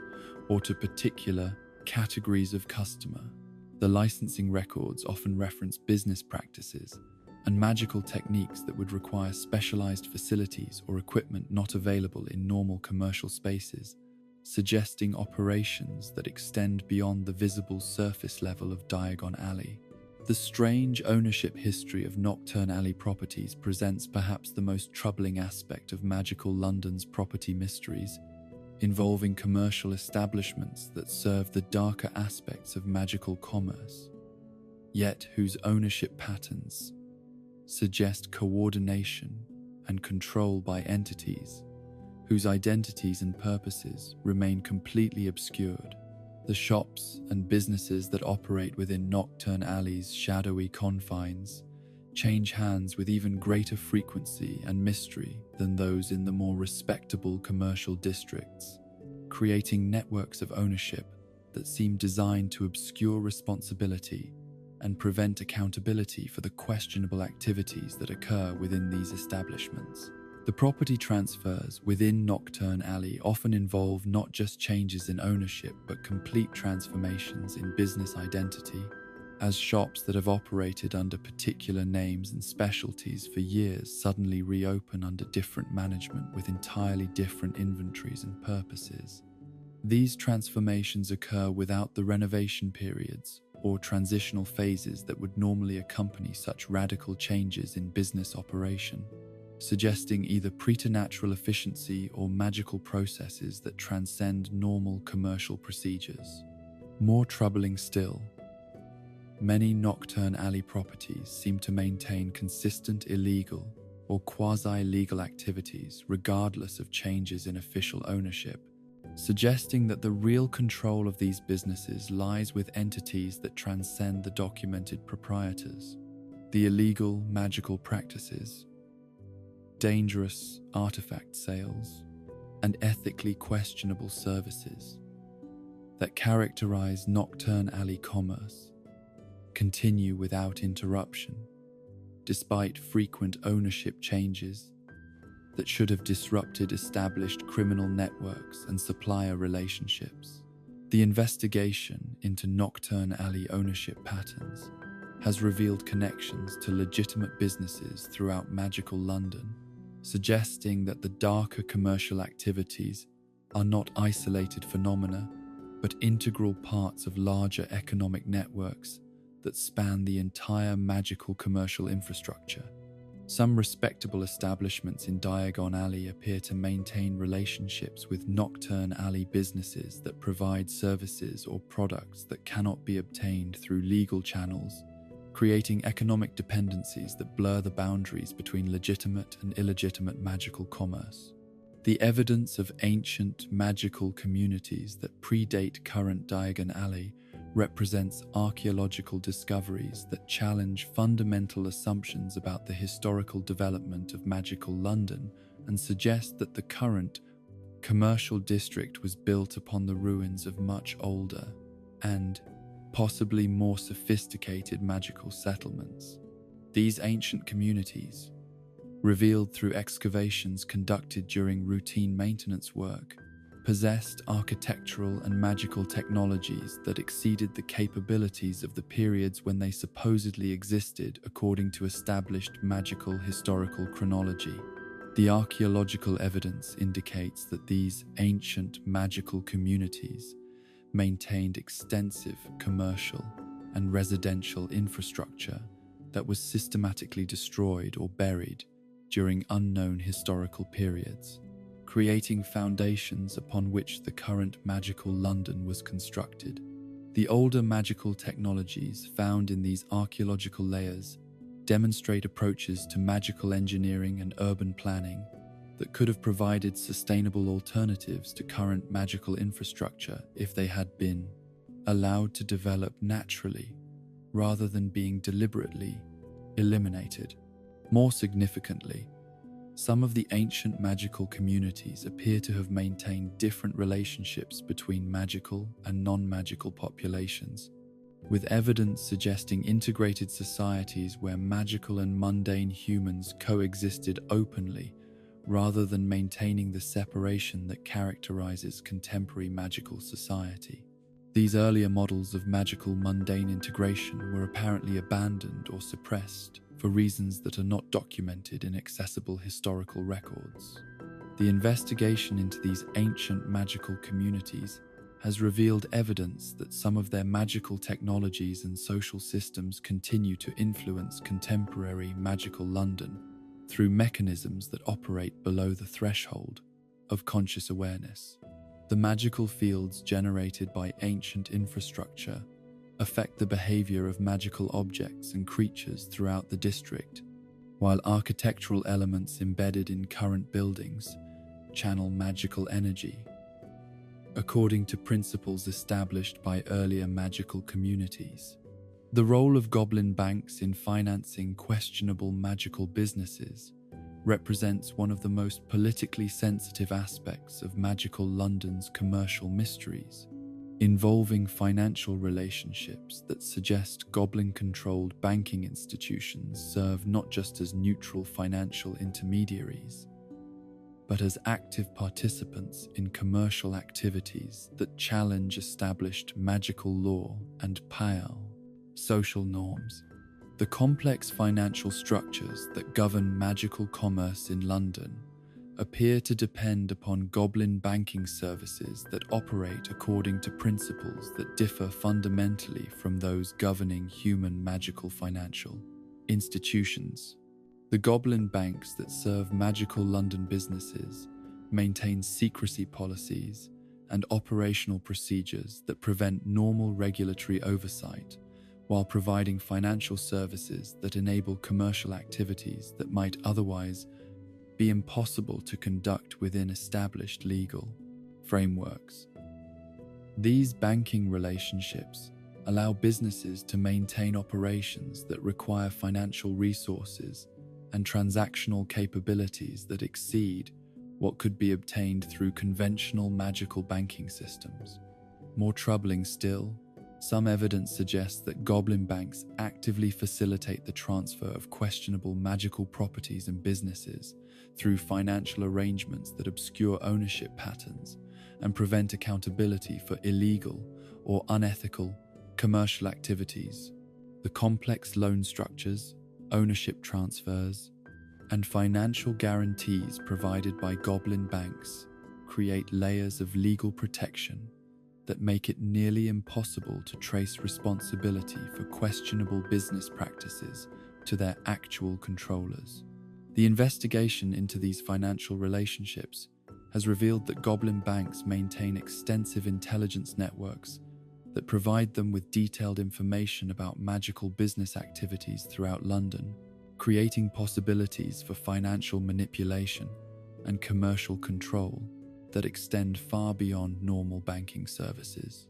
The banks may use their privileged access to financial information to influence commercial competition and market development in ways that serve goblin interests rather than broader magical commercial welfare. The properties that are owned by entities that cannot be traced or identified represent perhaps the most mysterious aspect of magical London's property ownership patterns, involving commercial and residential real estate that is legally controlled by entities whose names appear in official records, but whose actual identities cannot be verified through any normal investigative procedures. These phantom property owners maintain legal control over substantial portions of magical London's most valuable real estate, while remaining completely invisible to both governmental oversight and public accountability. The untraceable property owners seem to operate through legal structures that comply with the technical requirements of magical property law, while effectively preventing any meaningful investigation into their actual identities or purposes. The legal entities that hold title to these properties are properly registered and documented according to ministry requirements, yet attempts to trace their ownership to actual individuals or organizations consistently lead to dead ends and circular references that prevent identification of real controllers. More troubling still, many of the properties owned by these phantom entities serve strategic functions within magical London's infrastructure, controlling locations that provide surveillance opportunities, transportation access, or communication advantages that could be valuable for intelligence gathering or commercial manipulation. The systematic nature of these property acquisitions suggests coordination rather than random investment activity. The investigation into these untraceable property owners has revealed evidence that some may represent fronts for governmental agencies, foreign magical powers, or other entities whose involvement in magical London's commercial and residential property markets would be controversial if publicly acknowledged. The sophisticated legal structures used to maintain anonymity require resources and expertise that suggest institutional rather than individual involvement in these property acquisitions. The connection between certain businesses and ministry intelligence operations represents perhaps the most sensitive area of investigation into magical London's commercial mysteries, involving establishments that appear to serve normal commercial functions while actually providing cover for intelligence gathering, surveillance activities,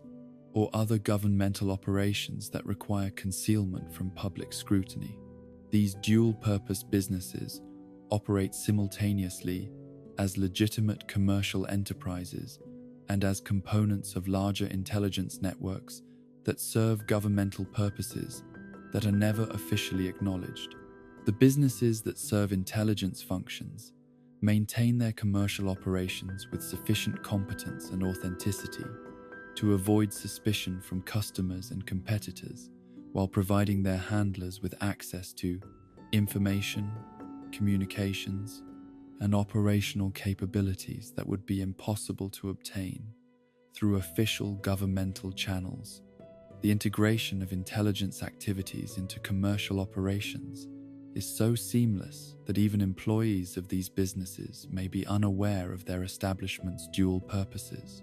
More significantly, some of these intelligence-linked businesses appear to serve not just domestic governmental agencies, but international intelligence networks that coordinate activities across multiple magical jurisdictions, suggesting that magical London's commercial infrastructure is penetrated by foreign intelligence operations that monitor and potentially influence British magical society through commercial channels that provide excellent cover access for clandestine activities. The investigation into these intelligence connections has been complicated by the apparent existence of competing intelligence networks that operate simultaneously within magical London's commercial infrastructure, creating complex patterns of surveillance, counter-surveillance, and intelligence competition that affect commercial activities in ways that transcend normal business considerations. The businesses involved in these networks may be serving multiple intelligence agencies simultaneously while maintaining their legitimate commercial operations. As investigators continue their patient work to understand the true nature of property ownership and business operations within magical London's commercial districts, they operate with the recognition that they are exploring systems of control and influence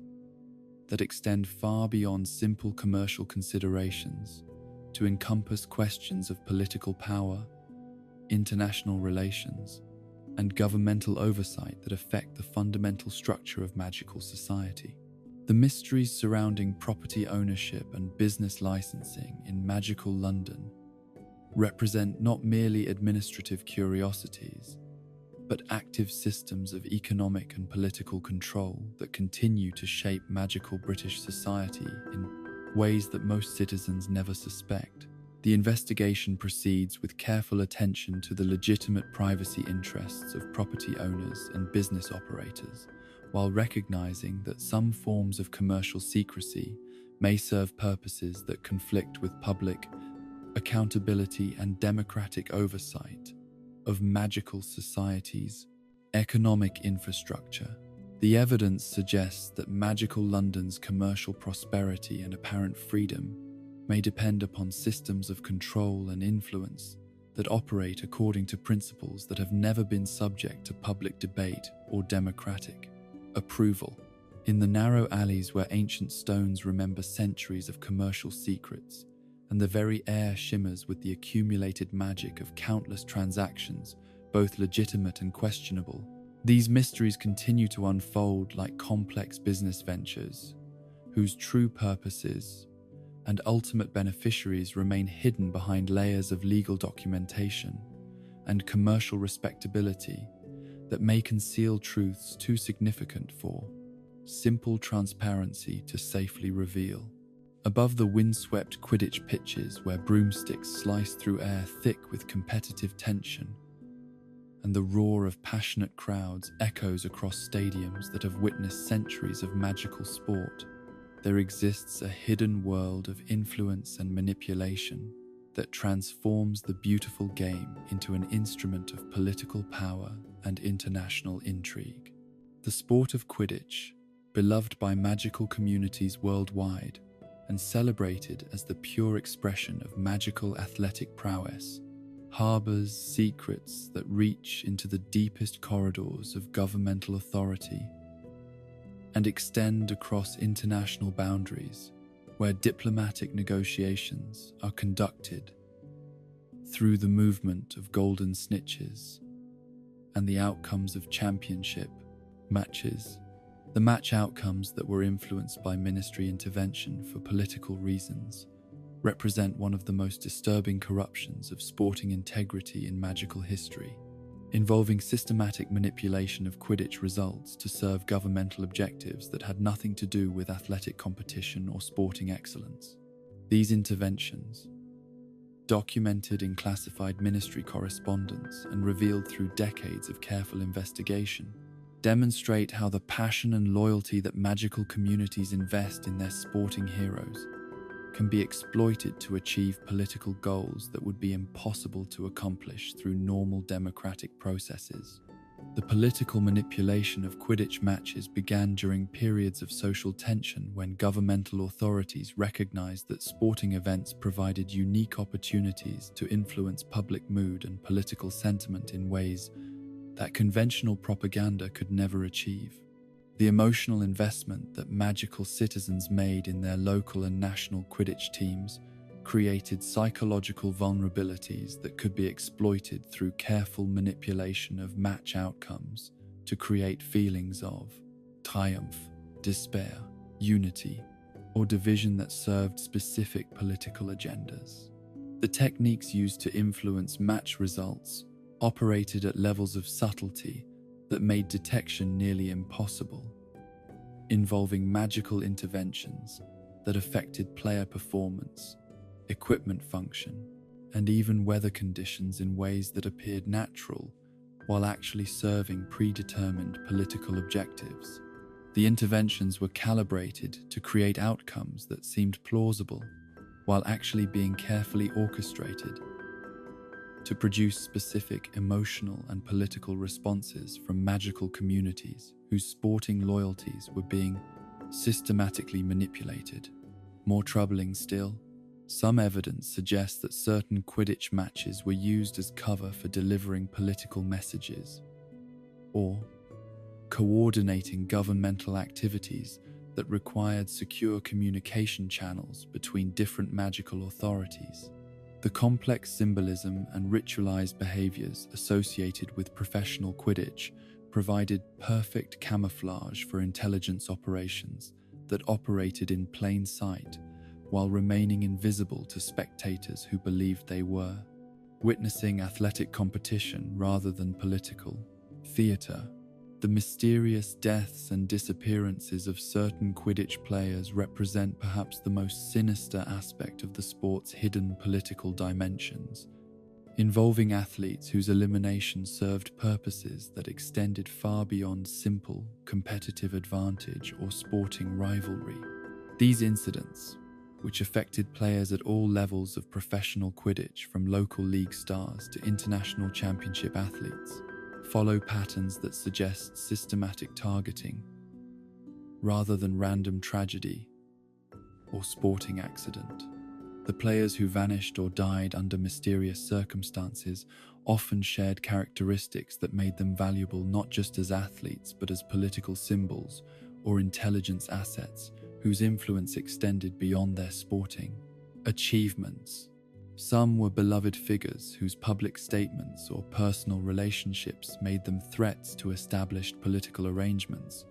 while others possessed knowledge or connections that made them dangerous to authorities who preferred certain information to remain hidden from public scrutiny.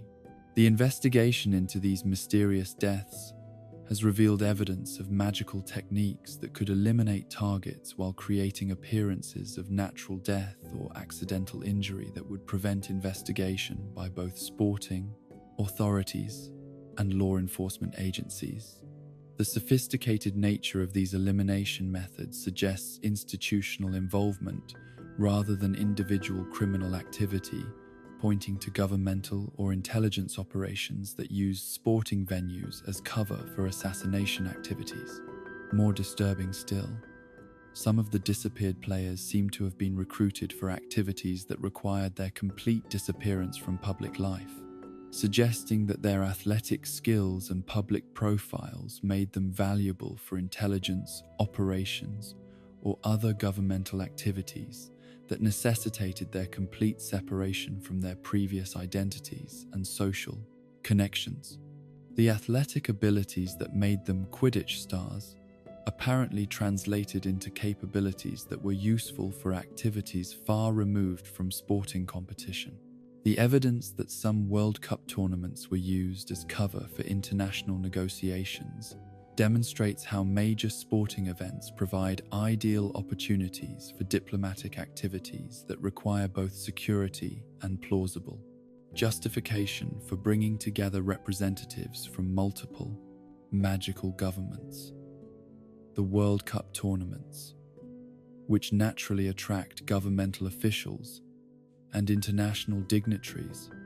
who can meet without arousing suspicion about their actual purposes, have apparently served as venues for some of the most sensitive diplomatic negotiations in magical international relations. The international negotiations conducted during Quidditch World Cups addressed issues that extended far beyond sporting administration to encompass trade agreements, security arrangements, and political treaties that shaped relationships between magical governments for decades after the tournaments ended. The sporting events provided perfect cover for these diplomatic activities, as the presence of international officials could be explained through their supposed interest in Quidditch competition rather than their actual involvement in sensitive political negotiations. More significantly, Some of the international agreements reached during World Cup tournaments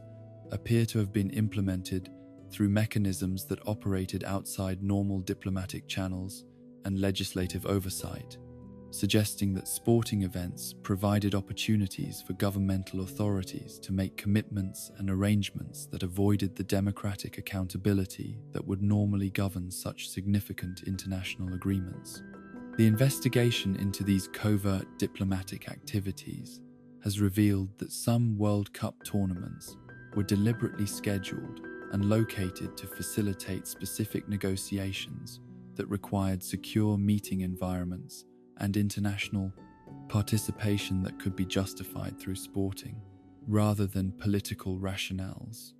The sporting events served as elaborate cover operations that allowed sensitive diplomatic activities to occur under circumstances that prevented normal public or legislative scrutiny of their outcomes. The connection between Quidditch team ownership and ministry policy influence represents one of the most pervasive forms of political corruption within magical sports, involving wealthy individuals and organizations who use their control of professional teams to gain political access and governmental influence that serves their personal and commercial interests rather than the broader public welfare. The ownership of Quidditch teams provides unique opportunities for political influence because of the emotional connections that magical citizens develop with their sporting heroes and the social prestige that team ownership confers within magical society. The team owners who have leveraged their sporting investments into political influence operate through networks that extend throughout magical government, using their access to popular athletes and sporting events to create social and business relationships with governmental officials that transcend normal lobbying or political contribution activities. The informal influence that results from these relationships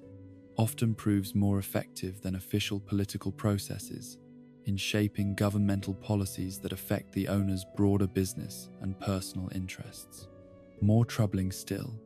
some team ownership arrangements appear to have been specifically designed to serve intelligence gathering and political manipulation purposes rather than legitimate sporting or commercial objectives. The access that team ownership provides to athletes, sporting venues, and fan communities creates opportunities for surveillance and influence operations that would be impossible to conduct through official governmental channels. The investigation into these ownership-influence relationships has revealed that some Quidditch teams have been controlled by entities whose actual identities and purposes remain hidden behind complex legal structures that prevent accountability while allowing continued political manipulation through sporting channels. The teams serve as fronts for political activities that operate outside normal governmental oversight while maintaining the appearance of legitimate sporting enterprises. The betting scandals that were covered up to protect high-ranking officials represent another dimension of Quidditch corruption that demonstrates how sporting events can be used to facilitate financial crimes and political corruption that serves the interests of powerful individuals while undermining the integrity of both athletic competition and governmental institutions. These scandals, which involved systematic manipulation of betting markets through inside information about match outcomes and player performance, generated enormous profits for participants while corrupting the fundamental fairness that should govern both sporting competition and financial markets. The officials who participated in these betting scandals used their governmental positions to obtain advance information about planned match manipulations, player injuries, and other factors that affected competitive outcomes, then leveraged this information to generate profits through betting activities that would have been impossible for ordinary citizens who lacked such privileged access. The integration of governmental corruption with sporting manipulation created opportunities for financial gain that exceeded what could be achieved through either activity alone. More significantly, The betting activities appear to have been used to facilitate broader financial corruption that involved money laundering, tax evasion, and other financial crimes that use sporting betting as cover for illegal financial activities that served purposes extending far beyond simple gambling. The complex financial structures associated with these betting operations created opportunities for moving large sums of money through channels that avoided normal regulatory oversight and taxation. The cover-up efforts required to protect high-ranking officials from accountability for their involvement in these betting scandals involved systematic destruction of evidence and intimidation of witnesses that demonstrated how governmental authority could be misused to prevent accountability for corruption that undermined both sporting integrity and public trust in magical institutions. The role of professional Quidditch in laundering money for questionable activities represents perhaps the most systematic abuse of sporting institutions for criminal purposes, involving the use of team operations, player contracts, and sporting-related businesses to move illegal proceeds through financial systems that appeared legitimate while actually serving criminal enterprises that operated throughout magical society. The complex financial structures associated with professional Quidditch provided ideal opportunities for money laundering because of the legitimate business activities that required large financial transactions and international money movement. The money laundering operations used various aspects of Quidditch commerce to disguise illegal financial flows, including inflated player contracts that provided justification for large payments to individuals who were actually receiving proceeds from criminal activities, equipment purchases that concealed payments to suppliers who were actually providing illegal goods or services, and stadium construction projects that created opportunities for channeling illegal money through apparently legitimate business activities. More troubling still, some of the money laundering operations appear to have involved proceeds from activities that posed threats to magical society's security and stability, including profits from illegal magical weapons trafficking, dark arts artifact smuggling, and other criminal enterprises whose activities extended far beyond simple financial crimes to encompass threats to public safety and national security. The investigation into these money laundering operations has revealed connections to criminal networks that operate across international boundaries and involve cooperation between criminal organizations in different magical jurisdictions, suggesting that professional Quidditch serves as a component of larger criminal enterprises that use sporting activities as cover for illegal activities that span multiple countries and legal systems. The international incidents that were sparked by or resolved through Quidditch diplomacy demonstrate how sporting events and athletic relationships can serve as mechanisms for international conflict and cooperation that operate parallel to official diplomatic channels, while sometimes proving more effective than traditional diplomatic approaches. The emotional intensity and cultural significance of Quidditch competition create opportunities for international communication that can transcend political barriers, while providing face-saving mechanisms for resolving conflicts that might be impossible to address through conventional diplomatic methods. Some of the most significant international crises in magical diplomatic history have been triggered by incidents during Quidditch matches or tournaments, as sporting competitions provided arenas where national pride and international tensions could manifest in ways that escalated into broader political conflicts. The intensity of feeling associated with Quidditch competition sometimes transformed minor sporting disputes into major international incidents that required diplomatic intervention to prevent deterioration into more serious conflicts. Conversely, sporting relationships and Quidditch diplomacy have provided mechanisms for resolving international conflicts that conventional diplomatic approaches had failed to address, as shared love of the sport created common ground between representatives of different magical governments who could find agreement about sporting issues that then provided foundation for addressing more complex political disagreements. The investigation into these diplomatic uses of Quidditch has revealed that some international sporting relationships have been deliberately cultivated by governmental authorities who recognize their potential value for informal, diplomatic communication and conflict resolution, creating sporting exchanges and competitive relationships that served political purposes while maintaining the appearance of purely athletic activities. The true reasons behind certain rule changes and their political implications represent one of the most subtle forms of sporting manipulation, involving modifications to Quidditch regulations and playing procedures that were ostensibly designed to improve the sport, but actually served political objectives that required changes in how the game was played, officiated, or understood by magical communities worldwide. These rule changes, implemented through apparently normal sporting governance procedures, had consequences that extended far beyond athletic competition to affect political relationships and social structures throughout magical society. Some rule changes were designed to favor teams from particular regions or nations, creating competitive advantages that served diplomatic or economic objectives while appearing to address legitimate sporting concerns about fairness or safety. The modifications were subtle enough to avoid obvious detection, while systematic enough to produce significant changes in competitive outcomes that affected international relationships and domestic political dynamics. More significantly, some rule changes appear to have been designed to facilitate the political and intelligence activities that used Quidditch events as cover,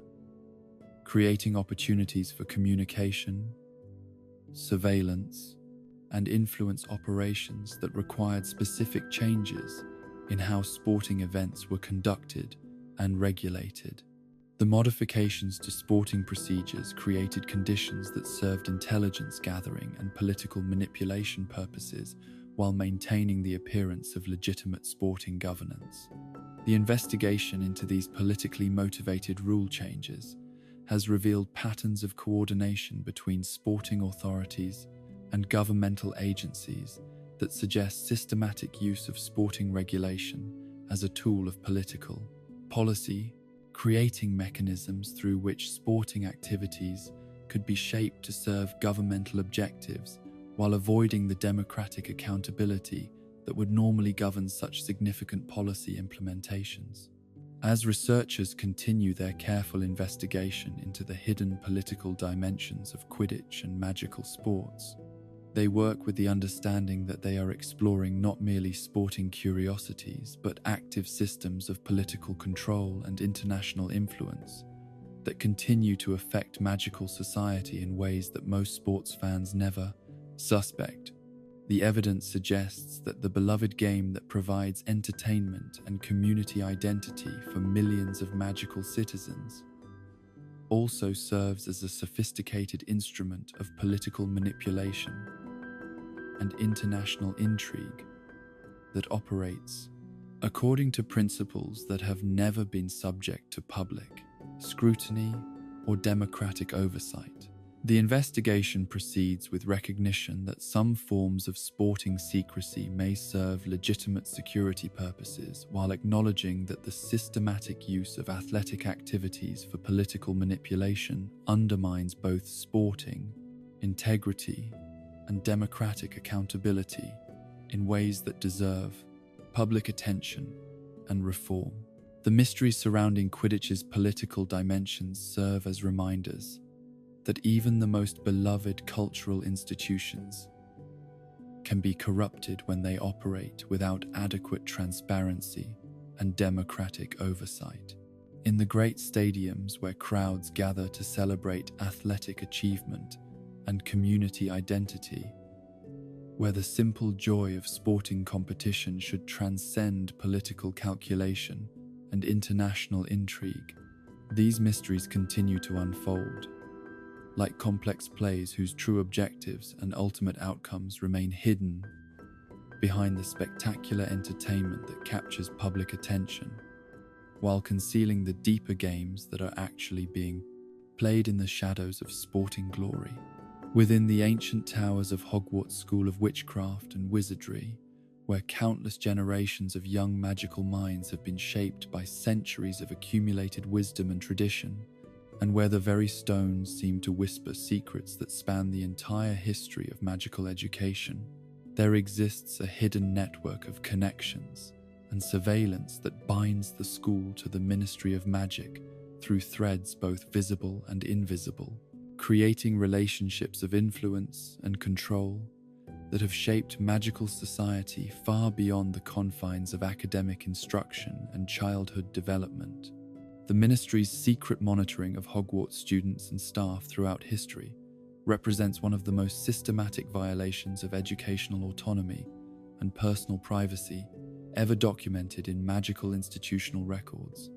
involving comprehensive surveillance programs that tracked not just academic performance and behavioral patterns, but detailed psychological profiles, family relationships, and political inclinations that could be used to predict future career paths and potential security risks.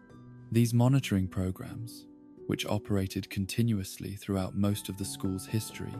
created databases of personal information that exceeded anything maintained by official governmental agencies and provided ministry officials with unprecedented insight into the development and capabilities of each generation of magical citizens. The surveillance systems that monitored Hogwarts activities operated through multiple channels that included both magical and mundane observation methods, creating redundant information gathering capabilities that ensured comprehensive coverage of student and staff behavior, regardless of attempts at privacy or concealment. The monitoring extended beyond simple observation to include magical analysis of personality development, intellectual capability assessment, and detailed evaluation of magical potential that could identify individuals who might prove valuable for specific governmental purposes, or who might pose threats to established political arrangements. More troubling still, the surveillance programs appear to have influenced educational and disciplinary decisions throughout the school's history, as information gathered through secret monitoring was used to guide academic placement, career counseling, and social development in ways that served ministry objectives rather than individual student welfare. Students whose profiles suggested potential for careers in intelligence, work, or governmental service received subtle guidance toward appropriate academic preparation, while those who showed inclinations that might challenge established authority faced educational obstacles that limited their future opportunities. The investigation into these monitoring programs has revealed evidence that some surveillance activities extended beyond simple observation to include experimental psychological manipulation designed to test student responses to various forms of influence and control. These experiments, conducted without student knowledge or consent, provided ministry researchers with valuable information about techniques that could be used for broader population control, while using Hogwarts students as unwilling test subjects for psychological research that served governmental rather than educational purposes. The missing records of students who were removed from school for classified reasons represent gaps in educational documentation that suggest systematic elimination of individuals whose continued presence at Hogwarts posed risks to the secrecy of monitoring programs, or who had discovered information that threatened the covert relationship between the school and ministry authorities. These removed students, whose names appear in admission records but who seem to vanish from all subsequent documentation, were apparently transferred to undisclosed locations where they received alternative forms of education that were designed to serve governmental needs rather than individual development. The circumstances surrounding these student removals suggest that they were not disciplinary actions or voluntary transfers, but systematic extractions that served intelligence or security purposes, requiring the complete separation of targeted individuals from normal educational and social environments. The removed students often shared characteristics that made them valuable for specialized training, or dangerous because of knowledge they had acquired through their unique positions within the school's social and academic structure. More disturbing still, some evidence suggests that the removed students were subjected to intensive memory modification that eliminated not just their recollections of sensitive information, but their entire educational and social histories, creating artificial amnesia that allowed them to be relocated and provided with new identities that served ministry objectives, while preventing them from revealing information about the covert activities they had observed at Hogwarts. The investigation into these missing students has revealed patterns that suggest some were selected not because of wrongdoing, but because of exceptional abilities or knowledge that made them valuable assets for governmental programs that required individuals with specific magical capabilities or educational backgrounds. Their removal from Hogwarts represented recruitment into classified programs rather than punishment for inappropriate behavior. The true extent of ministry involvement in curriculum decisions represents one of the most significant challenges to educational autonomy in magical institutional history, involving systematic intervention in academic programming that shaped what magical students learned and how they understood their world in ways that served political objectives rather than educational excellence or individual development. The ministry's influence on Hogwarts curriculum extended far beyond the obvious areas of political and historical instruction to encompass every subject area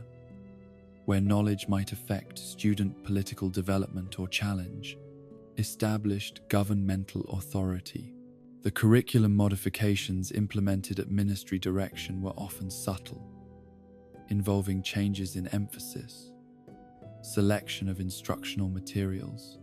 and pedagogical approaches that appeared to address legitimate educational concerns while actually serving political indoctrination purposes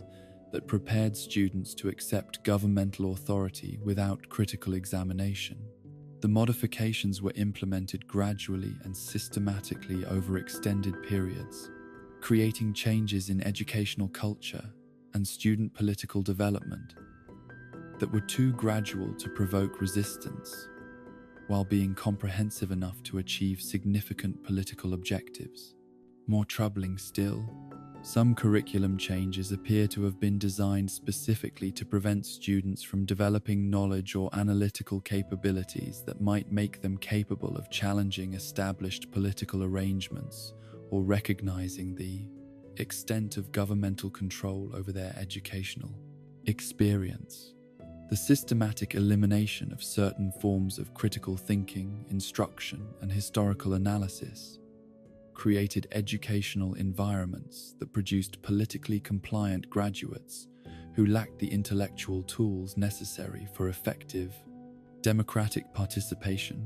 or governmental accountability. The investigation into ministry curriculum influence has revealed evidence that some academic programs were created not to serve educational objectives, but to provide cover for intelligence recruitment and specialized training that prepared selected students for careers in governmental service that required capabilities not developed through normal magical education. These covert academic programs operated within the regular curriculum while providing additional instruction that served intelligence and security purposes. The secret agreements between Hogwarts and the ministry that were never made public represent perhaps the most significant compromise of educational independence in magical institutional history, involving formal treaties and informal understandings that subordinated educational decisions to governmental objectives while concealing the extent of political control from students, parents, and the broader magical community. These agreements, negotiated between school administrators and ministry officials throughout the institution's history, created frameworks for cooperation that served governmental interests while maintaining the appearance of educational autonomy. The secret agreements addressed multiple aspects of school operation, including student admission policies that gave priority to candidates whose family backgrounds or personal characteristics made them valuable for future governmental service, faculty hiring procedures that ensured staff loyalty to ministry objectives, and disciplinary policies that could be used to control or eliminate students who posed threats to covert operations or who had discovered sensitive information about the school's relationship with governmental authorities. More significantly, some agreements appear to have involved the school's participation in experimental programs that used student populations for research into magical education, psychological development, and social control techniques that served broader governmental objectives rather than educational advancement. These research programs, conducted without public knowledge or parental consent, treated Hogwarts students as experimental subjects while maintaining the appearance of normal educational activities. The investigation into these secret agreements has revealed evidence that some arrangements granted ministry officials unprecedented access to student records, facility usage, and educational programming that allowed governmental authorities to influence every aspect of school operation, while maintaining plausible deniability about their involvement in educational decisions that served political rather than academic purposes. The evidence of ministry agents operating within the school as teachers or staff represents one of the most direct forms of governmental infiltration into educational institutions, involving the placement of intelligence operatives in positions of educational authority where they could monitor student development, influence educational programming, and conduct covert operations that served governmental objectives while maintaining cover identities as legitimate educational professionals. These agent educators operated simultaneously as teachers and intelligence assets, creating dual loyalties that compromised their educational responsibilities while providing ministry authorities with unprecedented access to student populations and educational environments. The agent teachers who infiltrated Hogwarts staff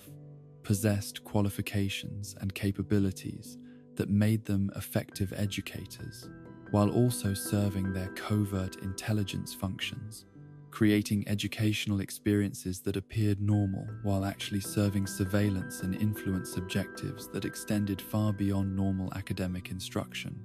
Their dual roles required sophisticated training in both educational methodology and intelligence techniques that allowed them to maintain their cover identities while conducting operations that served governmental rather than educational purposes.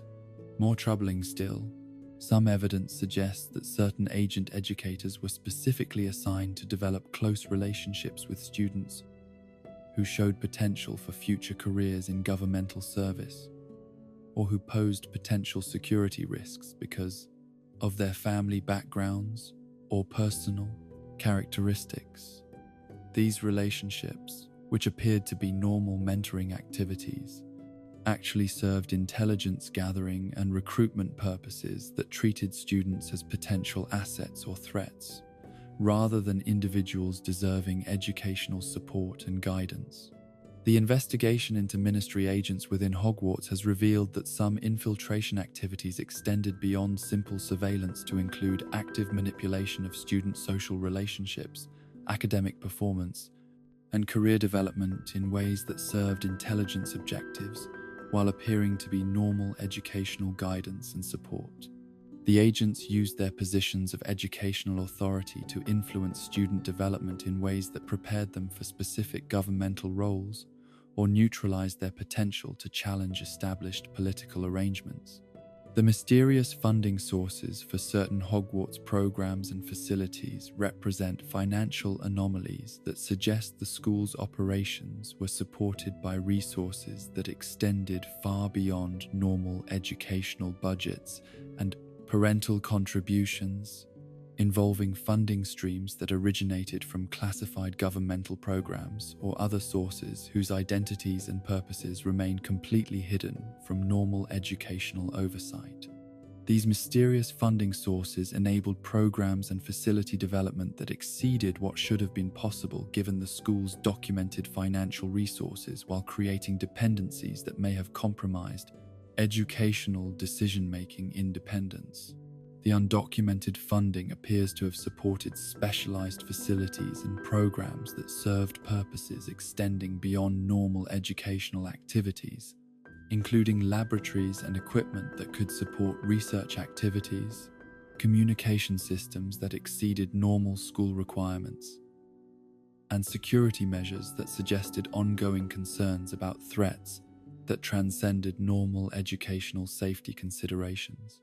The sophisticated nature of these funded improvements suggests that they were designed to serve governmental objectives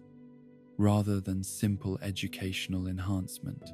More significantly, some evidence suggests that the mysterious funding was tied to specific performance requirements or operational commitments that obligated school administrators to maintain certain policies or programs regardless of their educational value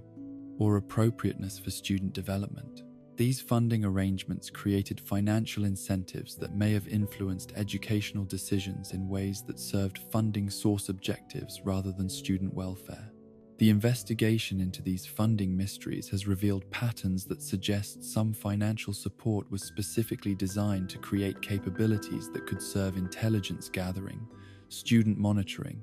or other governmental functions that required access to educational environments and student populations,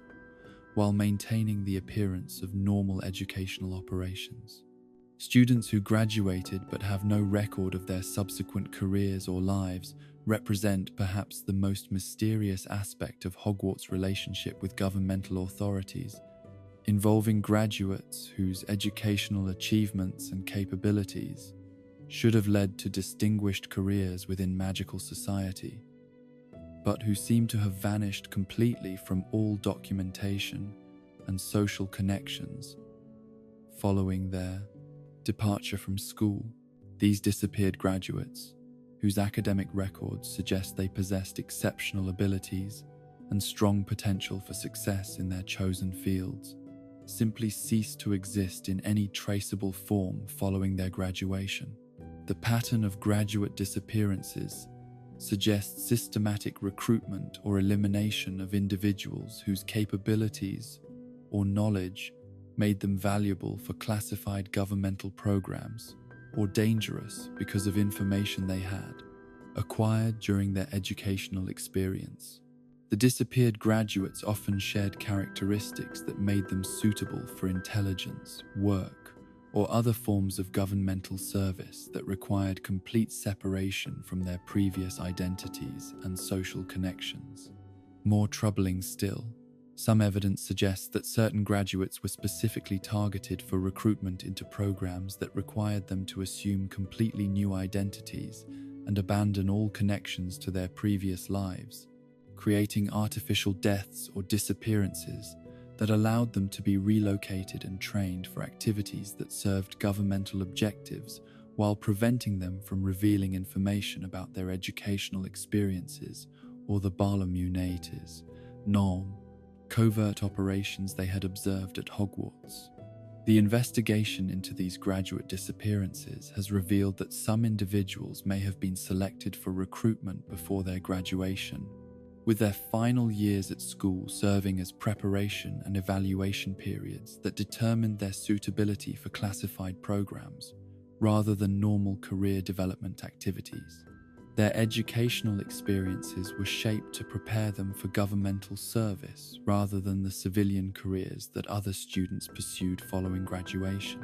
The connection between Hogwarts sorting and ministry career placement programs represents one of the most systematic uses of educational assessment for governmental recruitment purposes,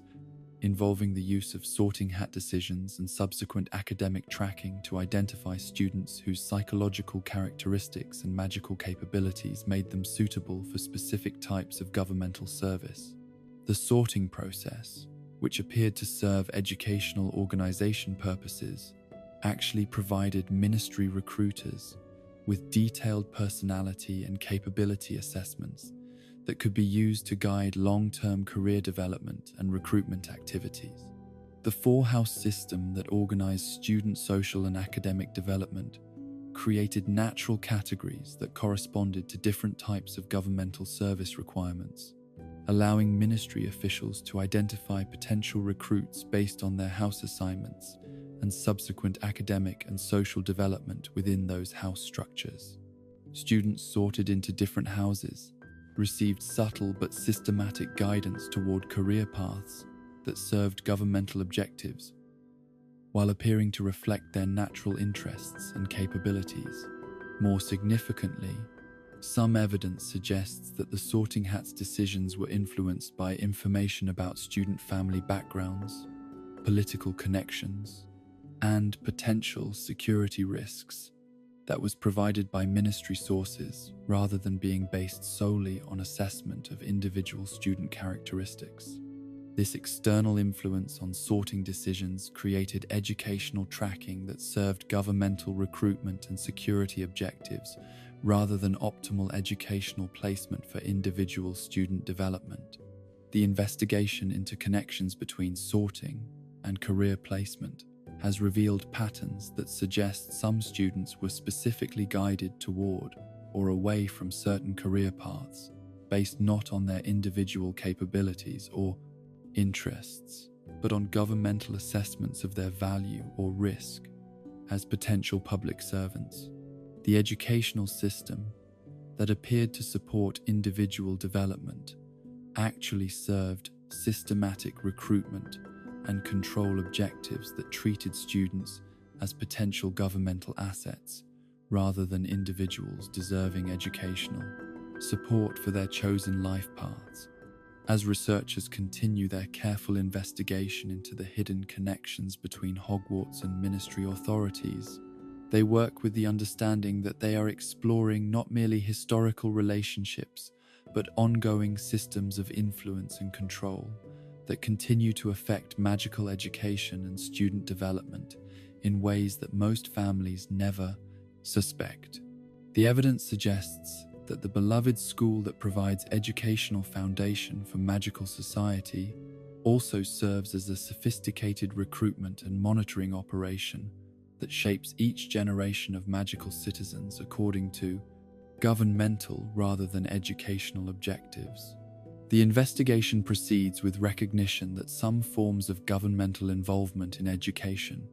may serve legitimate security purposes, while acknowledging that systematic surveillance and manipulation of educational processes undermines both academic freedom and democratic development in ways that deserve public attention and reform. The mysteries surrounding Hogwarts' relationship with ministry authorities serve as reminders that educational institutions, however trusted and beloved, can become instruments of political control when they operate without adequate independence and transparency. In the Great Hall, where students gather to learn and grow, where young minds should be free to explore knowledge and develop their own understanding of the magical world, these mysteries continue to unfold like complex lessons whose true curriculum and ultimate objectives remain hidden behind the magnificent education that captures student attention while concealing the deeper instruction that is actually being provided in the shadows of academic achievement. As our journey through the ministry's deepest secrets draws to a gentle close, remember that some mysteries are meant to remain unsolved, their shadows providing comfort rather than answers. In the quiet corridors of power, in the locked filing cabinets and sealed chambers, these enigmas continue to whisper their secrets to those who know how to listen. Perhaps it is better that some truths remain hidden, that some questions go unanswered, allowing our imagination to fill the spaces where facts fear to tread.